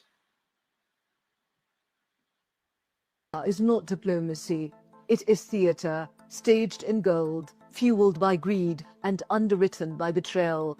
Trump, a man openly arming Israel as it reduces Gaza to rubble, is being celebrated, applauded, rewarded, and not with words, but with trillions. Trillions, while children are starved and bombed in a closed-off strip of land just a few hundred miles away. Arab rulers are handing over fortunes and fawning in photo ops. Let's be clear, the Gulf has leverage, it has power, it has Trump's ear. But what did they do with it? Nothing. Not to stop the slaughter, not to ease the siege, not even to demand respect. In return, Trump gives Israel more bombs, more impunity, more green lights to kill. This was never about peace. At the core of Trump's Middle East vision is a single goal: erase Palestine, prop up dictators, and redraw the region in Israel's image. See this wonderful pen? My desk is the Middle East, and the top of the pen, that's Israel. That's not good, he once told reporters, lamenting Israel's size compared to its neighbors. To Trump, the Middle East is not a region of history or humanity. It is a marketplace, a weapons depot, a geopolitical ATM. And his ideology? It's simple. Arabs are chaos. Israel is order. Arabs are threats. Israel is civilized. It's not a worldview. It's a business model. Remember that $110 billion arms deal with Saudi Arabia in 2017? Well, that was just the start. Now he wants more, $3 trillion more. He's already demanding that Saudi Arabia invests its entire GDP, $1 trillion, into the US economy. And they're offering $600 billion. He's not negotiating, he's extorting, and they're handing it over. The UAE's already pledged a $1.4 trillion investment deal. The race is on, not to stop a genocide, but to buy Trump's favor, showering him with wealth in return for nothing. The region is no longer treated as a region, it's a vault. Sovereignty? That's just another asset to be traded. Trump's offer is crude. Obey me and I'll protect you. Disobey me and I'll turn on you. For rulers terrified of their own people, of another Arab Spring, that's a tempting deal. They fear democracy more than they fear occupation, so they kneel. They make a pact with the devil. And what does this devil offer them in return? Arms, silence, a stage to pretend they matter while they're being used. Normalization with Israel? Okay. Submission to its supremacy? Done. Silence on Gaza? Guaranteed. This isn't a partnership, it's surrender. And Trump knows it. He respects one thing only, power. That's why he praises Putin. That's why he respects Erdogan. Like them or loathe them, they push back. They defend their nation's interests. Arab rulers, they just pay.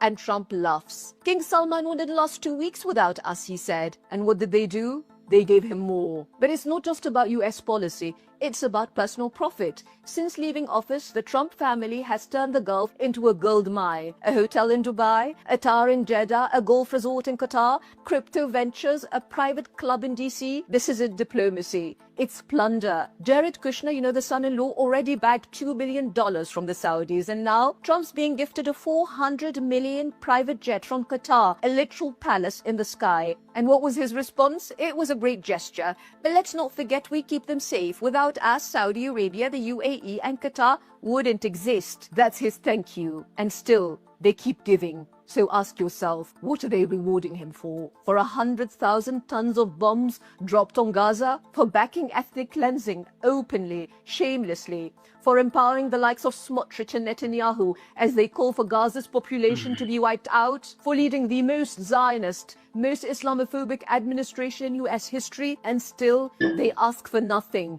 They offer everything. But don't be fooled. They can act when they want to. Trump halted the bombing of Yemen under Saudi pressure. He made a deal with the Houthis. He even agreed to meet Syria's President Ahmed al-Shara at Saudi request. Sanctions, he considered lifting them. So no president is beyond pressure. But for Gaza, silence. As Trump was being applauded in Riyadh, Israel was dropping US-made bombs on hospitals in Gaza. 9 bunker busters hit the European hospital in Khan Yunis. 35 dead, dozens wounded. Earlier, the Nasser medical complex was hit. Journalist Hassan Aslih died while lying in treatment. That same day, 56 Palestinians were killed, 50 of them in Jabalia, most of them children, and the applause continued. This week marks the anniversary of the Nakba, and here it is again, replayed once more, not through tanks alone, but through Arab complicity.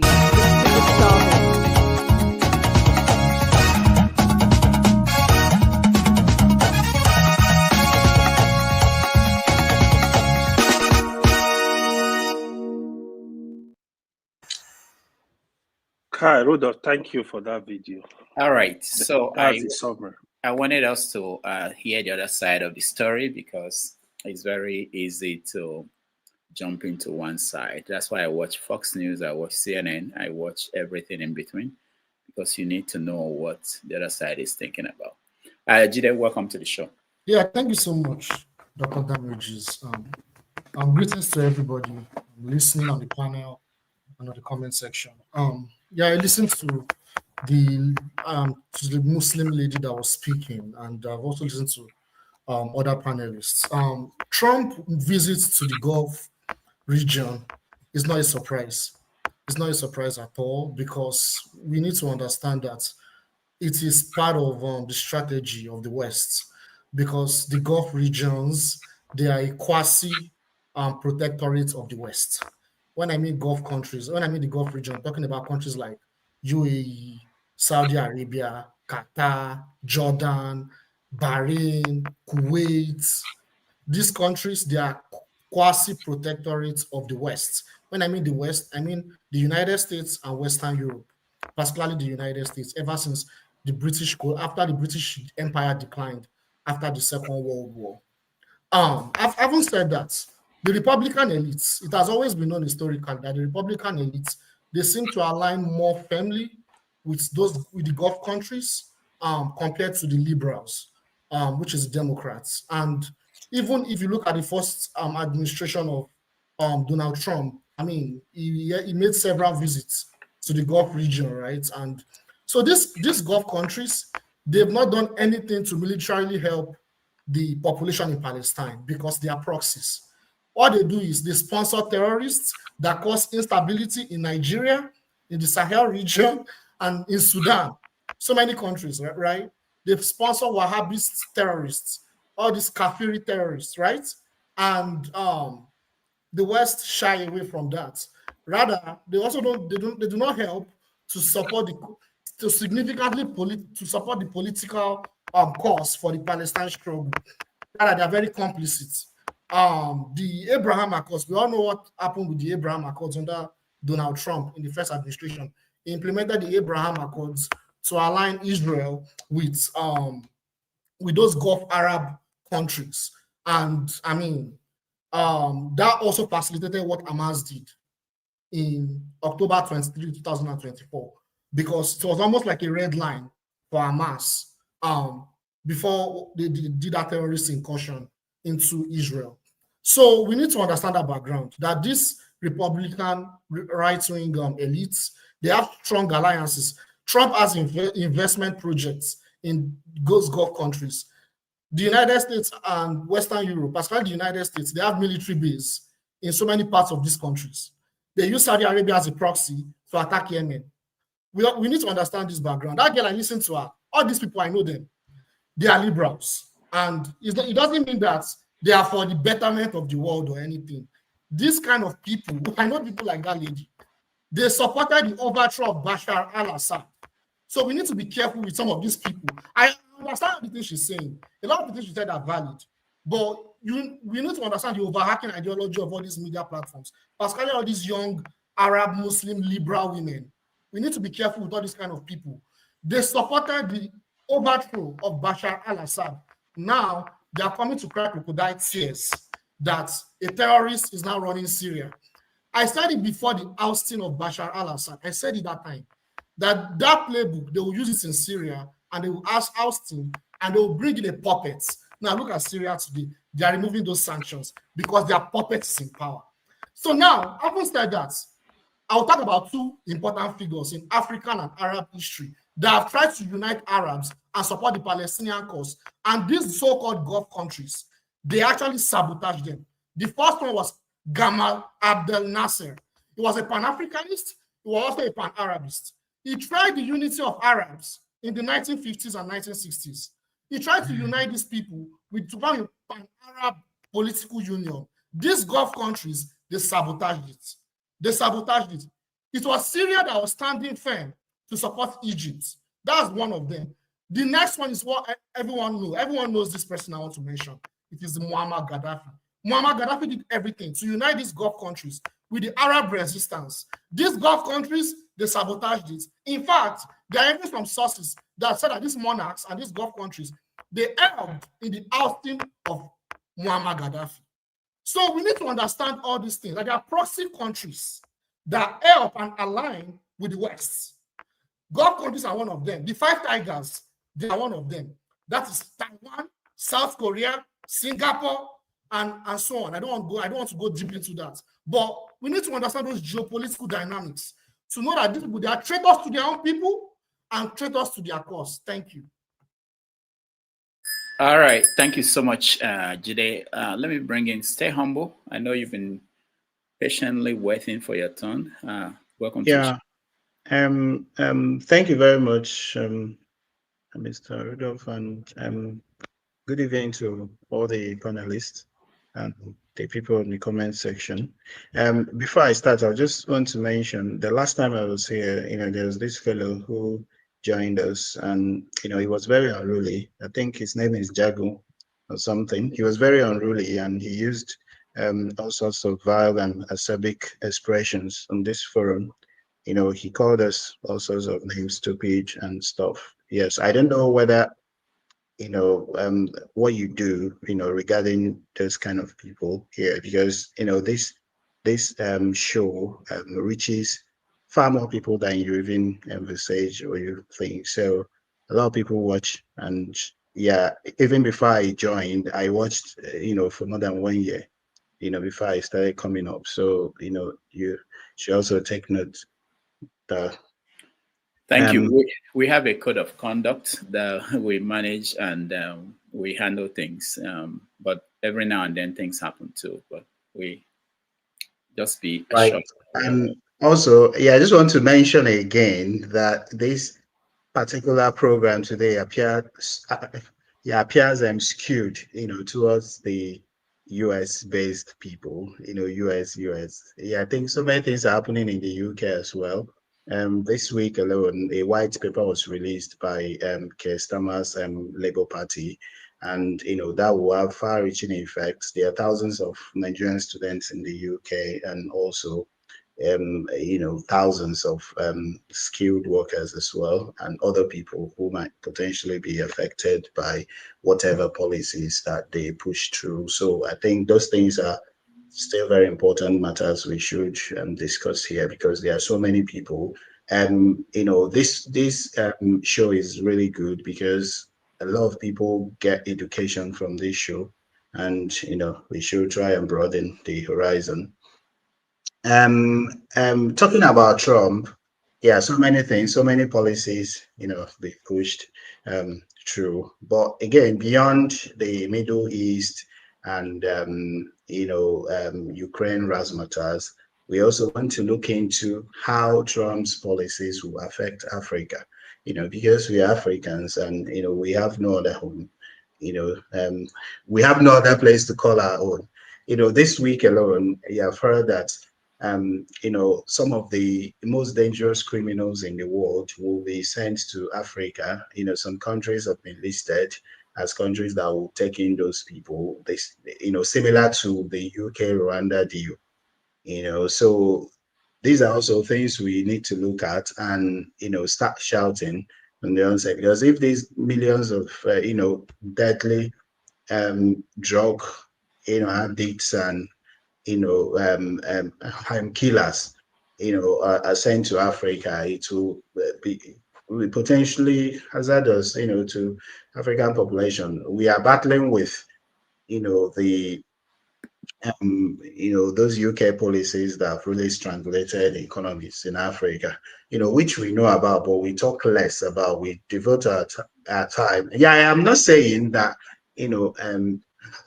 that people's contributions are not germane to the issues, but again, we should um, also give some time to talking about how these things affect Africans. Yeah, I know that majority of the panelists here reside in the US, and that's the reason I think we talk about Trump some of the time. And then regarding the visit of Tinubu, or the proposed visit to the Vatican. See, if you're here and you still think that, yeah, the appointment of the new Pope is not, was not politically influenced by America, I think, yeah, I feel sorry for you, to be honest. So these people work hand in hand. They are all like colonialists. Yeah, I know the last time I was here, there was this strange debate about religion. Yeah, that really didn't end well. Yeah, I won't go deep to that. Regarding the issue of JAMB, yeah, I think you've discussed that. Yeah, here. Yeah, I just want to say something about it, which people have not really touched. Yeah, beyond all the melodrama, the weeping and the rescheduling of the exam, yeah, I think that even JAMB itself, the UTME should not even be taking place in the first place, because 90% of the curriculum, is outdated, anachronistic, and even with higher education, our students cannot even compete with their counterparts in South Asia. Yeah, I'm not even talking about America, of course. I'm talking about, let's say, Malaysia, Indonesia, what have you. The JAM curriculum is outdated, anachronistic, and most of the questions, those wire, whatever you call them, NECO, I think it should be totally overhauled. What we're doing is just a waste of time, there. So JAM should not even exist in the first place. And, yeah, of course, we cannot achieve that if these criminals are still in power. So, you have to get political power first. Yeah, that's why I always say that the Nigerian diaspora has a role to play, a very huge role to play in unseating, this the establishment. Till we do that, we'll continue to just beat about the bush and go around the circle. Thank you. All right. Thank you. Stay humble. Let's welcome Sola to the show. Sola, welcome to the show. I see you've been in and out. So yeah. Thank you very much. Yeah, I've been listening to the show for a while, but who made me join Mr. James, because I think he's someone that I respect. I mean, I respect the man's. I respect, and he's very, very articulate, and he doesn't. we can hear you very well. Can you? So, Sola, we can hear you very well. can you hear me? Fancy Can you things. hear me now? Okay, it's better. Yeah. All right.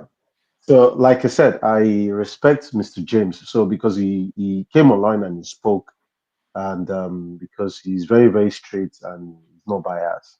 So, going to the question you asked regarding the video, and one thing that I think some people have already said some things, but the only thing that baffles me when Kene and KJ are talking is when you talk about Africa or Nigeria, especially KJ, when KJ said, "Oh, our government more or less seeking for favor, they will take, they will take money for themselves, they will loot money for themselves for favor, and Trump is going to UAE and he's also doing as well as doing business for the US, he's also doing business for himself as well." I think when people look at it, it's more or less like oranges and apple. It's more or less both of them are, the Nigerian government or the US government or Trump himself, they're doing the same thing. It's still called corruption. There's it at the end of the day. It is called corruption. And if anybody think America or the West has your interest as a nation without having anything in return, then we must be having a laugh. See, there is no person in the world or no nation in the world that is going to be helping you without something in return. There is a saying that if something is free, somebody is paying for it.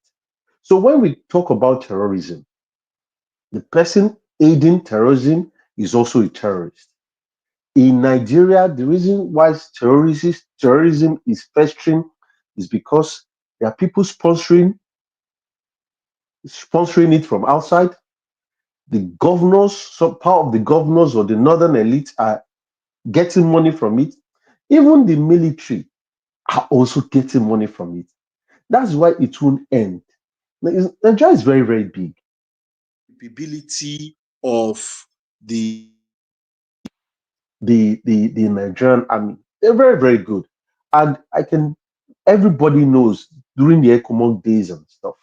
But when it comes to the Trump going to the West, he called in his first term, he called Qatar a terrorist state because they were more or less, supporting the Houthis or whoever is either Hezbollah or the Houthis that they're supporting. But the reality is now, what have they done differently? It's not maybe they are not supporting still this terrorist group. It's not maybe US, like they said, is not part of a terrorist organization. It is a terrorist organization because the same man they used Gaddafi was one of Gaddafi's right-hand man that more or less was sent to Sudan, not Sudan, to Niger I think it's Niger or Chad. They had to bring him back. Look, we might say the US has intention,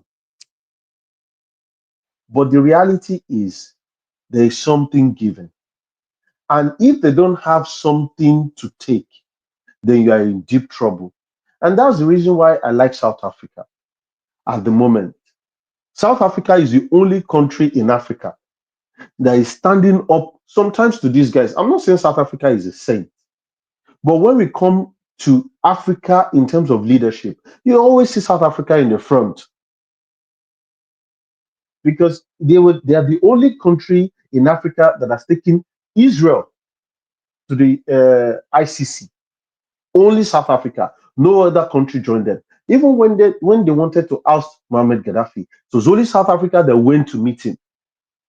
So when we look at it in the long run, terrorism, problem in the Niger Delta, these are all funded by the West. And these are the reasons why we can't trust the West. And for us to be able to move forward, we need to do the right thing. If Olisa Agbakoba, in his last interview on Arise News, he said we need to ditch anything to do with democracy. We need to come back home and forge what has been working for us in the past. So Africans need to liberate themselves from this democracy because it's not working. So if we think that the Americans are coming to help us in Africa to solve our problem, be it Trump, be it Obama, be it anybody you might talk about, even in the West, even the British people, they are not there for our own. We need to move forward ourselves. Thank you very much. All right. Thank you, Sola. The last person on this topic is I Speak the Truth. Unless I missed anybody, if I missed you. What are you doing, Dr. Damage? I was here before him. I don't know what you're doing, but. Oh, okay. Sorry, I'm man of prestige. That's what I'm saying. Mr. Lamidi, you miss me too. Okay, be quiet. Yes. I Speak the Truth. Go ahead. After you, man of prestige. No, let man of prestige go. It's okay. I don't. No, go ahead. Go ahead. Go ahead. You sure? Go ahead. Yeah, they are not ready. They are not ready. Okay, I am ready, so, Dr. Lamidi. I'm ready. All right. Thanks, man of prestige. How you doing, Rudolph? Yeah, I was nice. listening. Yeah, I was listening to everybody off and on. You know, I was busy doing other things, and I think a lot of people either, with reference to what they were saying about Trump's visit to the Middle East, are not actually, and this is with all due respect, are not actually comprehending it properly, or not well versed, or they are just speaking from a biased political point of view. Because you cannot say a man that went there basically, I mean, he basically went there to reiterate the Israeli lies, the Netanyahu fallacies. You go to a speech, you go to a conference of that magnitude, and you start off by asserting a false narrative that Palestinians, not Hamas this time, he basically indicted the entire Palestinians as they've been doing since the genocide started after October, and called them rapists and called them raping kids and children, which we already know is a lie, which they never could prove. You don't go to that kind of place and say, I'm seeking peace. But then you've released 2,000-pound bombs to Israel. As we speak, there is a genocide going on in Gaza. If you claim you're still looking for Hamas operatives in a place that is basically rubble, in the last 4 months, all Israel has been doing has just been bombing and rebombing. I don't think that there's, as at the last count, they don't think there's even 1,000 untouched buildings in what was Gaza before. So what they're doing now is the remnants of the Palestinians that have nowhere to go. They're starving. And the rest of the world is just looking at these people committing a genocide, committing ethnic cleansing, racially decimating people. And we want to sit on here and talk about Trump came with $3 trillion. Does anybody in their right mind think the Arab leaders, knowing the aim and the intention of the Zionists, which is to establish a greater Israel, which would encompass what we know today as Syria, which they have already taken up past the Golan Heights, which will encompass Lebanon past Beirut, which will encompass Iraq, Iran, and Saudi Arabia. Does anybody in their right mind think the Qataris, the Emiratis, the Saudis are just there giving Trump all of their GDP for nothing? Or they probably would be seeking retribution or a way out of this logjam that they find themselves. Because what has been happening is they are between the rock and a hard place. It is either they confront Israel and get decimated with the assistance of the United States, or just bide their time and enjoy their wealth for now, until these same entities will eventually capture them or lead their own people against them. I think, and I do not claim to know the future, and I don't claim to have a crystal ball, but I think we are looking at the first acts of a very, very, very intricate play that is going to happen in the world, especially when you have a situation where James Comey, for example, is tweeting pictures with 8647. So there are a lot of intricacies at play that everybody is overlooking, and I think people are not noticing. But the world is at this point at the crescendo, and I think in the next 6 months to 8 months, we will not be living in the same world. I think everybody's overlooking a lot of things, and I think people need to start looking deeper into everything that's happening now. All right, I speak the truth. Thank you so much, man of prestige. Welcome to the show. You've been here before. It's just a topic. Go ahead. Yeah, thank you very much. Before I proceed, Dr. Damage, congratulations to your niece. You'll be the Boston by 38-point margin. I mean, none of them is my team. We lost out. My boy Corey was injured, so that's why we couldn't make it. We could have been there, but we got Butler and Corey was injured, so that was our undue. Minnesota beat us because of our superstar didn't play, and that probably applied to Euro. You got some. Are you a New York fan or are you Boston? Boston. Oh, okay. I know why you're lost, because this guy was injured. Jason Tattoo was injured. That's their best player, so that's probably why you're. But New York is good. I mean, this is the highest margin of score they had in any playoff history. 38-point, history. Do you know that the Nigerian playing for them, Anomodo, he played for the New York Knicks? Yeah, you don't know? The guy is good. It's like their third best player behind Brunson and the other guy. His name is Anomodo. Yeah. Originally from Houston area anyway, so he's one of their best players. So that's one of the few Nigerians applying their trade in NBA or something like that. But before I proceed to that, Industrial Damage, I wanted to ask a question. I went to Precious earlier when I left here. She was showing a video about a lady, a journalist from Lagos. It was an Anambra town hall meeting. Are you aware of that? The lady was. What happened there? The video was there. She was saying exactly what happened. That there's a lot of military people there, so he's not just saying it just for ordinary people.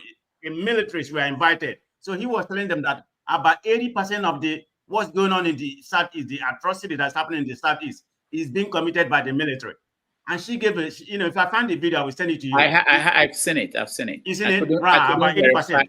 I couldn't verify who she was and what was going on. I saw the video, but okay. Then she gave her own story. Remember, there's a lot of military was there, so it's not just speaking to ordinary people. But I just wanted to bring that up. So let's go to the main topic. We're talking about Trump. You see, recently I've not been talking anything about Trump. Trump is okay with me now. I mean, he's doing American bidding. So what do I have to say? I mean, I'm not going to come here and bash him. Whether I voted for him or I didn't vote for him, he's our president. So whatever he's doing is American bidding that he's doing. It's for American interests. I hope Nigerian people can do like that, good or bad. That's what he is. His geopolitical view is different from the Democrat or some other people. He's about a transactional president. So he has to realign his geopolitical regime where it's not like the Europe, because we are not benefiting a lot from the Europe. So he's going to the Middle East. And if you look at what's going on in the Middle East, like the video he just played, the Arabs are divided. The rich ones like Saudi Arabia, Qatar, and they're in one place. It's all about what they can get. Look at the plane they gave him, the gift. I think it's about 13 years old plane. I think it's Bayo 747. They give it to him, but the military have to reconfigure the plane in order for him, to be using it. And he's going to keep it after he leave office. That's what I had, because that's not official USA plane. It's Air Force One. So after he leave office, it's going to be his plane. But whether you like it or not, this is who Trump is. So I'm not going to come here to bash him. Everybody has talked about what he's doing, good or bad. That's not my prerogative, okay? My prerogative is me and my family. If we are doing okay, that's all I care. If any Nigeria is doing okay, that's good. It's about American interest. The only thing I'm going to be concerned is about Nigeria. The Nigerian people, government need to wake up or something like that. That's my main concern. I don't know if you heard about this story. James Comey was invited yesterday. He was interviewed for about 90 minutes because of what he posted. I think it's 86-47. And what 86 means, remove or inject. So they think that he was going against the government. They interviewed him for about 90 minutes and released him, but he's still being investigated right now. So we don't know what's going to come out from that, But I kind of think that he was very callous for tweeting that. How can you be at the beach? You know what 86 means? You're not the first person that have done it before. I think some people have done it, to my own recollection, about 2 years ago. Everybody know what 86 means. It means remove. So you can't just tell me because you're at the beach. I'm not supporting what the government may do to him or whatever. But 86 means remove or inject. Then what does 47 mean? That is, 47 president. That's Trump. So I don't know what's going to be the outcome of the investigation that's going on around. But anyway, I don't have much to is say about actually Trump. code for murder. I thought it was for remove or inject. Well, it's not the same thing. What's the difference? What's the difference? It's not the same thing, but Now English will speak. All are the same. Yeah. In a polite ways, but it's But anyway, let me conclude. Let me conclude. So I'm not going to come here, be talking about Trump. He's our president. So whatever he's doing is for American interests. So that's all I have. Thank you. All right. Thank you so much. Just so for the record, I have no idea of what it meant until they started making issue with that arresting or questioning Comey. I had no issue what it was. So it's not everybody that knows that. I don't know what it meant. Odi, welcome to the show, and we're rounding up on this topic on Trump. You can look at it from any angle. We talked about the South Africans that were imported or brought into the country. We talked about the mission he took to the Middle East and what he came back with. We talked about every other thing. So what's your take on that? Hello, everybody. I don't know if you can hear me. Yeah, we can hear you. Very good. Okay, and people in the comment section also. Well, I came here, I've been watching you guys. Interesting show. Everybody's kind of cordial and respectful. I came here because I think the past 2-3 speakers was the guy, he mentioned something. He talked about Gaddafi and Gamal Abdel Nasser. He said Nasser was Pan-Africanist. Like one of the speakers said, people learn a lot from this show, and that's falsehood. Nasser was Pan-Arabist. Yeah, that's what he said, not Pan-African. He said Pan-Arabist. That's what he said. Oh, okay. I had Pan-Africanist. Then it was like, no. It is when he's referring to Gaddafi that he used Pan-African, but when he's talking about Gomel, was Pan-Arabic.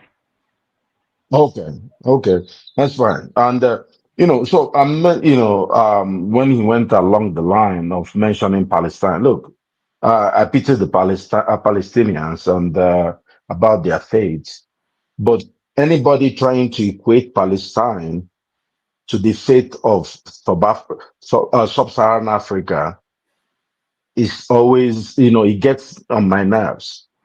It's not the same. If you want to talk about what's going in Sudan, I'll listen to you. We have kids and king. dying in Sudan. Everybody keeps talking about Palestine. What's this fixation? Is just because of the media? You know, we had a lot of students in Sudan who escaped for their lives and returned back to Nigeria. Whenever, you know, Sudan is boiling, Nigeria gets refugees. You know, anybody who grew up maybe in the 80s, 90s, when Darfur was, you know, going on, we had a lot of refugees from Darfur. You know, you see all those Arabs that were moving in the streets of, most of them were from Sudan.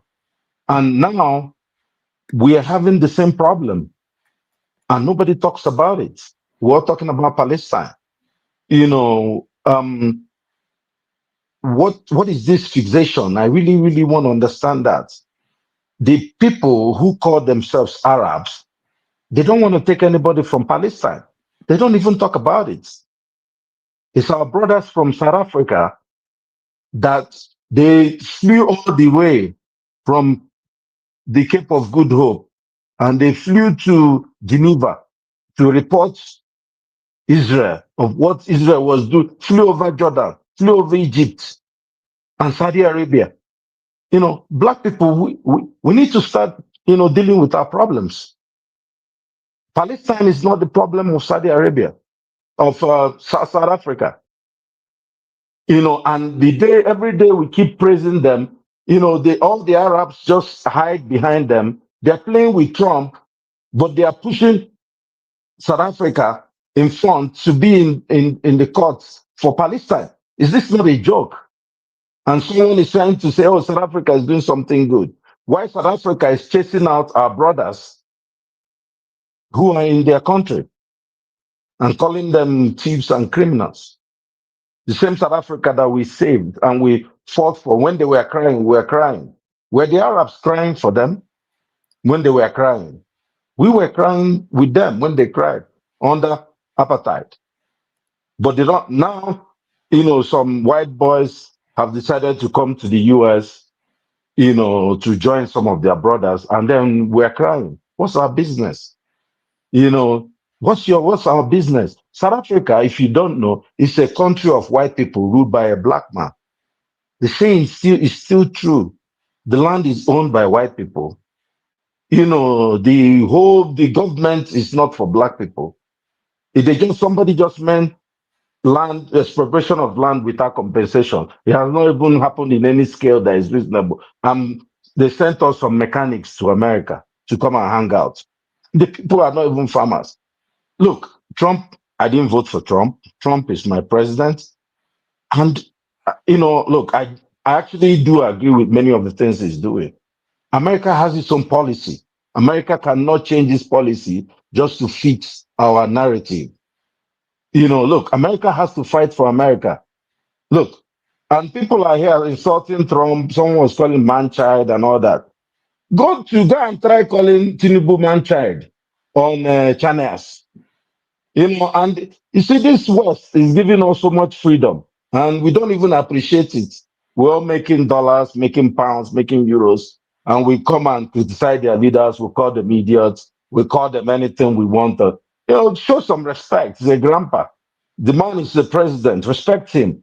People, if you call Tinubu you know, a drug addict, which he is, or drug, somebody will say, oh no, he's our president, respect him, this one, that one. Or you call one pastor a thief.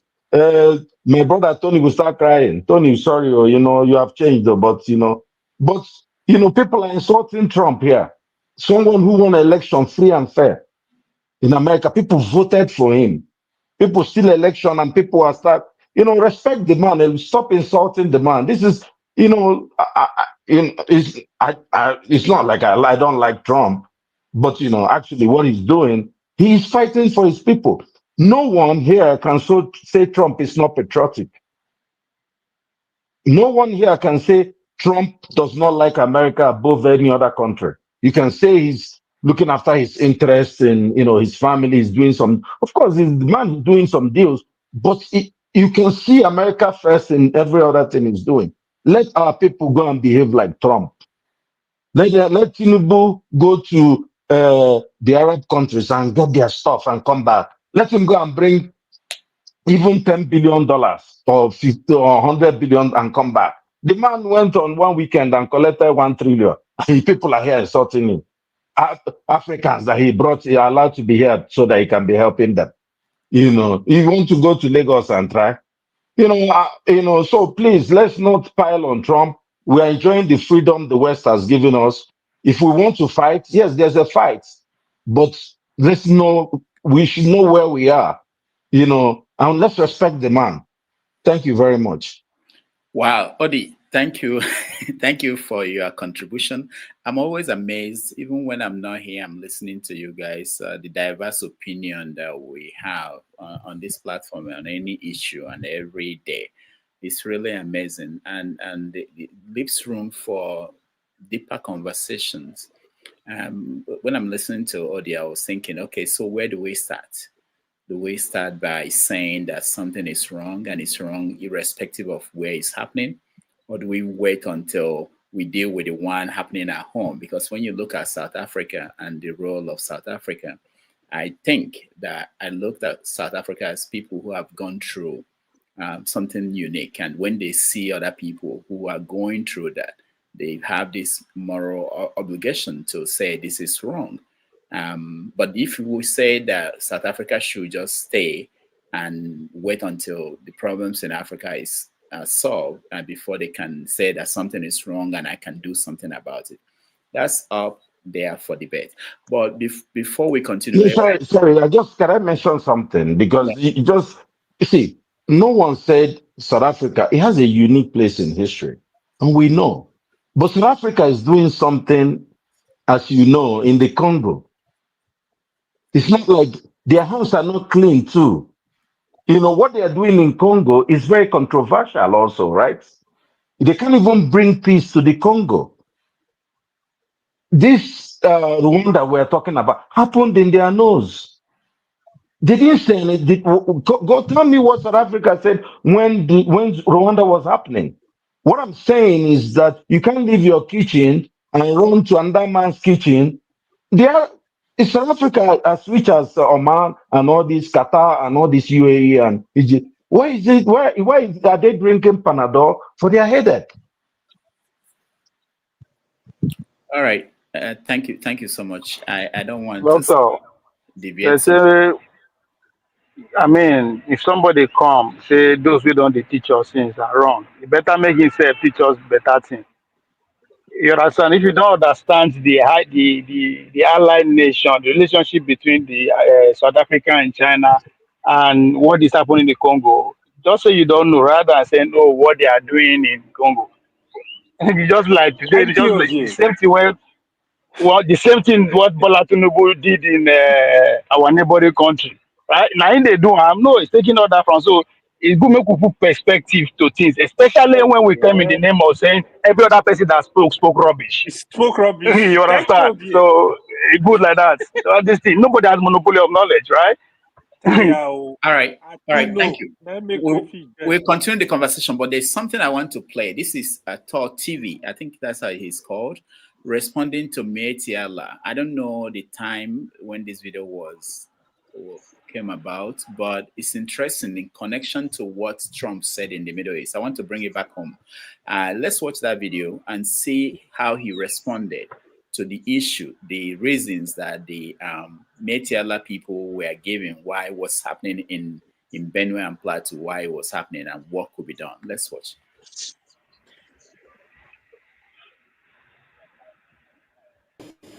To a very robust engagement with our stakeholders, for we have seen that in the last 10 years, some of our members who live bohemian lifestyles have been so affected, and there had been no succor for them all over the place. And one very frightening incident we are seeing is that everybody associates them with criminality, but the criminals are only very few of them. We have urged governments, especially the northern state governments, to take action. We had been invited 6 years ago, to make a submission of what we think can work out, but nothing had happened. So we are now very happy that the federal government, with the new livestock development plan, will at least give some kind of breathing space so that our Bohemian brothers can find a way of livestock production that can be very peaceful. And we are very much happy that we are part of this. We will work hard. We have lost over 50,000 people and we have lost over 5 million herds of livestock in the last 10 years. And there has never been any support. And unfortunately, the few who are involved in what is termed as criminality has tarnished the image of everybody. And wherever a Puldo is now seen, he is tagged as a criminal. And we suffer from the stigmatization of the media. We are the only group of people whose members, when they commit crime, it is all attributed to the whole race. Now, I had to stop him here because this is very important. He's saying that they are the only people, when they commit, a member of their group commits a crime, it's attributed to the whole race. But this is very common in Nigerian history. This is what Nigerians do all the time. For somebody to now say that because they are now victims, they are beginning to see that. If you look at the history of Nigeria, you see that this is a very common thing, and we still do it till today. When someone who belongs to a group, we call it maybe Deeper Life, does something, people look at all Deeper Life members as bad people. But for him to realize it, and I think people realize these things only when they become the victim of that. But I think this is a very dangerous trend, and it need to be taken care of by whoever is concerned. But we, as an association, our objective has all along been to encourage the modernization of livestock production system. We know that time has come, the land will not increase, and the population is increasing, so the continuous movement of our people across space that sometimes generate the conflicts that we are seeing, I think will have to come to an end. But it can only come to an end when government presents a viable alternative. You cannot change people's culture overnight. They suffer from climate change. They suffer from... It is only our people who don't depend on government. They are not looking for boreholes. As is and now, nobody gives them anything. If they go to hospital, they pay with their own money. So I think this kind of engagement will go a long way in helping our members find peace with other communities that they live with. I want to appreciate the representative of Magban that spoke here. The difficulty in what we are dealing with, you are talking about herders and killer herders and criminals, is a situation where the mechanics are there and the madmen have joined them. They all dress in the same way. So if you come here and tell us that there are a few criminal elements that have joined the headers and they are spoiling the show for all of you, the model you need to first do is drive away the madmen among you. Any other story you tell us without doing it is playing to the gallery. If you have madmen among you, you know the madmen, deal with the madmen, let the Senate, the mechanics we know. The mechanics we know, in my illustration, were the original herders we knew that will come, growing up in this environment, they will come only with staff to guide the herds so that they will not destroy farms. That's the herders. In one of our meetings of Northern traditional rulers some years ago, a traditional ruler rose up and made the statement you made today, and my heart jumped. He said, you cannot change the culture of people overnight. What culture are you talking about? Is it culture of killing? What culture are you talking about? Is it a nomadic culture of moving up and down? That culture didn't have problems.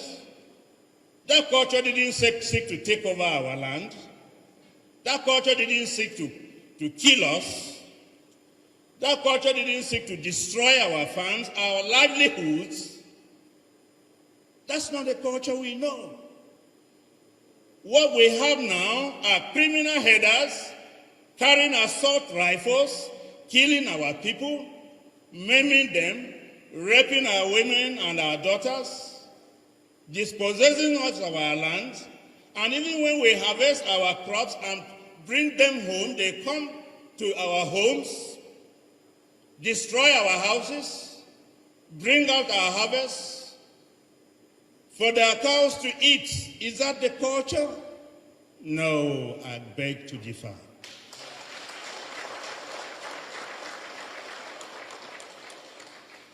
Any culture that is killing people, maiming people, taking over their livelihoods, burning their property, does not require 1 second notice. That culture must end immediately. If you come with heads, we will show you where the land is fertile, the grass is green, you will eat. But if you come right on our farm, people busy working, you are killing them. You are destroying our livelihoods, our farms. A whole year's labor is destroyed. That's an alien culture that cannot be tolerated in our environment. So for your own people, the model I say is that let the mechanics join hands and deal with the madmen.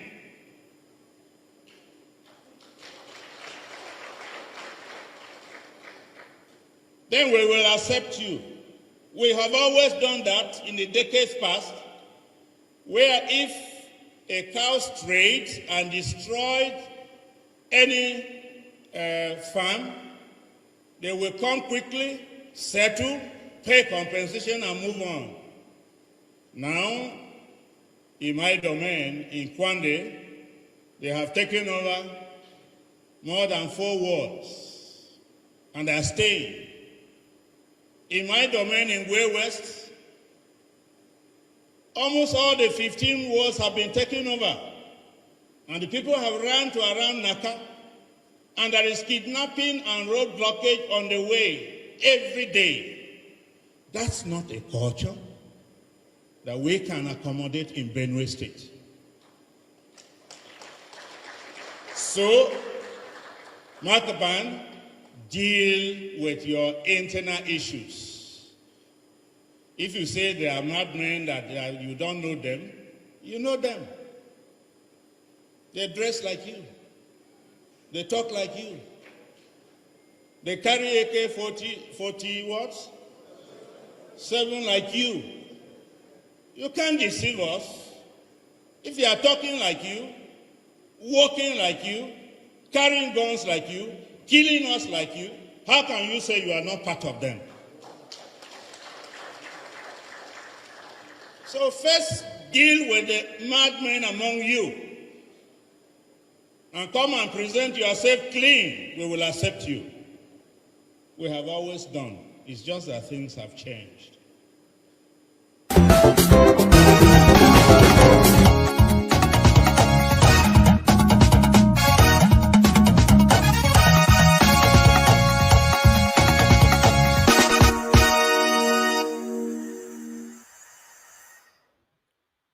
All right, that was the leader of the Tiv people in Benue State speaking. It sounded to me like the same as what Trump said in Saudi Arabia. Find these people, get rid of them, but it's more than that. But I want us to start that conversation from this point. CM. Okay, thank you, Rudolph. Actually, To be honest with you, I will say I'm surprised, but I'm not surprised. I will say I'm surprised that the third thief spoke the way he spoke, but I will say I'm not surprised because before him, the former governor, Samuel Oton, has already made it open. Fulani headsmen, this their marauding something, has nothing to do with animal husbandry. I can bet my life on it. It has nothing to do with animal husbandry, just to perpetrate an ideology started by Osman Danfodio that came to an end in 1804. That's just what they are doing. In the southeast, there are ranches, not one. I can mention names. There's one they call Ohaneze Ranch. In Enugu, they don't drive cattle. If the Fulanis are serious, come down to Enugu, put your own side by side. It's business. You can't be heading more than 200 cattle. One cattle now is about 1 million or more than that. You can volunteer 5 million. There are land you can buy any part of the southern Nigeria for 250,000, 500,000. You can get a plot of land in some rural areas. You buy like 1 hectare or whatever, any plot. You drill a borehole there, bring out water from the soil. There is grass for you. I mean, I don't need to say it. The nearest university, faculty of agriculture or veterinary medicine, you engage the veterinary head of department.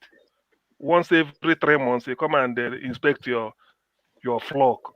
It's pure business.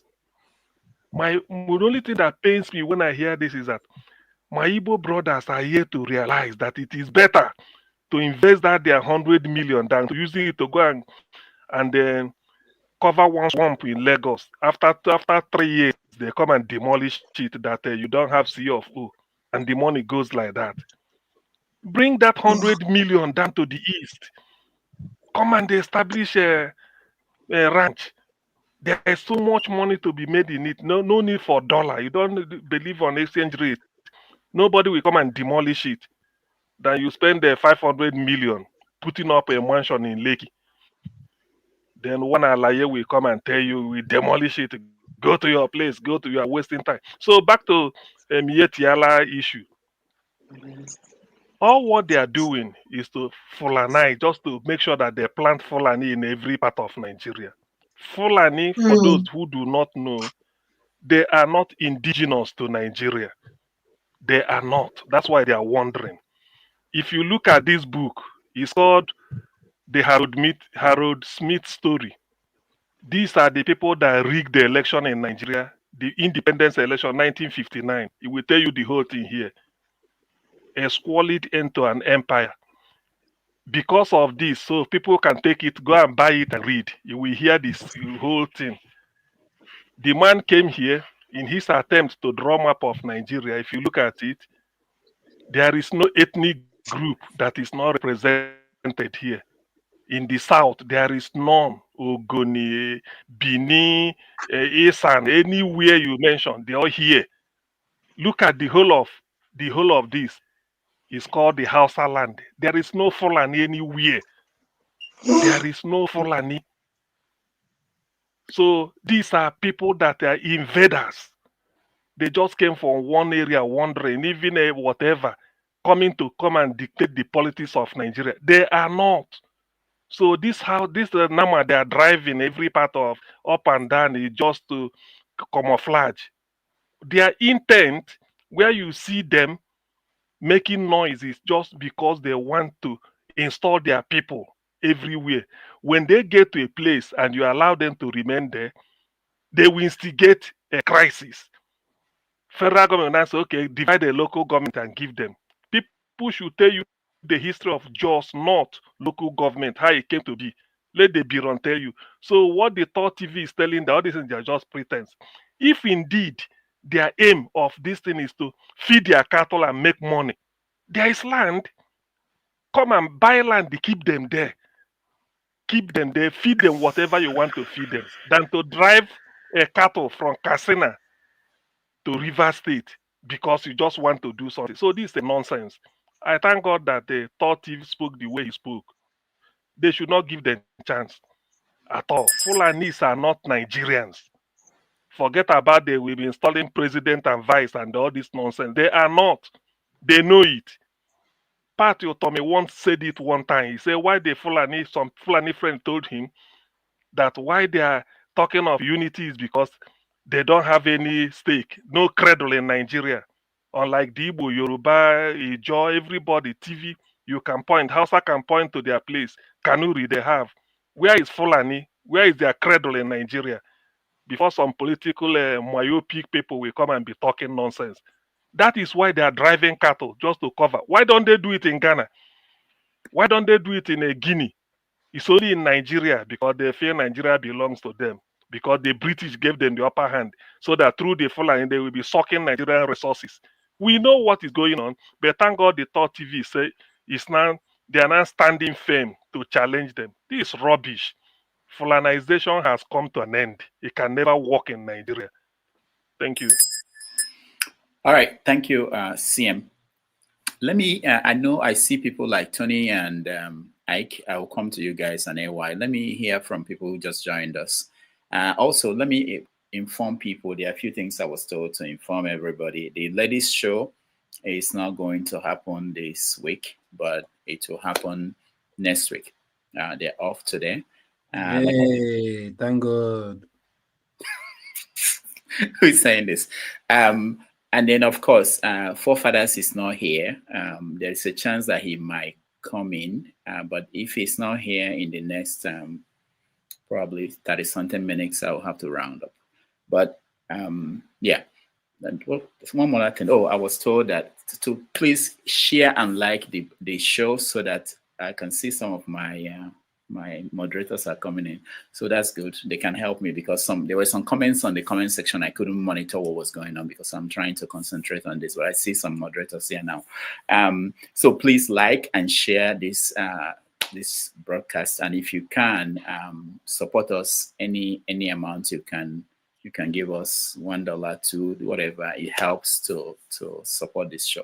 All right, let's go to Dexter. You're next.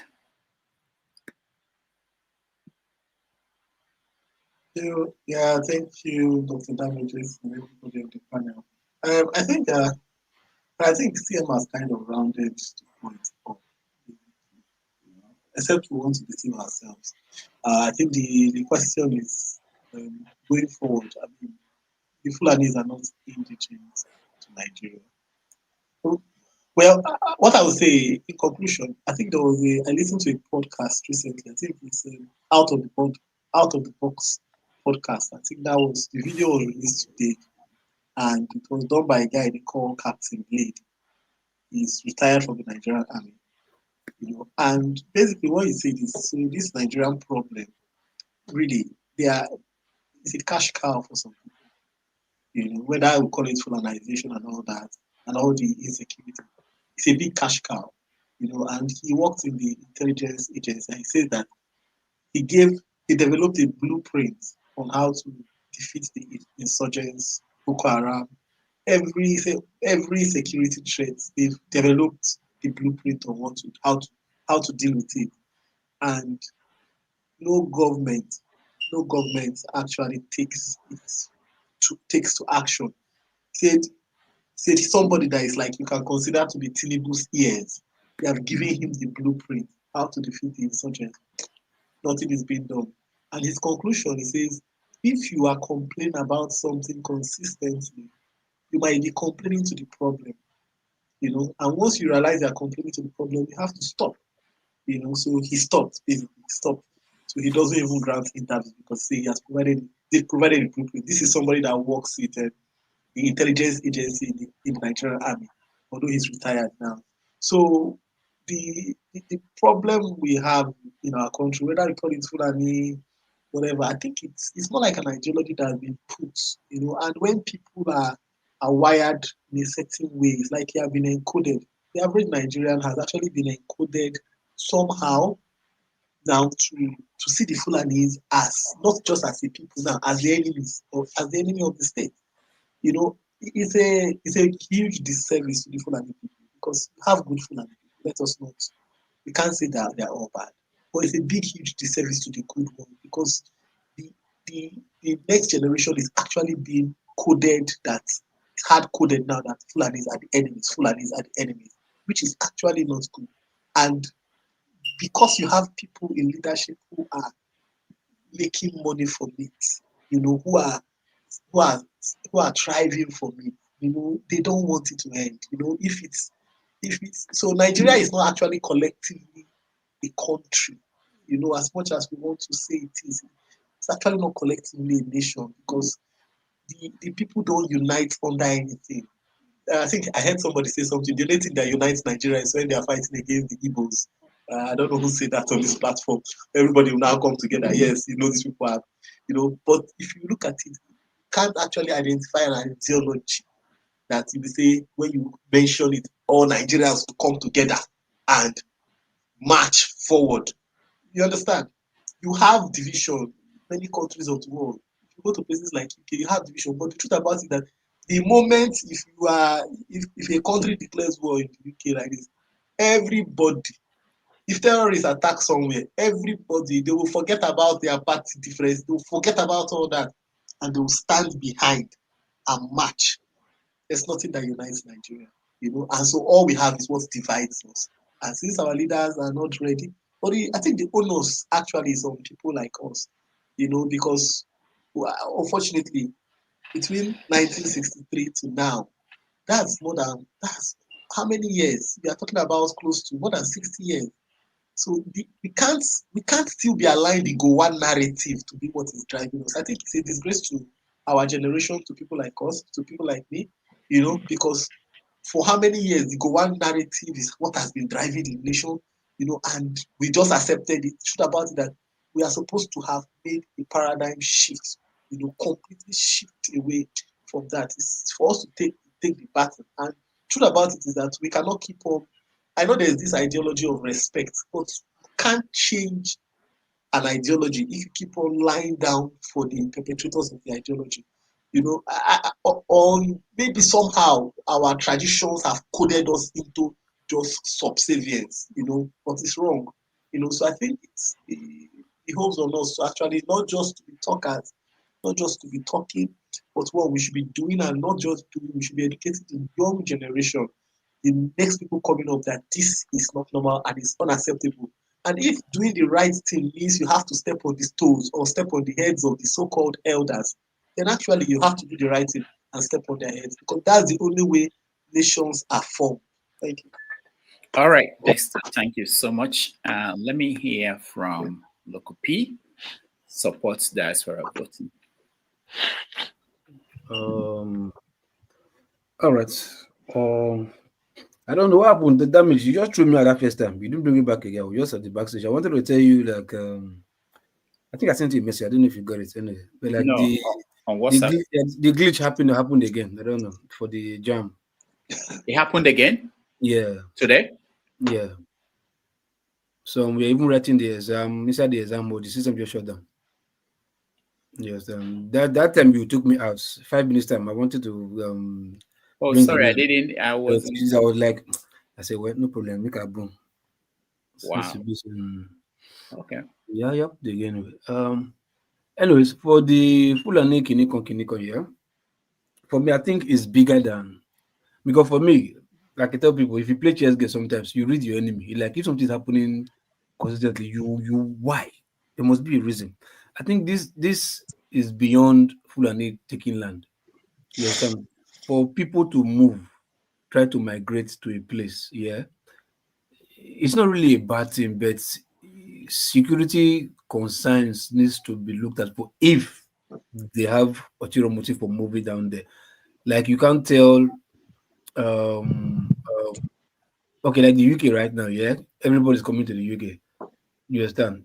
But because they are allowing people to come to the UK, doesn't mean they want to change their culture or take over them or see that security risk. No, it's just because for economic reasons, sometimes we want to keep this culture, this and that, with less try and moderate. You understand? So they are moving, full of new people moving, to a place might not really be a bad thing per se. unless there's sinister motive. But for me, like I said, this is bigger than moving. I think it goes beyond like let there be food scarcity in the land. Let these people not be productive. To your stance. So maybe this ideology of trying to sell GMO seeds to Africa or Nigeria, especially Nigeria, probably that might just be a reason. Because I see no reason why you have forests in the north. This cow, they don't select food. They call them cow for a reason. They call them olive for a reason. They see grass and they eat.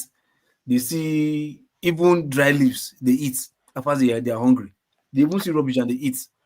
But you have some bizarre forests there that they can go there and feast till they die. But you don't want to take them there. You want to take them to the south because you feel they have fresher leaves in the south. I don't know why. But It's about water. It's about water. It's about water.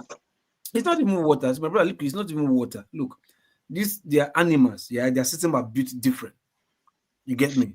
If it's about water, the trek that they trek from north to south is enough to even dry the water in their system. You understand? They follow the seasons. It's not about season. No, you can tell you it's bigger than that. Look, these northern governors, these allergy, they have money to dig borehole and give them clean water. They can do it. So you can't tell me because of water. You have like 6 or 10 cows. You know how much is one? Then you tell me you have to trek from north to south just to go and look for water. And if there's no grass, you give them rubbish to eat, and you eat that cow. No, what do you mean rubbish? There's no rubbish anyway. Grass can grow anywhere. No, that was what you said. You said if there's no grass, just give them rubbish. They'll eat it. If there's no grass, I think they can eat rubbish. That doesn't mean you give them rubbish. They can eat rubbish. Doesn't mean you give them rubbish. Would you eat a cow? You think these people? No, but listen. Look. Even the one they eat, the lambs that they say here, there are some that are grass fed. There are some that are chemical fed, and they still sell it in the market. There's some that eat rubbish. I say chemical fed. Chemical fed is not part of rubbish. Yeah, Let me my chain of thought. Like I said, there are also a game. Like I think for me, I believe that you can call it conspiracy theory. That there's also a game plan to make sure that there's food scarcity. You can see the reason why you just leave a place that there's no farm and there's grass there. You will not go and feast on that one. You rather go to a place that there are farm lands, there are food stuff there about to be harvested, and you go down deliberately eat them, and you video yourself and post it out there. In the name of what? What are you trying to gain? So I think there's just probably deliberate act to make sure that there's food scarcity, there's food shortage, because we always believe that, yes, food comes from the north. Why we think we are smart, we don't farm here, and we do virtually oil and gas and politics to make money. You understand? And spend money to get what we want. Why those people over there, they are more into farming. So if we are doing farming here, probably to gain control or whatever, they can come and destroy our farm, so we have nothing to eat, nothing to feed on or whatever, and they get their stuff and they win. So this might just be a ploy to, like, sell GMO seeds in the near future. Nobody can tell, because these people are funded not by the Hausa leaders. I can tell you they might be funded by foreigners. You understand? Just to make sure they keep us where we are all the time. So that's just my little sense about this anyway. Yeah. All right, thank you, Local P. Ike, you're next. Yeah, I think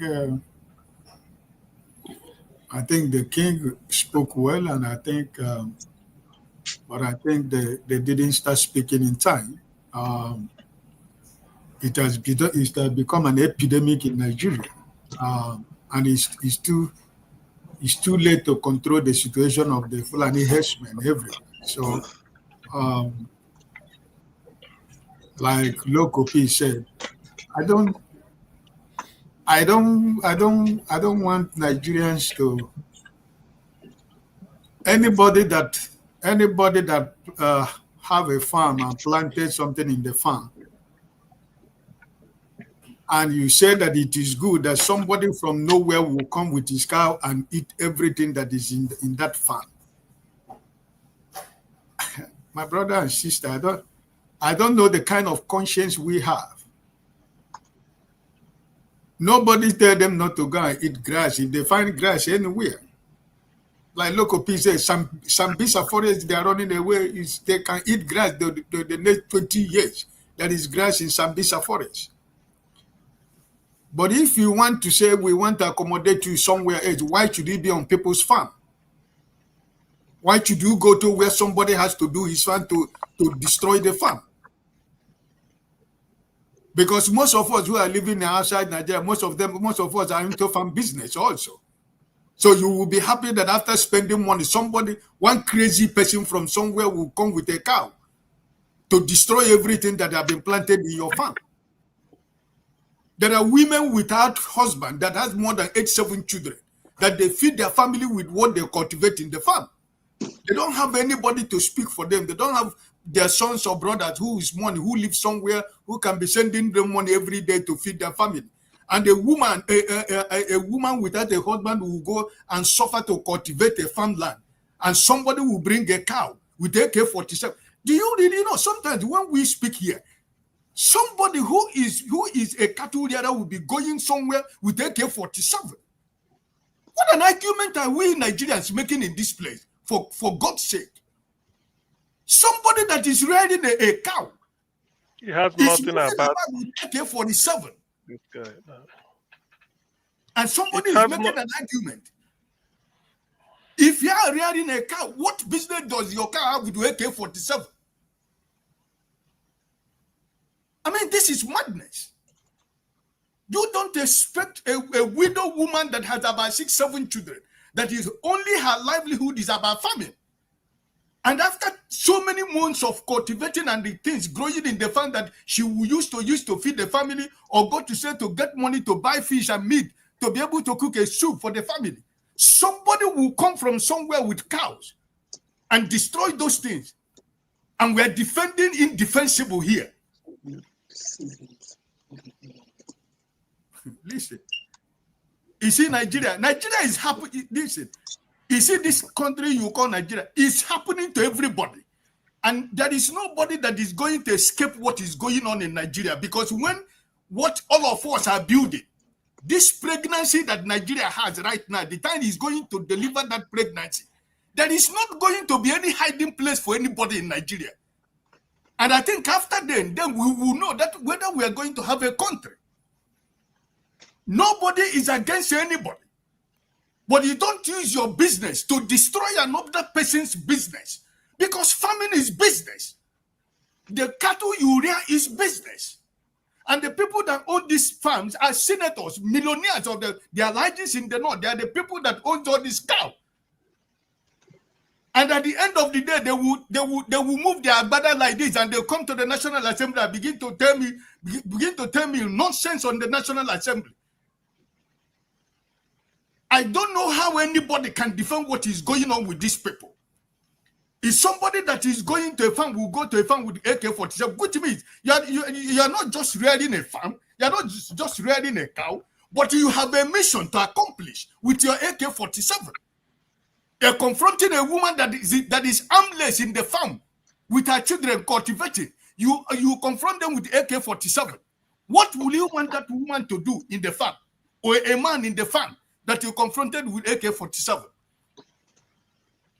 What is your mission with AK-47? That is a question. All these people that are arguing about what these people are doing has not convinced me why somebody that is riding a car should go with AK-47. Nobody has given me the answer to that question. Nobody has convinced me why it should be that. All right. None of us here can give human life. Nobody here can give life, because life is precious. And for somebody that is doing his legitimate business, and somebody will walk from about 5,000 kilometers away to come to that place, destroy whatever they have planted, and kill the people, rip out children in a mother's belly, it's evil.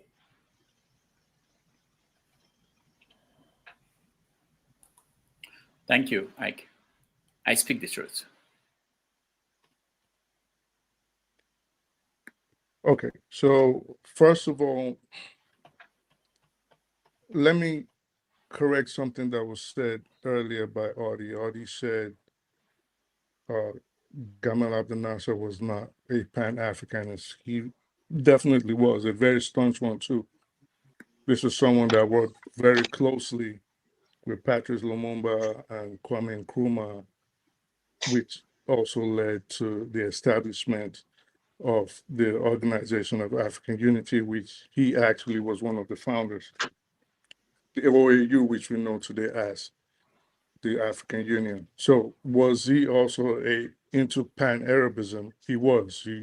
But two things can be right. He actually supported a united Arab state and a united Africa. So he actually was. So I just wanted to debunk that assertion. Now, Yeah, that's two, disingenuous. You can't be both, you know. yeah, yes, you definitely can. I just made statements. Was he a founder? Did he work with Patrice Lumumba and Kwame Nkrumah in founding the Organization of African Unity? Yes, he did. Good. So moving forward,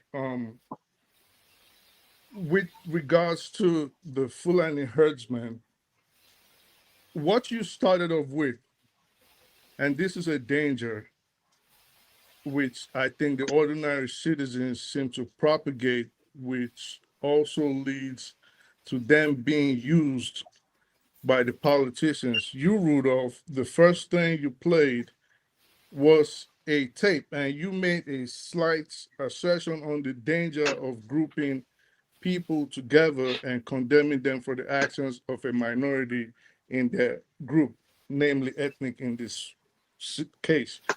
And you played a video of a certain man, I cannot remember his name now, complaining about that.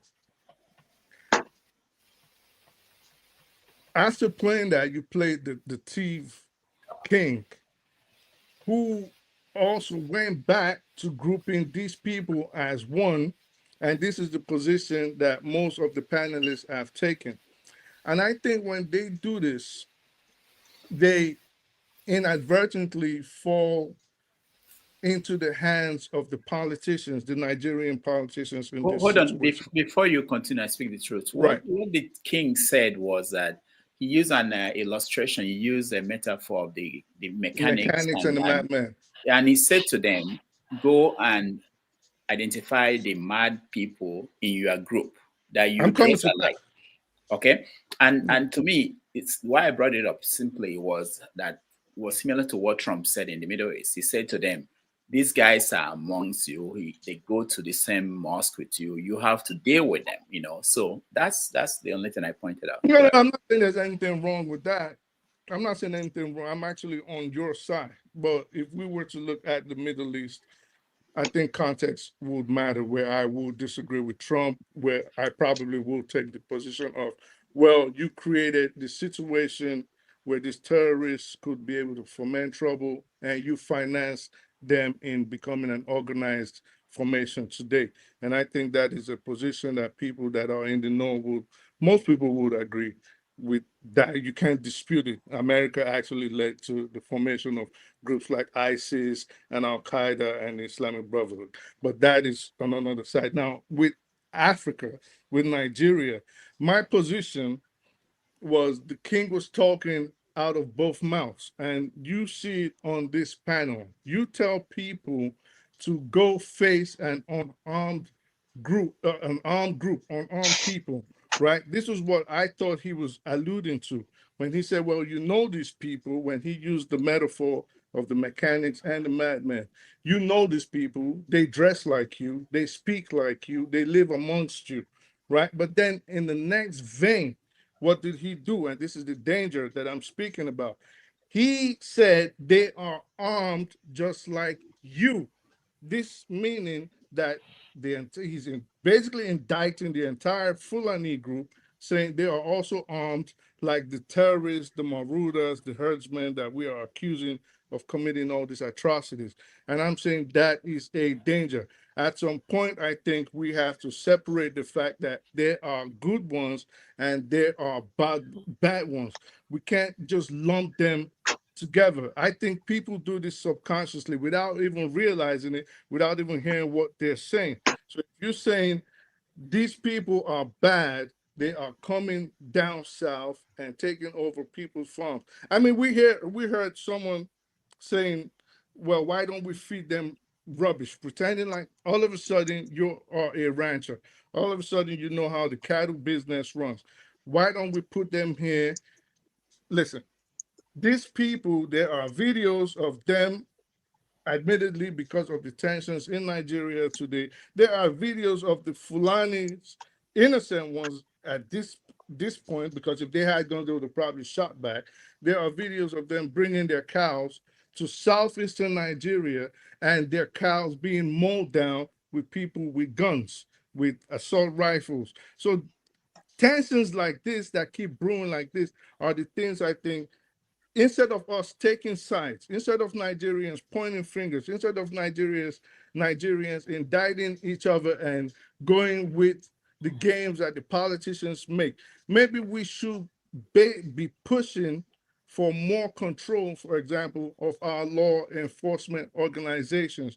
Because if we had in every state in Nigeria, which I don't think it is possible or feasible or sensible at this point, but moving forward, if we had even 10 states in a pilot project where they control their own local law enforcement, meaning we can graph it based on location, we can organize it based on maybe situations in certain parts of the country, what we're trying to stop, saying, okay, XYZ states, there will be a private pilot project with federal government oversight.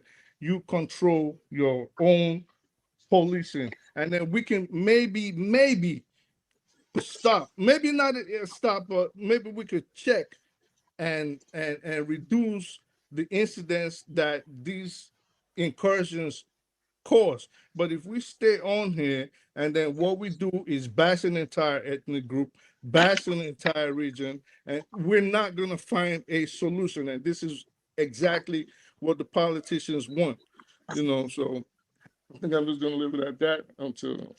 All right. Okay, Thank you so much. okay. One moment, Rudolph, please, one moment, because the issue is animal husbandry. The issue that is just the forget about any other thing is just mere bullshit. The issue is about animal husbandry. Ganduje, Governor Ganduje, the APC national chairman, told them, come to the north, I have land in Kano, it will contain you, stop going to the south. It's on record. The issue of driving cattle is not about animal, it's to perpetrate a Fulani civilization by force. What Usman Danfodio could do to achieve. That is the whole business of all this. If that grass in Benue State, like Governor Ton told you, Governor Ton said, if you feel the grass in Benue State is so delicious for your cow, come and buy land, a farm. You can't go and destroy his farm. Is that simple to understand? Why are we just trying to just bring in different convoluted theory to do this, do this? These Rudolph, are is it not. okay if I respond, please? Hold on. Listen. These are just pure rubbish. Example: the former governor of Ekiti State, Kayode Fayemi, established a ranch in Ekiti State. If you Fulani, you want to Ekiti State, go to Ekiti State. They will sell land to you, put it there, such that the next woman who cultivates tomato, you can't go and destroy her tomato. That's what we are saying. That's what Ike Alamefle was saying, by widows, depending on their farm. So what are we trying to bring? One type of convoluted logic, illogical logic, trying to come and brand. What are we embellishing? That we should allow Fulani? We are insulting a ethnic group. They go to the southeast. They gone there. What are they going to the southeast for? All right. Don't Listen, I drive didn't say your that. cattle. So If you want to buy land in the southeast, come and buy land and establish. Not that you drive your cattle. Now only you knows that in the southeast, when they go there, the southeast will use them for fake game and start to shoot their video. Man, this is arrant nonsense and monstrous rubbish. Let us for once pretend. When we come here to speak, let us just pretend. Let us just pretend that we are human beings. This is animal husband. This is pure business for Rudolph, God's is it sake. a They say that It's for okay. millions. Now let's speak and What are we speak. talking? You guys are disorganizing everything. What All right. nonsense? Come All here right. and be talking nonsense and talking down people. In the southeast, they shoot them gone. Who are you trying to incite? all right. Who are you trying to So gaslight? I beg, get out. CM, no, Nonsense. Why are you It's trying all to right. gaslight? It's all right. Ignore him. Ignore him. So CM, don't be rude now. Rubbish. You let calm him. down. Let Come something. on, Let but him. you heard him say it. In the southeast, It's they've okay, gone down. please. Let's You should calm have down. waited in It's the all of us. midnight. You start your session in the midnight. I wonder why you are not in your Hamas uniform today. Nonsense. All Come right. on. So I think this is the danger again that I'm saying of grouping people and just you cannot speak from both sides of the mouth. Okay, it's either you truly want peace and you call out the problems, or you are just a bigot, as we've just seen right now. There have been incidents, and I'm not even going to reiterate that much on it, but there actually have been incidents where innocent herders, and I did say maybe, well, not maybe, definitely due to the tensions in Nigeria right now, they had their cows killed, you know. So if it's either we want a solution to all these problems or we just still want to keep propagating this infantile nurture of ethnic superiority or that will eventually and inevitably lead to an ethnic skirmish. This is where Nigeria is headed because once you people come on here, instead of looking for a genuine solution to a very serious problem, you come on here and you keep pointing at these people and you group them together without fit. That'll be like someone coming on here saying everybody is related to the IPOP or the ESN without genuinely looking at the position that this is a group of.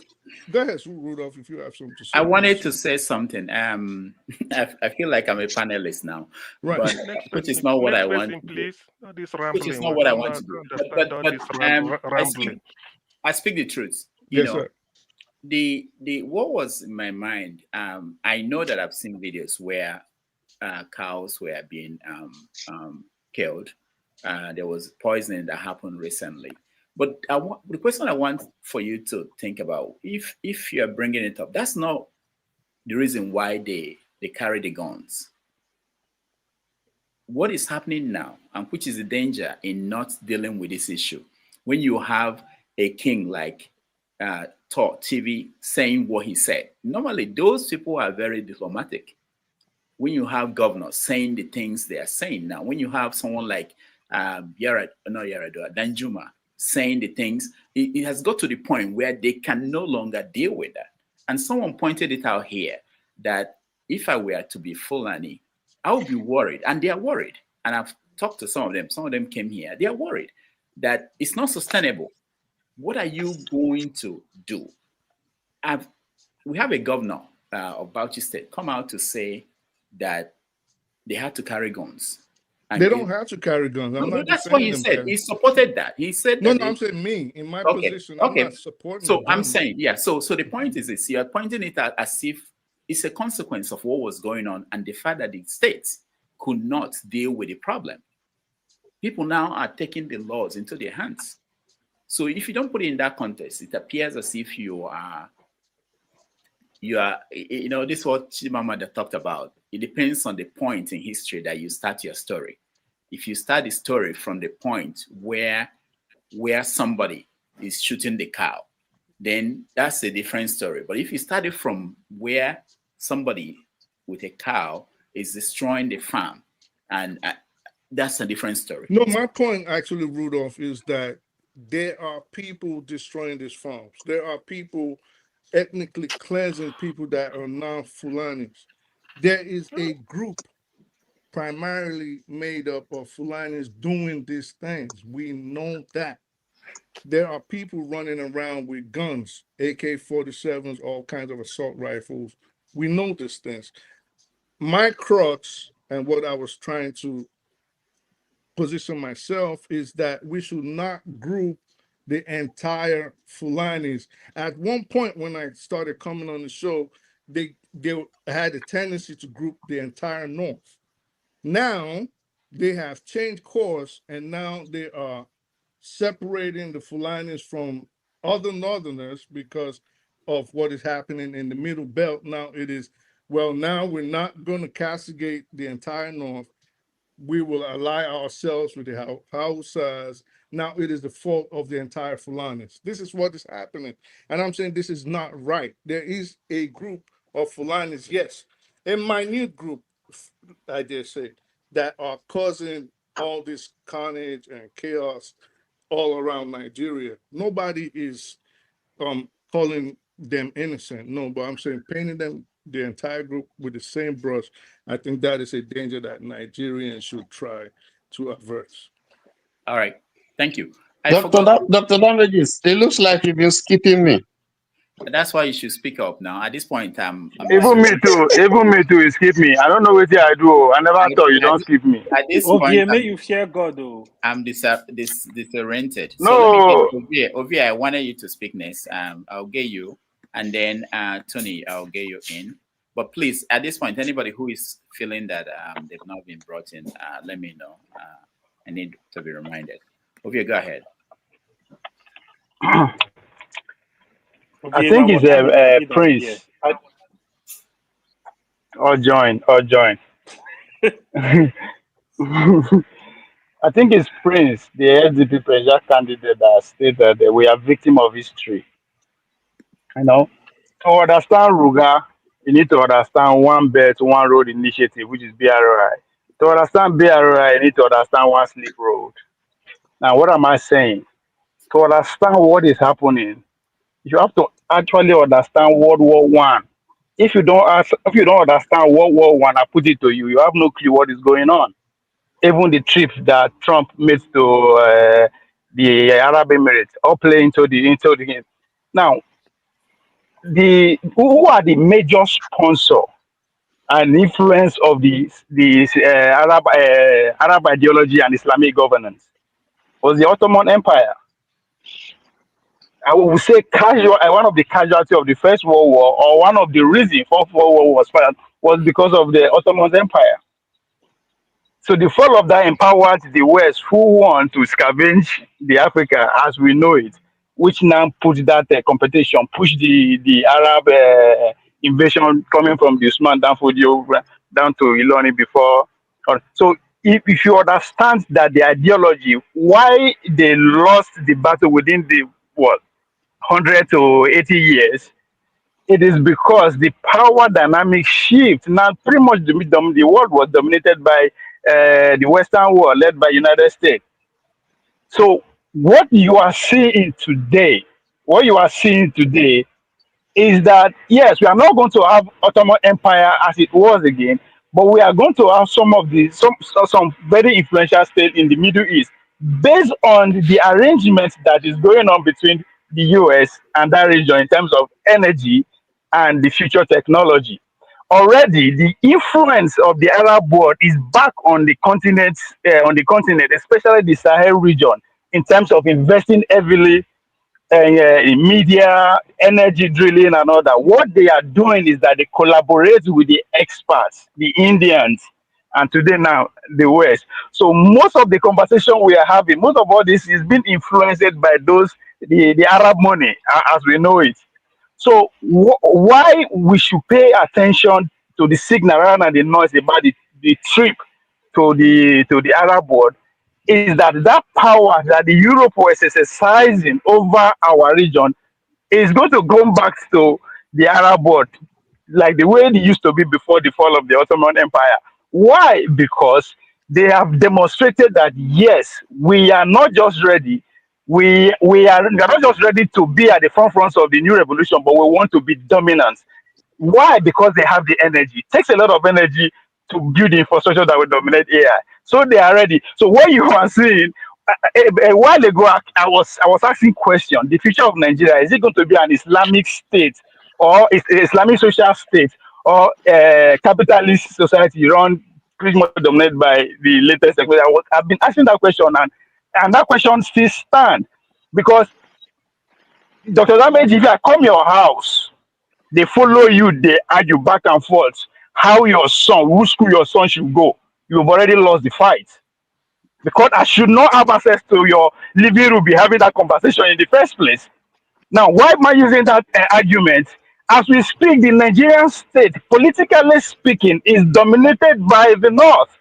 People say the North no be there. The North, politically speaking, one ideology dominates, whether we like it or not.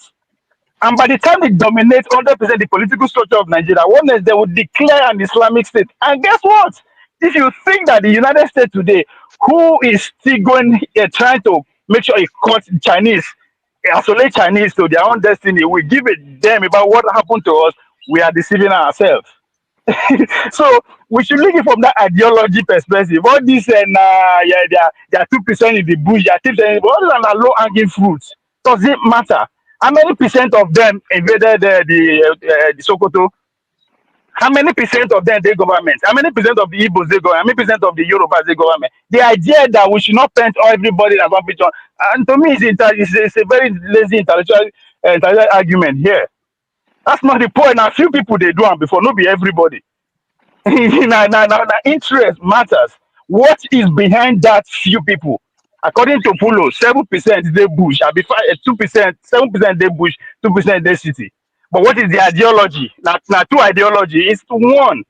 So our future is what we should be asking. Where is it headed? Who is going to control us going forward? Because that is the game I play. They made that trip to the Arab world is again to actually make sure that region doesn't go with the Chinese. Because those who are following the American system, or that we understand that Biden administration actually locked them out. No population of semiconductors, no that shit. So as soon as Trump come, they understand that they are moving towards the Chinese already because of that. So hence the heavy fiesta and festival that took place. So there is a lot happening. All you need to do is actually looking from ideology point of view. But I put it to anybody, if you don't understand why World War happened and the aftermath of World War I, you have no clue of what is going on. Thank you. All right. Thank you, Ovie. Tony, you're next. Yeah, thank you, Dr. Damages. I looked at the video that you played, where that of Trump first, and then that of the one where the representative of Mayeti Allah spoke, as well as the third chief. And yes, there's a correlation. I see the point you're trying to make. But with respect to the second video, the one that concerns our Nigerian brothers, I don't think there's anything new that has been said there.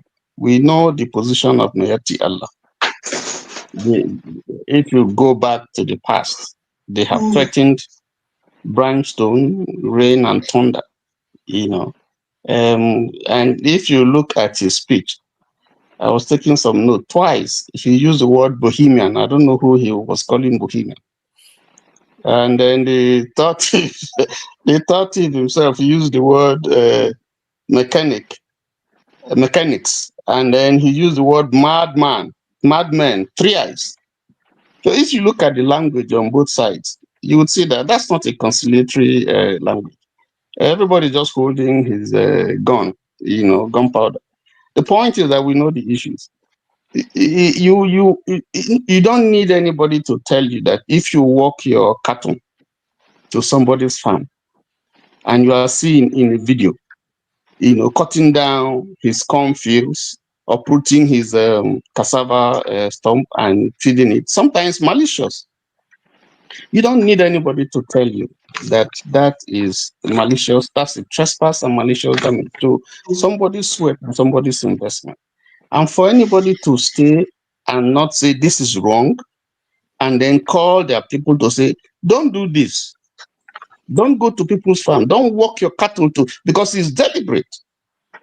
Okay, so this is not a new issue. Obadiah Melafia talked about it, and he died in mysterious circumstances. Autumn talked about it.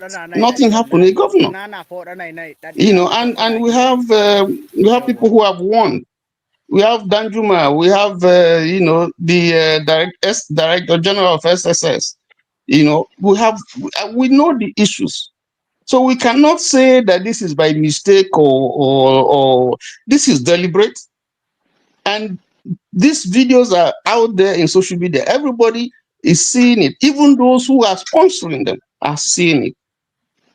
So if we pretend that nothing is happening, if you touch my people, they will be thunder, they will kill. You know, the other person says, you know, so we're not serious. I think the government we need the government, the political will to fight this thing is not there. I mean, we have seen someone, for instance, one Wadume, for instance, who was caught. You know, he was apprehended because of his terrorist acts, what he was doing, and so on and so forth. And he was released. And he was actually threatening. He came out to be threatening people. This is a known criminal. So if we want to address the problem, all this talk that we're talking, we know what is wrong. What is wrong is wrong. In this platform, someone, I won't call his name, someone posted something.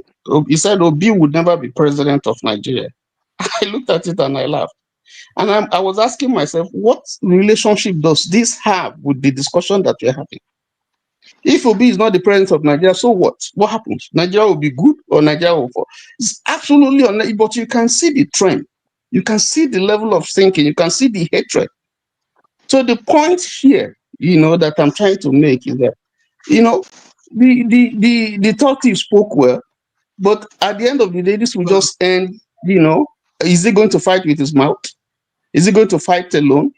This is not just about Tiv land. This is about the entire country. So if we don't come out and begin to, you know, deal with this situation ruthlessly, you need a leader that has a political will that will deal with this issue, not just by mouthing it. I saw a video of a Reverend Father, Catholic priest. He was doing his mass, and he had an AK-47 right behind him in a church. In a church. So we know these things. I think we're not serious, because if we are serious, it will not be difficult for us to say who are the guys doing this. These are Fulanis, whether they get angry or not. If they feel angry, let them talk to their people and say, listen, you people are staining us. We don't want this thing. Everybody's calling Fulani. Stop this thing.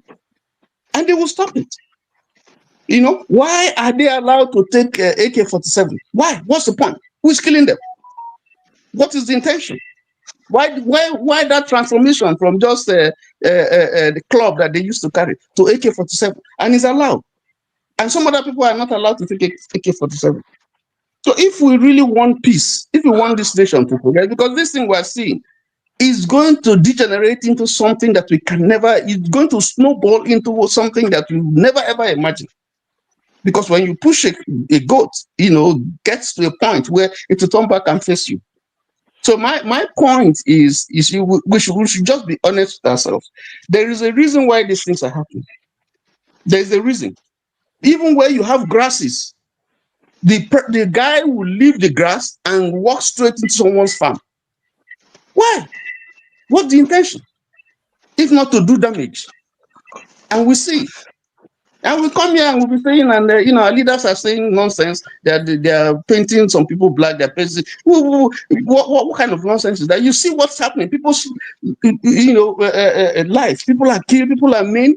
We see it, and we're pretending as if nothing. And we're waiting for Trump or somebody to come and you know, come and rescue us. If we don't deal with this issue, it's going to consume everybody. Both those who are carrying AK-47 and those who they are being killed. I'll just stop there. All right. Thank you, Tony. I think Doctor, back in. Doctor, Ekaite Udo, the ask of source of the books where we mentioned. Oh, source of the books. Okay. Source of the books that we mentioned. Okay. All right. I think. Make I tell him. That's why. Yes. CM is here. CM will. I think. I mentioned about three. Let me tell him. Can you type it on the comment section? Maybe that will help. But I want to get KJ. Can you hold on? Okay. Let me get Gozeka. She's joining us from Nigeria. I've not seen her in a long time. Gozeka, welcome to the show. Good evening, Dr. Damages. Good evening, everyone. It's been a while. Yeah. Gozeka, Happy New Year. I heard Tinubu is treating you nice. You don't want to show up again. That's what Dr. Damages told us. I'm going to be very quick because I don't have much to say. And number two, The rain is falling and there is a thunderstorm, and I'm very scared of thunder. So I want to be very quick and run off and go and hide. I promised myself I was not going to be commenting on Nigerian issues anymore because I'm drained. Oh God, I'm drained. But I can't just help it sometimes, especially this Fulani convo. I had to come in because it's beginning to sound very funny. It's beginning to sound very, very funny. It's no longer that people are playing ostrich. I think they are deliberately being disingenuous this time around. And it reminds me of something that Lee Wen once said in an interview. He said that he does not know what racism is. Why? Because when he was 12 years old and was shot, and the police came to the house, policemen walked over him and were busy looking for guns and drugs, and they left him for dead. He was just 12 years old. He had a gunshot wound to his chest. And he said it was one of the police officers, a white man, who screamed at them and told them to call an ambulance, that this boy is hurt. Why would they leave him to go look for evidence? So he says because of that, because the man that saved his life literally was white, because of that he does not know what racism is.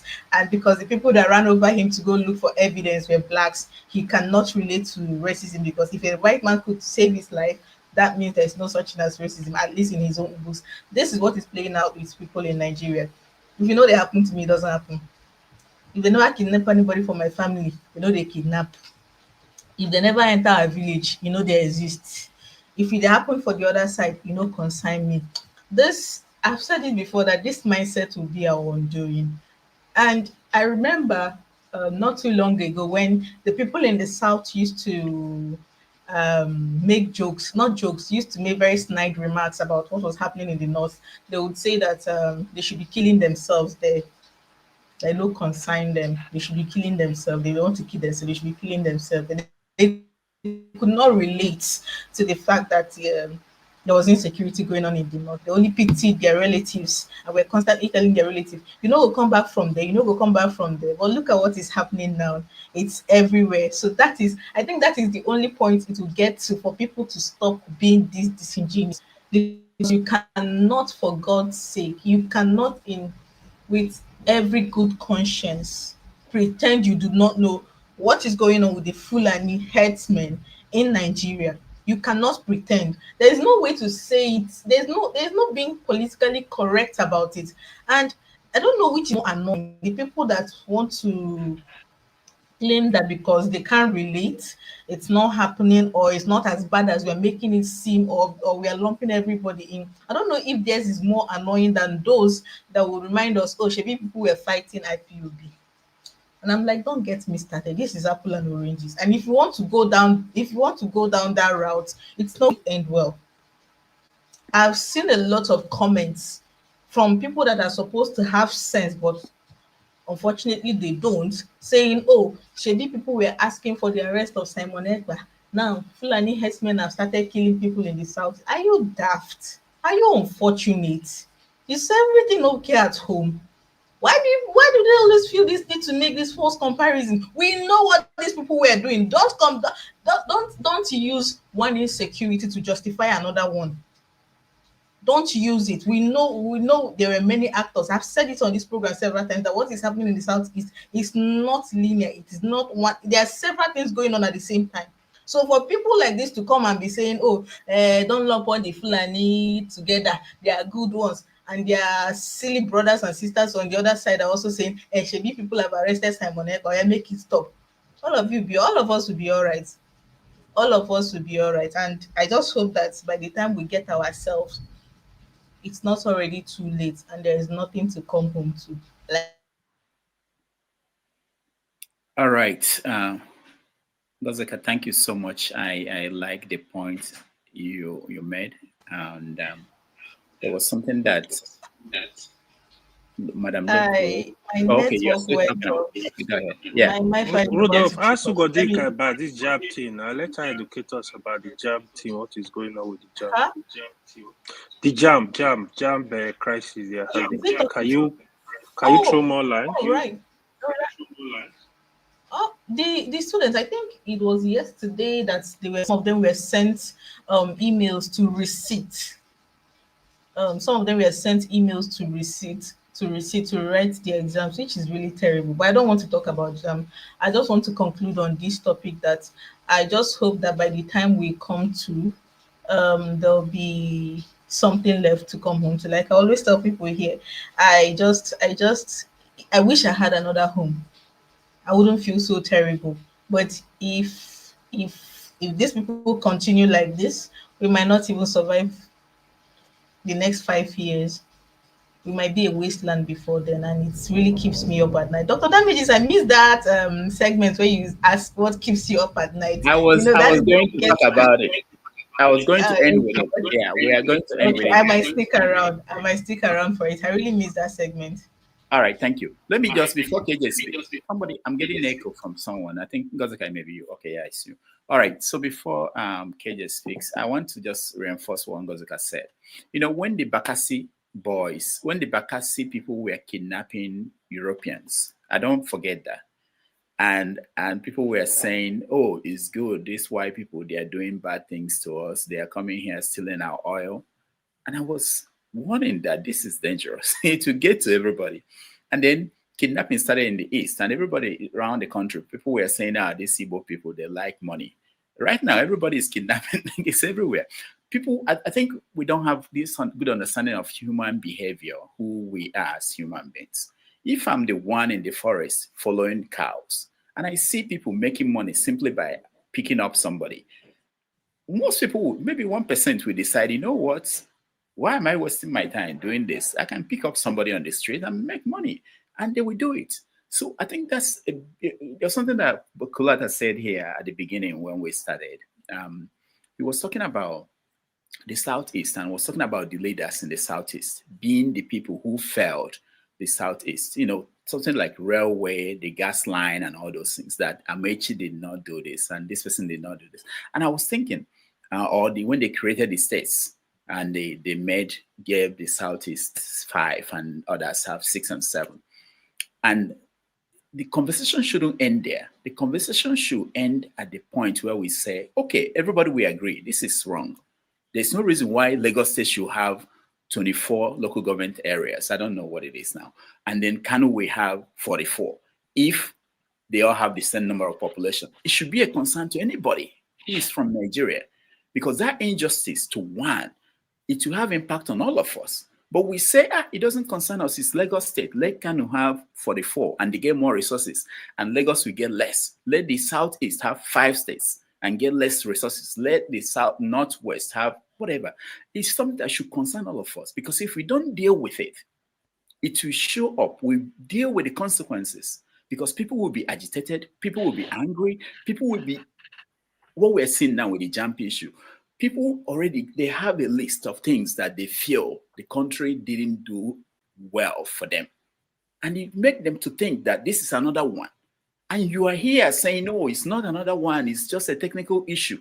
But when the other issues were there and they see it every day, they deal with that every day, and you have not confronted that. You've not said this is wrong.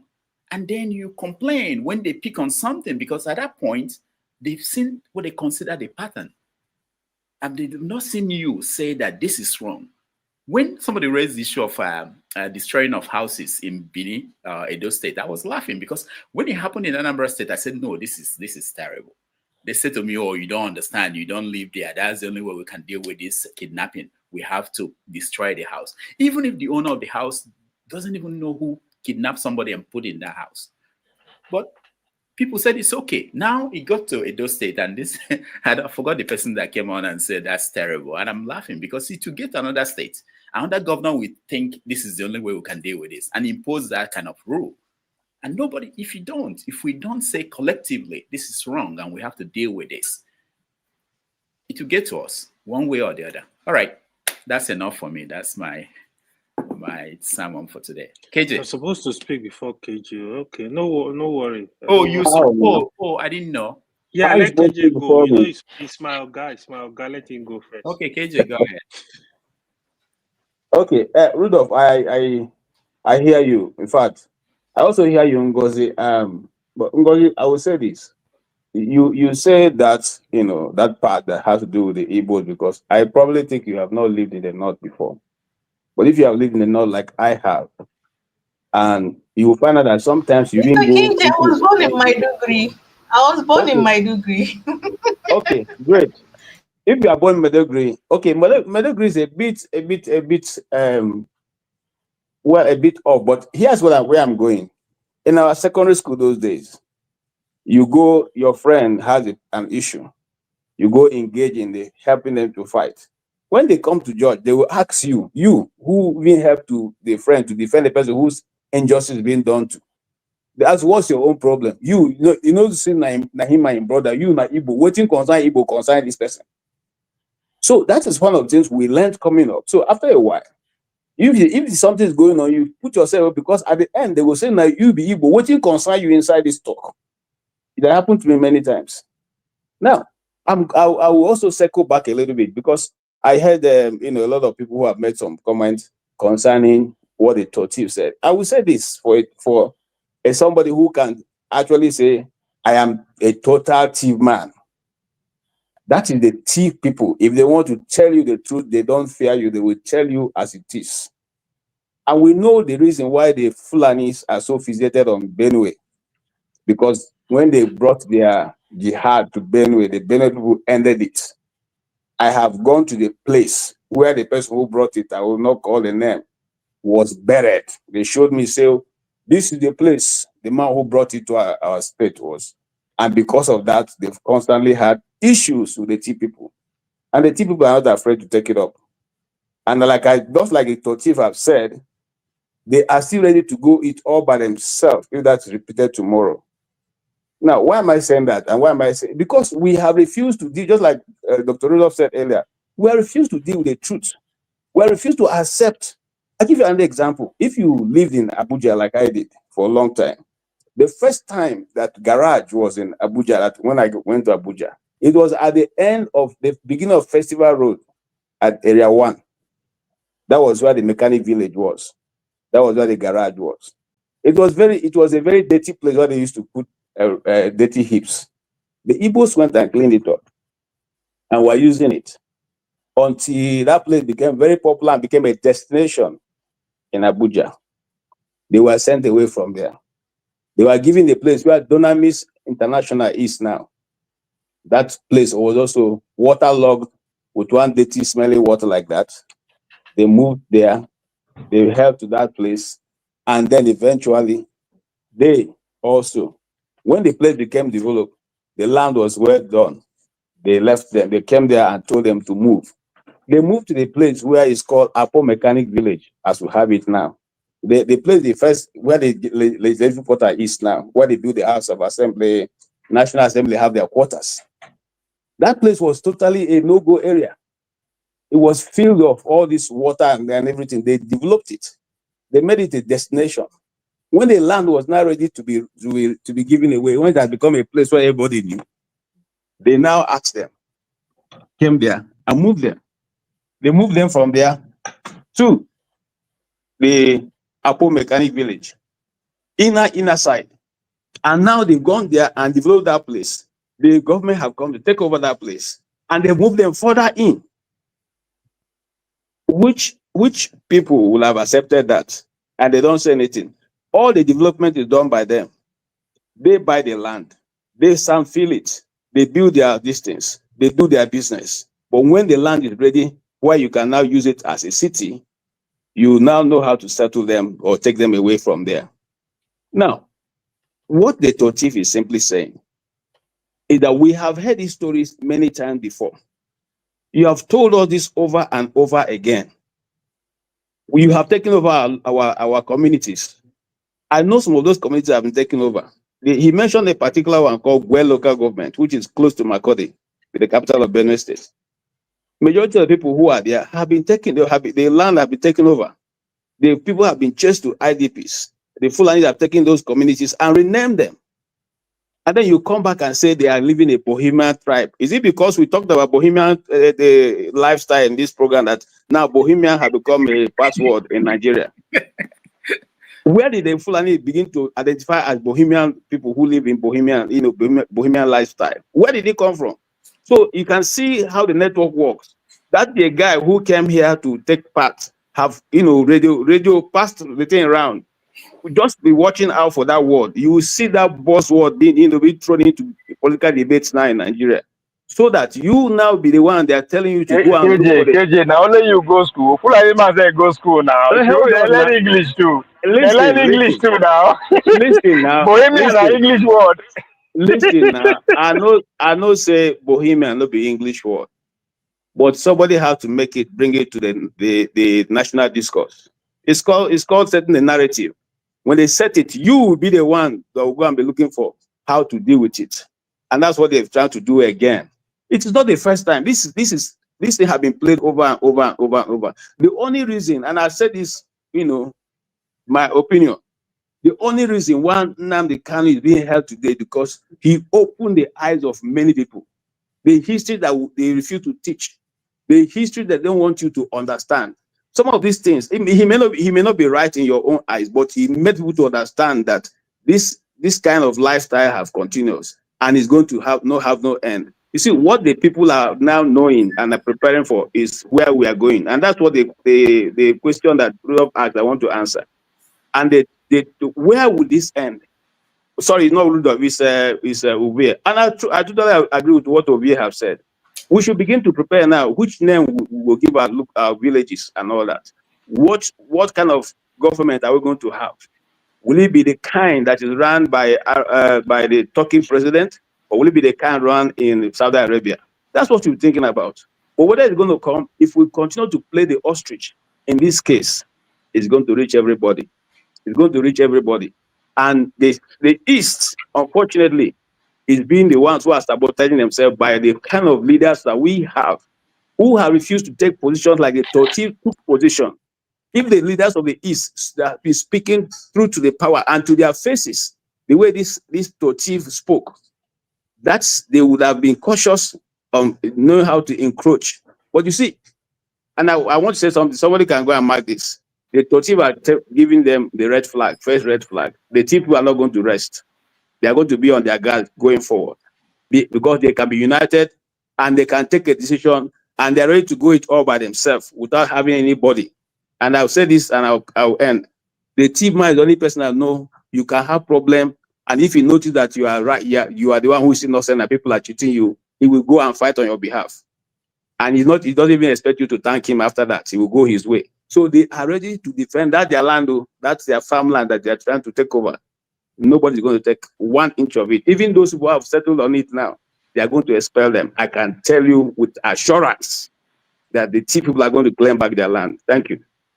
All right. Thank you, KJ. We are rounding up now, and this is something we've not done in a long time, which is to end by giving everyone the chance, 2 minutes, to tell us what keeps them up at night.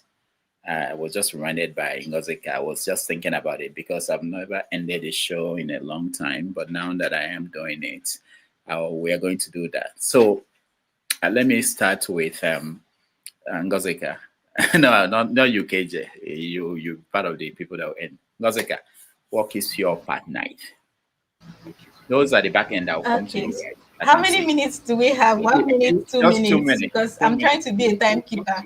2 minutes. Okay, thank you. What keeps me up at night is the fact that whether we like it or not, whether we come here and speak plenty English or not, whether we support our own thief over the other people's thieves, Nigeria will happen to all of us.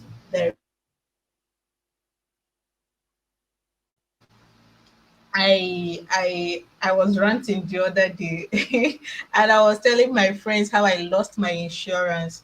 For those of you that don't know, I'm one of the biggest advocates for health insurance here. I just tell everybody go and get health insurance because you are one sickness away in Nigeria from begging for arms on social media.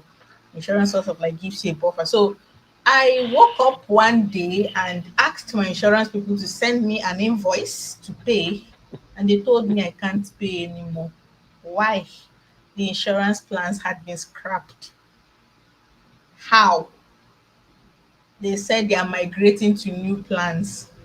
Why did you not inform your customers? They say they did. Mind you, these people are very responsive with email. I don't want to mention their name, but they are very responsive with their email.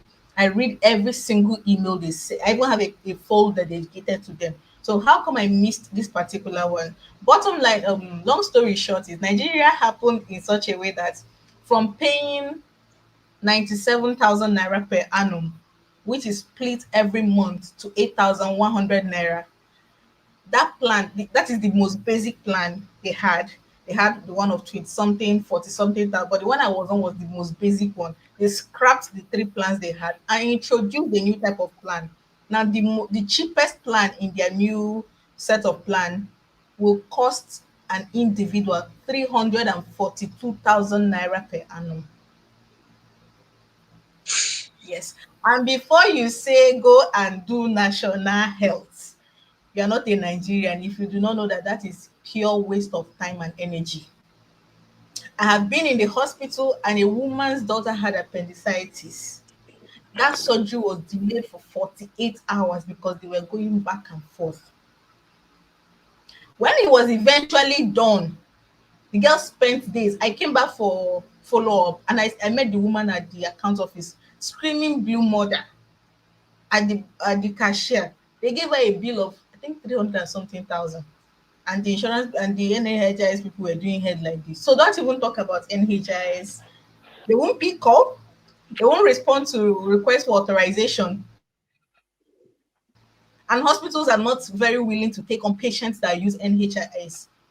So yes, Nigeria will happen to you. If you like, support whoever you want to support. It's none of my business. It will happen to you. If you have relatives in Nigeria, it will happen to you. Keep supporting your own team that is better than my own team. Thank you very much. All right, Ngazika, thank you. You did well. KJ, what keeps you up at night? Thank you, Ngozi. Please, Nigeria will not happen to me. That already happened to me. Not happen again. The one that happened, it don't tell me. Yeah, what keeps me up at night is sometimes I wake up with sweat. I'm wondering what will become of my children, what will become of the Southeast, what will become of Nigeria in the next 10 years, 20 years, 30 years. The way that we have decided to not only major on the minor, but even build, high rising on the minor issues of life. And then thinking that tomorrow there's going to be a change of status quo. What keeps me up in the night? How come we are the most biggest black population in the world, and we can't even get simple things as national health insurance correct? What keeps me up in the night? In the early night, sometimes I wake up. What are we building? Are we building a nation, or what are we building? What is Nigeria becoming? What is the desire of the leadership? Those who have taken the reins of power, what is in their mind? What do they want to achieve with these 200 and something million people put in one space? What keeps me up at night? Why did the leadership themselves see it as the right thing to keep dividing the people into tribes, religion, and region? What keeps me up at night, Rudolph?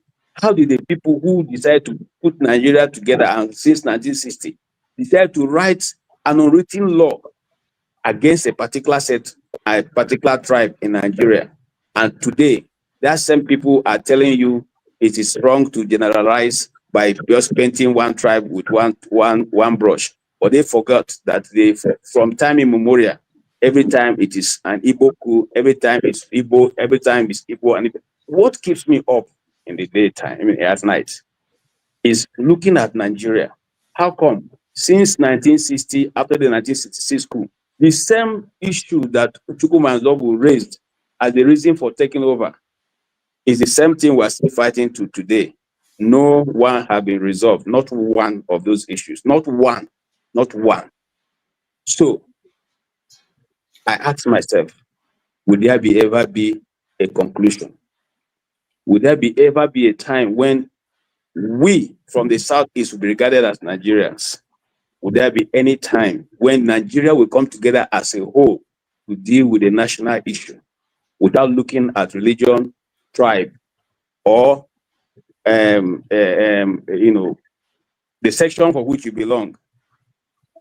If politics, and I come back to the same agreement which Orisa Bakubo said 2 days ago, if the political space is not working for us, we can sit down and form another kind of government that will work for everybody if it's not working for us. So my biggest fear is what will become of tomorrow. If tomorrow comes, what next? Thank you, sir. Thank you so much, KJ, for that. Ike, you're next. What do you say? What keep me? What keeps you up at night? My children and my wife. The future of my, like KJ said, the future of my grandkids. My younger ones in Nigeria, my nephews, most of them that are affected by the JAMB that they went to, even though they made their marks, but what about the people who did not make their marks?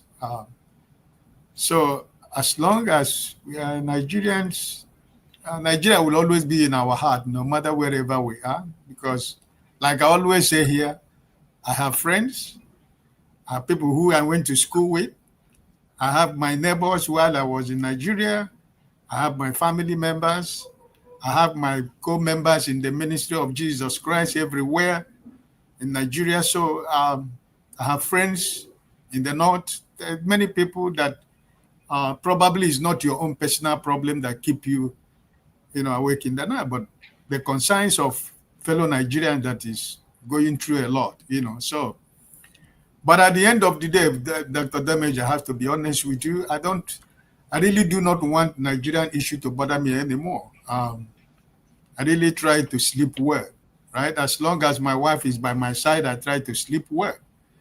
Because Nigerian case, sometimes when we finish it here, when you go home, you're only dreaming about Nigerian problem. You don't dream about any other things about Nigerian issue.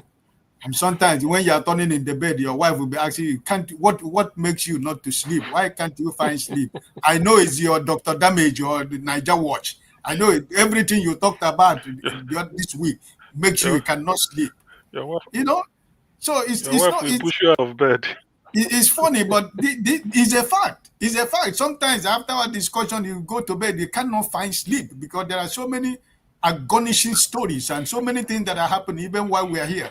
So many stories we don't hear online that is taking place around you and around people that is hard, that is heart-wrenching and breaking, that you just wonder, you just thank God first of all because you are not there anymore. You understand what I mean? And also, because Nigeria don't bother me anymore. Tomorrow I'm having a celebration with close friends. I originally become a Dutch citizen, so tomorrow I have a little party for close friends, people who, when I first came to this island, there were people who made my relocation, to be very easy for me. They become friends, they become family, and they become part of my life. So if I have to call a lot of people, the whole bonnet will be there, but I decided to choose food, like they say, inner circle, the politicians, they call the inner circle, right? So tomorrow I'm going to thank them for their support and their love, and made my stay here to be successful. And I became part of the community, and I've been able to, find my way in this place. So I'm going to thank them tomorrow. So something like this, it will make me to forget your problems, your Emiloko in Nigeria and their problems, and the confused ministers and the government we have in Nigeria. So, my brothers, thank you. I wish all of you the best of the weekend, the Sunday, and I pray that we have a blessed week. God bless you all. Thank you, Ike. Wonderful. Dexter, what keeps you up at night? Yeah, Dr. Jamie, thank you. Well, what keeps me up at night is the dream, man. It's the dream I have for the future. Dream I have for both myself, collective dream, my family, my people, what I want to achieve. The dream keeps me up alive at night. I have to daydream it, and when I sleep, I'm not able to sleep sometimes. That's All right, thank you, Dexter. Let's hear from I Speak the Truth. What keeps you up at night?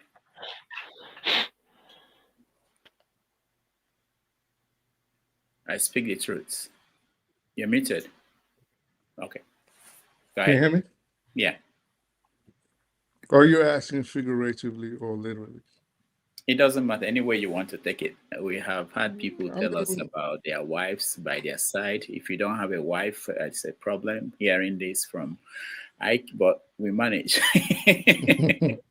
well, I don't know. For me, I will look at maybe if we're saying literally, of course, I'm talking about my family and my loved ones and how I think society should be. I think really that's it. I'm not the type that really has too much bothering me. So I just live life as it comes. I take it day by day. Um, I always look at it the way my parents raised me. Like it's if as so long as you have tomorrow, you live into tomorrow, you have the next day, then you shouldn't really let too many things bother you. So my life is pretty simple. I try not to stress too much. I have fun, and for me, it's just But right now, I think I'm more worried about the trajectory the world is going to, because I don't think, from what I'm seeing, that things are getting better anytime soon. I think people are becoming more wicked, more evil, more vindictive. There's a lot of bigotry, a lot of tribalism, and there's a lot of lack of empathy. And I think this has to do with the fact that certain things are becoming certain wicked and evil, disturbing things that used to bother us in the past that we would look at like, oh my God, why, look at what just happened. Look at this dead body. They're becoming the norm, and I think this is leading people to lack empathy, to look at their fellow man and be sympathetic at their problems. Everybody is becoming mad, vindictive. It's the truth. The truth today. I mean, we always knew that if you spoke truth to power, if you stated your opinions, human beings were very shallow to accept truth insofar as it did not align with their bias. But I think in this day and age, it is becoming even worse. People are used to ganging up on people, disavowing the truth, throwing it to the side, and it doesn't matter. You see, like what we're saying in hotspots around the world, people are dying and nobody really cares. And people justify it based on primarily whether they're religious or ethnic bias. Wherever their leanings are, this is where they focus their support on. And those are the kind of things I think. But in general, my life is pretty easy. I have people that love me around me. I have people I love, and I have happy friends and a happy family. And alhamdulillah for that. All right, thank you. I Speak the Truth. Let's go to CM. CM, what keeps you up at night? In the past,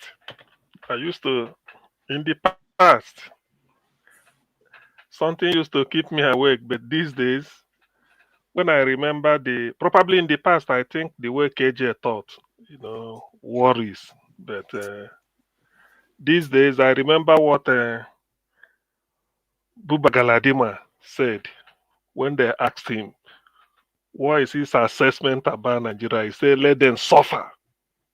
Let Tinubu punish Nigeria. He supports it. So Buba Galadima said that. You may laugh, but he said next time they will look for money, they will vote the right people. So to me, I'm really no longer, I sleep very well. I'm no longer bothered about the issue of Nigeria because it doesn't keep me awake. It's not going to change. Every day it gets worse. Look at the story we are having now. Young people going to write JAMB 36 states of the country, only 5 southeast only just nucleated. Now them. Now they are the glitch there. Why didn't glitch affect the Taraba state? Why didn't glitch? They just reduce it. Even the one they took today, somebody has still said, I think somebody just sent me a message. The same glitch continued just to punish them. And then tomorrow I will be awake. I'm not awake. To me, Biafra is on the calendar, but God, like I keep praying, let me not die until I must have traveled the world on a Biafran passport. God, in your mercy, hear my prayer. Thank you. Thank you, CM. Just before Okoli, let's listen to it. People are hungry. Let them die. It's their fault. Yeah, I'm supporting Tinubu 100%. You're supporting Tinubu 100% to deal with Nigerians. People like you. So that when next election comes, I will now see whether when people bring money, you will vote for them or you will do your conscience. All right. Okoli, what keeps you up at night? I thank God you play this video. If not, some people would take that narrative that Abubakar Lalima said Nigeria should die. Meanwhile, listening to that video, he was just being sarcastic to say, okay, he wants Nigeria to deal with them so that next time you will not vote somebody like Tinubu next time. That's what he was just trying to say. It doesn't mean that Nigerians should really suffer and die. You understand? It's just like, yeah, deal with them. They should learn lessons. And next time, collect money and vote again. You will suffer more. I mean, he was just trying to let Nigerians learn a lesson. So he was not saying something bad. It was just, for me, I think there was a time we were saying that Nigerian diaspora should stop sending money to Nigerians so that they should suffer, so that they will know that next time, because like they are taking this for granted. So for me, like what's keeping me up net? It's my work. Because it's I like to fix things. I like to have things done. So that's what. But in terms of when it comes to like world politics and all that stuff, is for me not to make sure we lose another Thomas Sankara.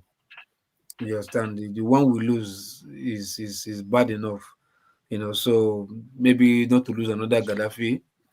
The one they are trying to do right now with Ibrahim Traore is for me is worrisome, because if one person can stand this time, and as a young person, 30-something years, that was the most beautiful thing. Like, so at least he can and others can send message to the old leaders that look, you can't do it, you can't do it. Maybe you are afraid to die because you are older. Now we young ones are more, strong-hearted, stubborn-headed, and more tactical than you old ones. So my fear is just to make sure Thomas Sankara lives long and achieve his purpose with his. Talking about Captain Ibrahim. That's what I'm saying. That's what we're talking about him. Yeah, Ibrahim Traore. Yeah, sorry. To make sure that he lives long and he achieves what Gaddafi, wants to achieve to make a united Africa. Because because look, see, this blackface phenomenon, it's become one too many. I've seen it like repeated, and we like black skin. I think we don't learn. This stuff have become in Malcolm X, Martin Luther King. The people that brought them down are like he's kind. You understand? Thomas Sankara, the same thing. He's kind. Gaddafi, he's kind. Museveni was fighting Gaddafi before all this whatever happened. So they always use even Ibrahim Traore, Michael Langley. You understand? Why are we always like this? Like we always want to fight ourselves and kill ourselves, bring ourselves down just to dine with this thing that doesn't look like us. I don't know why. So it's worrisome for me all the time. And you see, even in Nigeria, people trying to fight for something immoral and whatever. You see other people still trying to bring that person down. I think that's just our main problem. We don't want each other to progress. We just want to like classism all the time. Just man, bro, it's tiring sometimes, bro. So like I said, what keeps me up at night is just this. I follow this Ibrahim Traore news all the time, man. And sorry, let me ask damages. Why did this guy said what he said? What was it called? Deja Adeyanju about Traore. Why did he say so? I don't know what he said. Okay. I don't see everything. Nasty comments about that guy, and moreover, you're just passing through. You didn't even stop. You just transited. You didn't even enter the country, but you came out and started making your transits. Like I told him, like, guy, you don't do things like that. And there's one thing about Africa. Look, unless the white people, yeah, if they are fighting for the cause, okay, let me use like racism, white racism, for instance, in America, yeah. Most white will tell you, oh, they don't like racism, they don't like the way they are doing it. But I'll tell you this: they like where it's putting them above every other race, but they don't like the way they are going about it, trying to like, hey, don't talk to black people, don't talk to minorities. But where the racism is putting them, they enjoy it and they like it. You get me? So that is what black people should learn. You understand? Sometimes everybody cannot be 100% correct, but look at the end goal. Where it's trying to put you, where it's trying to raise you, keep you. You understand? But Loco P, if people are criticizing someone, that doesn't mean they can achieve their goal. Okay? No. Sometimes, sometimes they underplay. They just pretend as if they don't even see the good thing of that person. Yeah, but it's okay because a lot of people are. I don't think Captain Ibrahim Traore, that his problem is people who are cheering him. He has a lot of people cheering him. So people criticizing him are not anything. No, it's not his problem. I just like the dangers of that. You may think it's nothing, but you can. What's the danger? What's the danger of people criticizing him? What's the danger? No, the danger is like when they use your own people. Okay, now let me. It's about consistency. They lied against Gaddafi. Till tomorrow, nobody. Sorry, Saddam Hussein. Till tomorrow, nobody can ask America, where is that lie that you said is got more weapons of mass destruction? Till tomorrow, because of consistent propaganda over and over. Next time we'll talk about this. Let's continue with the what keeps you up at night. Ovie, be honest. Yes, Dr. Dameji, if I come here, they accuse you every Saturday and Sunday, I'll be the first person to come on this platform. They say, now you won't keep my platform. You know where my platform grow. Before you know, I don't include other people. They talk. I'm only on this platform. If you allow me to keep doing it, is either you've seen a loophole, you are gaining something from it, or you see my foolishness. Something, that's what will make you to keep allowing me to come here and just keep saying, oh, you won't keep I just accuse you unnecessarily, right? So that's what I saw within this Traore of a thing. We say the words won't keep Traore, but the way we take they complain now their platform. Twitter, everything with them build. Now they go accuse them. So but they allow us to do them. So that keeps me awake. So something is wrong somewhere. Then another thing is you contributed to the damage when you talk about Tinubu going to Rome, because that's just a glitch in my brain. Why? Because when Pope Leo picked the name, the 14th, I had to go to work, want to find out why.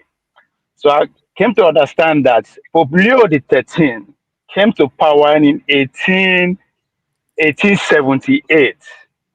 At pretty much the peak of industrial machine revolution and all that, whereby it become obvious a lot of people are going to be displayed with the advent of factory machine and all that, which influence Pope 13 center his papacy around the poor, workers organization, because there's a machine in time that will produce a lot of unemployed people. Now, what is the synonymous of that time and today? We have a Pope who came in, says he wants to continue from the 13th legacy at a time whereby we also have a machine in place and a revolution in place, which is the AI, which is arguably is going to revolutionize the workplace, right? So, and if you understand this is reality before us, then you look at the kind of conversation you are having. One can't help than to reflect to Noah Harari's book, Sapiens, talking about the useless generation. So they say by the year 2050, about 400 or 500 million third population. So how many percentage of those people are going to belong to the useless generation? When among us, now AI, machine, not that you cannot work, you're not intelligent, but it's just nothing, you're useless to yourself and the community. So how many are we going to contribute to that usage because that's what is going into. If you look at the conversation we are having, it has nothing to do with the new world that is upon us. So that, in a way, keeps me not necessarily awake because they say the closer you are to the truth, the more quiet you become on the inside. So if I not be sleep, I light my Igbo, I'll sleep like fool. So, All right. thank you, Lord David. Oh, wait. Tony, what keeps you up at night? That's a tough one. I would say that I really don't worry too much about anything. One, because of my faith, and two, because I'm watching my health. I don't want anything that will give me hypertension. So I discipline myself not to take anything more than I can carry. But that said, sometimes I worry whether when I retire, I will have a country like Nigeria where I can go back to.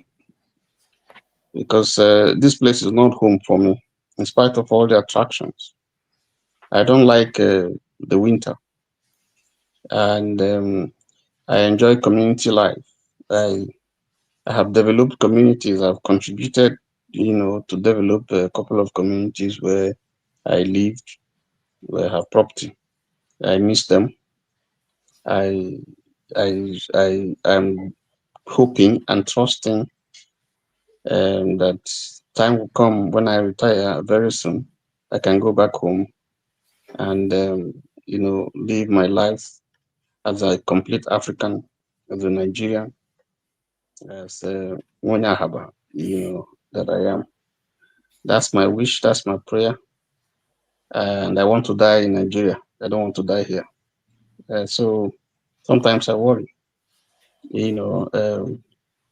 if that would be, I pray hard and I trust God that that opportunity will come and that Nigeria will change and things will be better. That's it for me. Thank you so much, Tony. Ndubisi, what keeps you up at night? Doctor, thank you.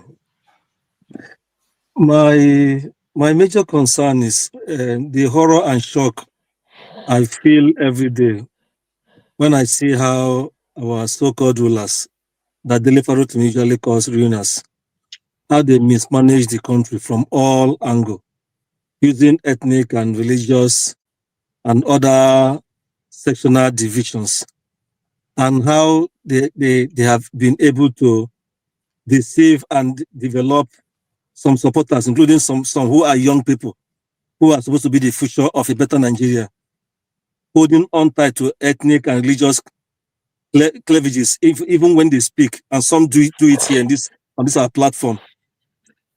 They don't think about the future of Nigeria, particularly the future of the children. And how I see that this our learners have over the years used this thing to, instead of binding the country together, keep destroying the country. Each one will come, do its own years and go. Nobody will hold him or her accountable. His people will be sharing for him. Even some who have gone to jail and are out, they are sharing for them. And you wonder, what is the future of the country?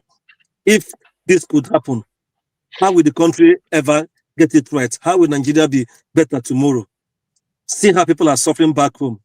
Some can't even eat one quality meal. I hear direct information from my people back home. Things are so rough, and this is not what should be.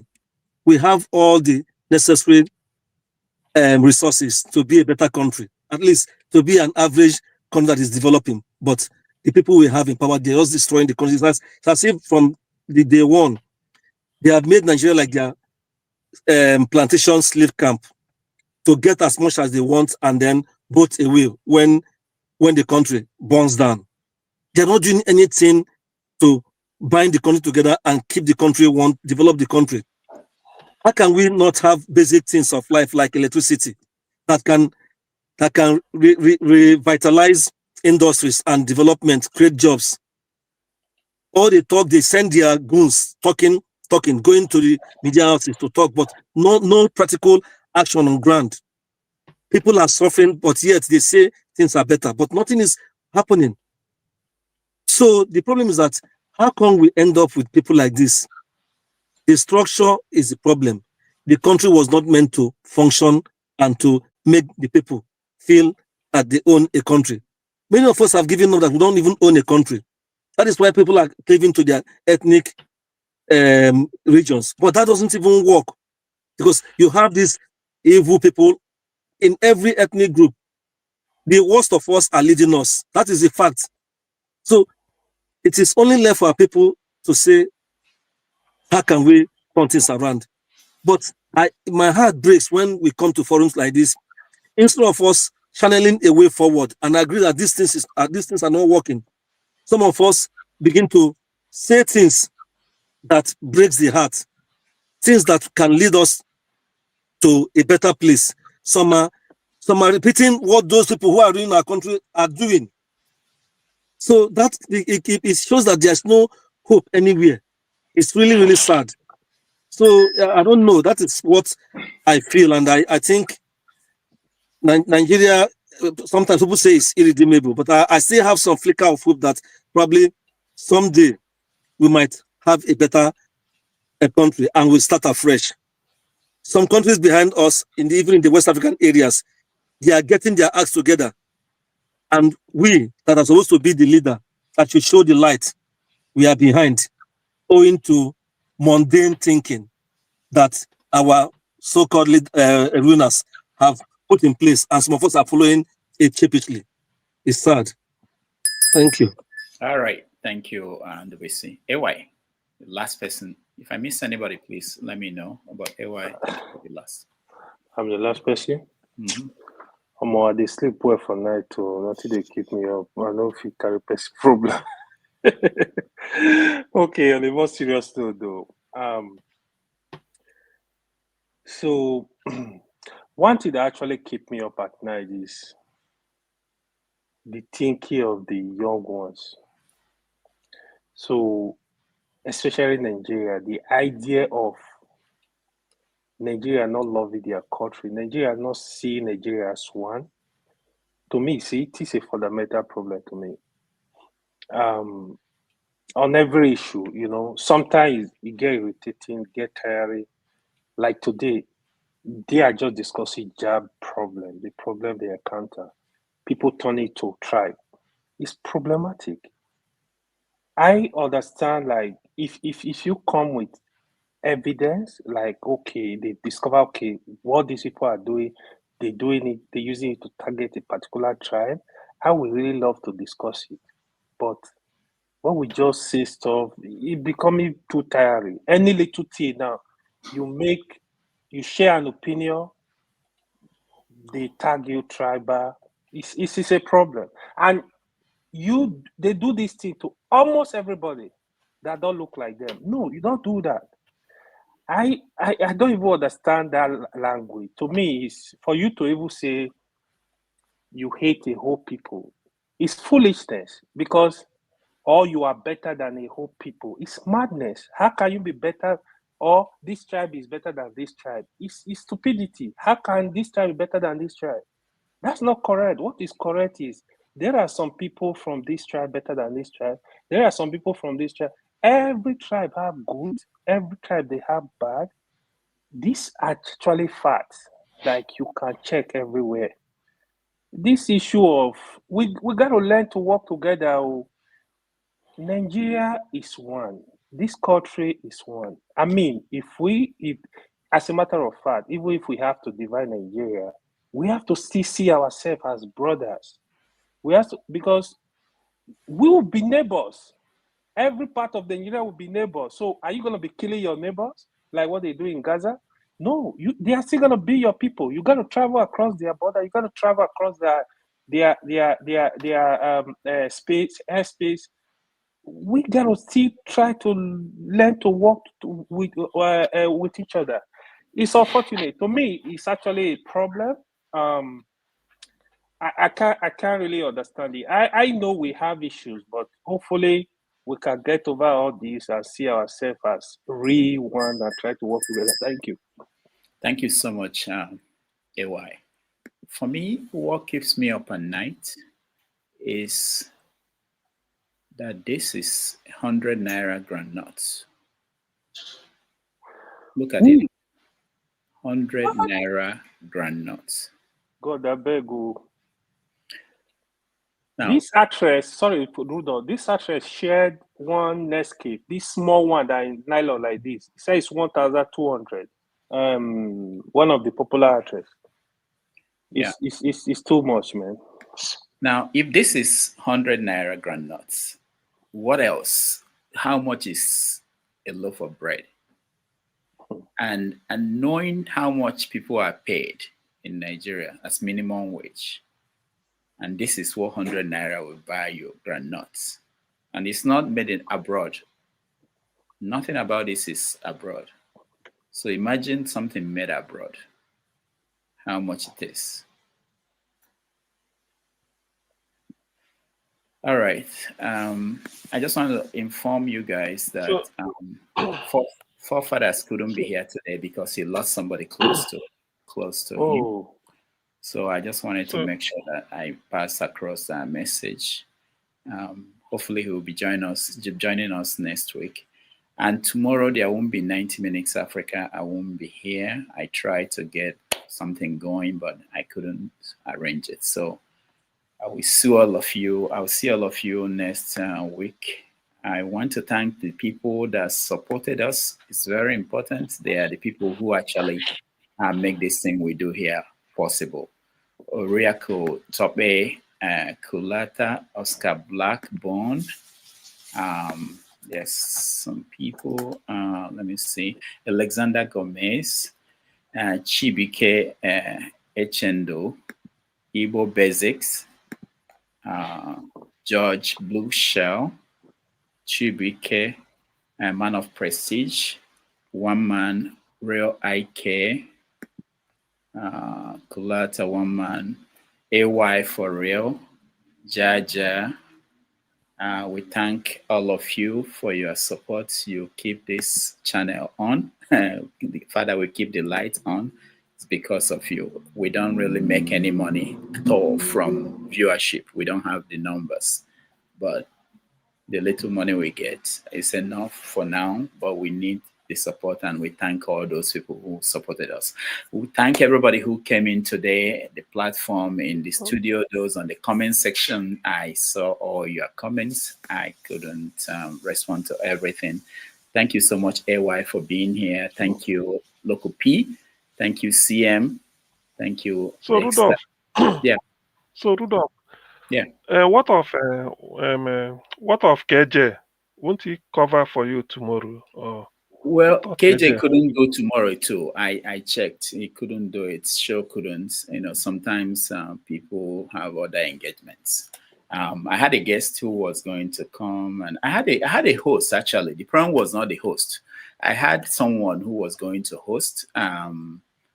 Precious was going to come in for me, but the guest I booked canceled last minute, so it was difficult to find another guest. So, but we'll do without it. I will get an old episode and play for you guys. But I thank everybody. Ike, thank you so much for joining us. Tony, thank you. You were here from the beginning. And Ngozika, Onye, what is the new name? Onye Ngozika, I can't see it from here. What is that? Ngozika, can you hear me? Onye Wawa. Okay. I've seen it. Okay. Thank you so much, Ngozika, and all the people that came in and they are gone now. And we say thank you so much. I appreciate all of you. I will see you next Saturday with a new show. Everybody, let me play a video. I want you guys to listen to this. It's something that we should have talked about, but I don't think we have time anymore. But it's something that has been trending. And I had somebody make a video, a music, all this music about that and send to me. So let's listen to that as we end today's show. Thank you, everybody. See you next week.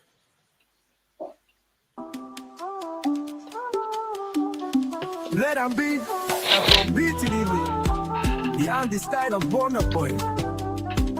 Hey, hey, hey, yeah. What did she do where you never do? You they judge but you they hide too. Oh, na, na, na. Remind me again, my guy talk true. Waiting pastor that I do, I shock you. She be sinner, you be saints. I been a just pretense on the holy paint. You the fall like say you never lie, but your pastor born, them they touch sky. You they shout say she be hypocrite, but your own closet full with secret things. No, they carry Bible like weapon, then turn around, judge your brethren. Even dog they stray with chain on. Who you be to throw the first stone? Let them be, oh. Don't be you be God, so leave her free, oh. You they all find grace for this same street. No, they use your pride, but they police. Let them be, oh. No, be you the God, so leave her free, We shall all find grace for this same street. No, they use your pride, but they police. Let them be, yeah.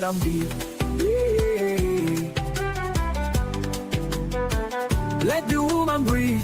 Did they vex say she fall like leaf? But you forget say they fall every week. He be flesh and blood, no be breeze. So why you won't pretend? Say you holy with ease. You don't preach a wife, go get a flower. Play, solid.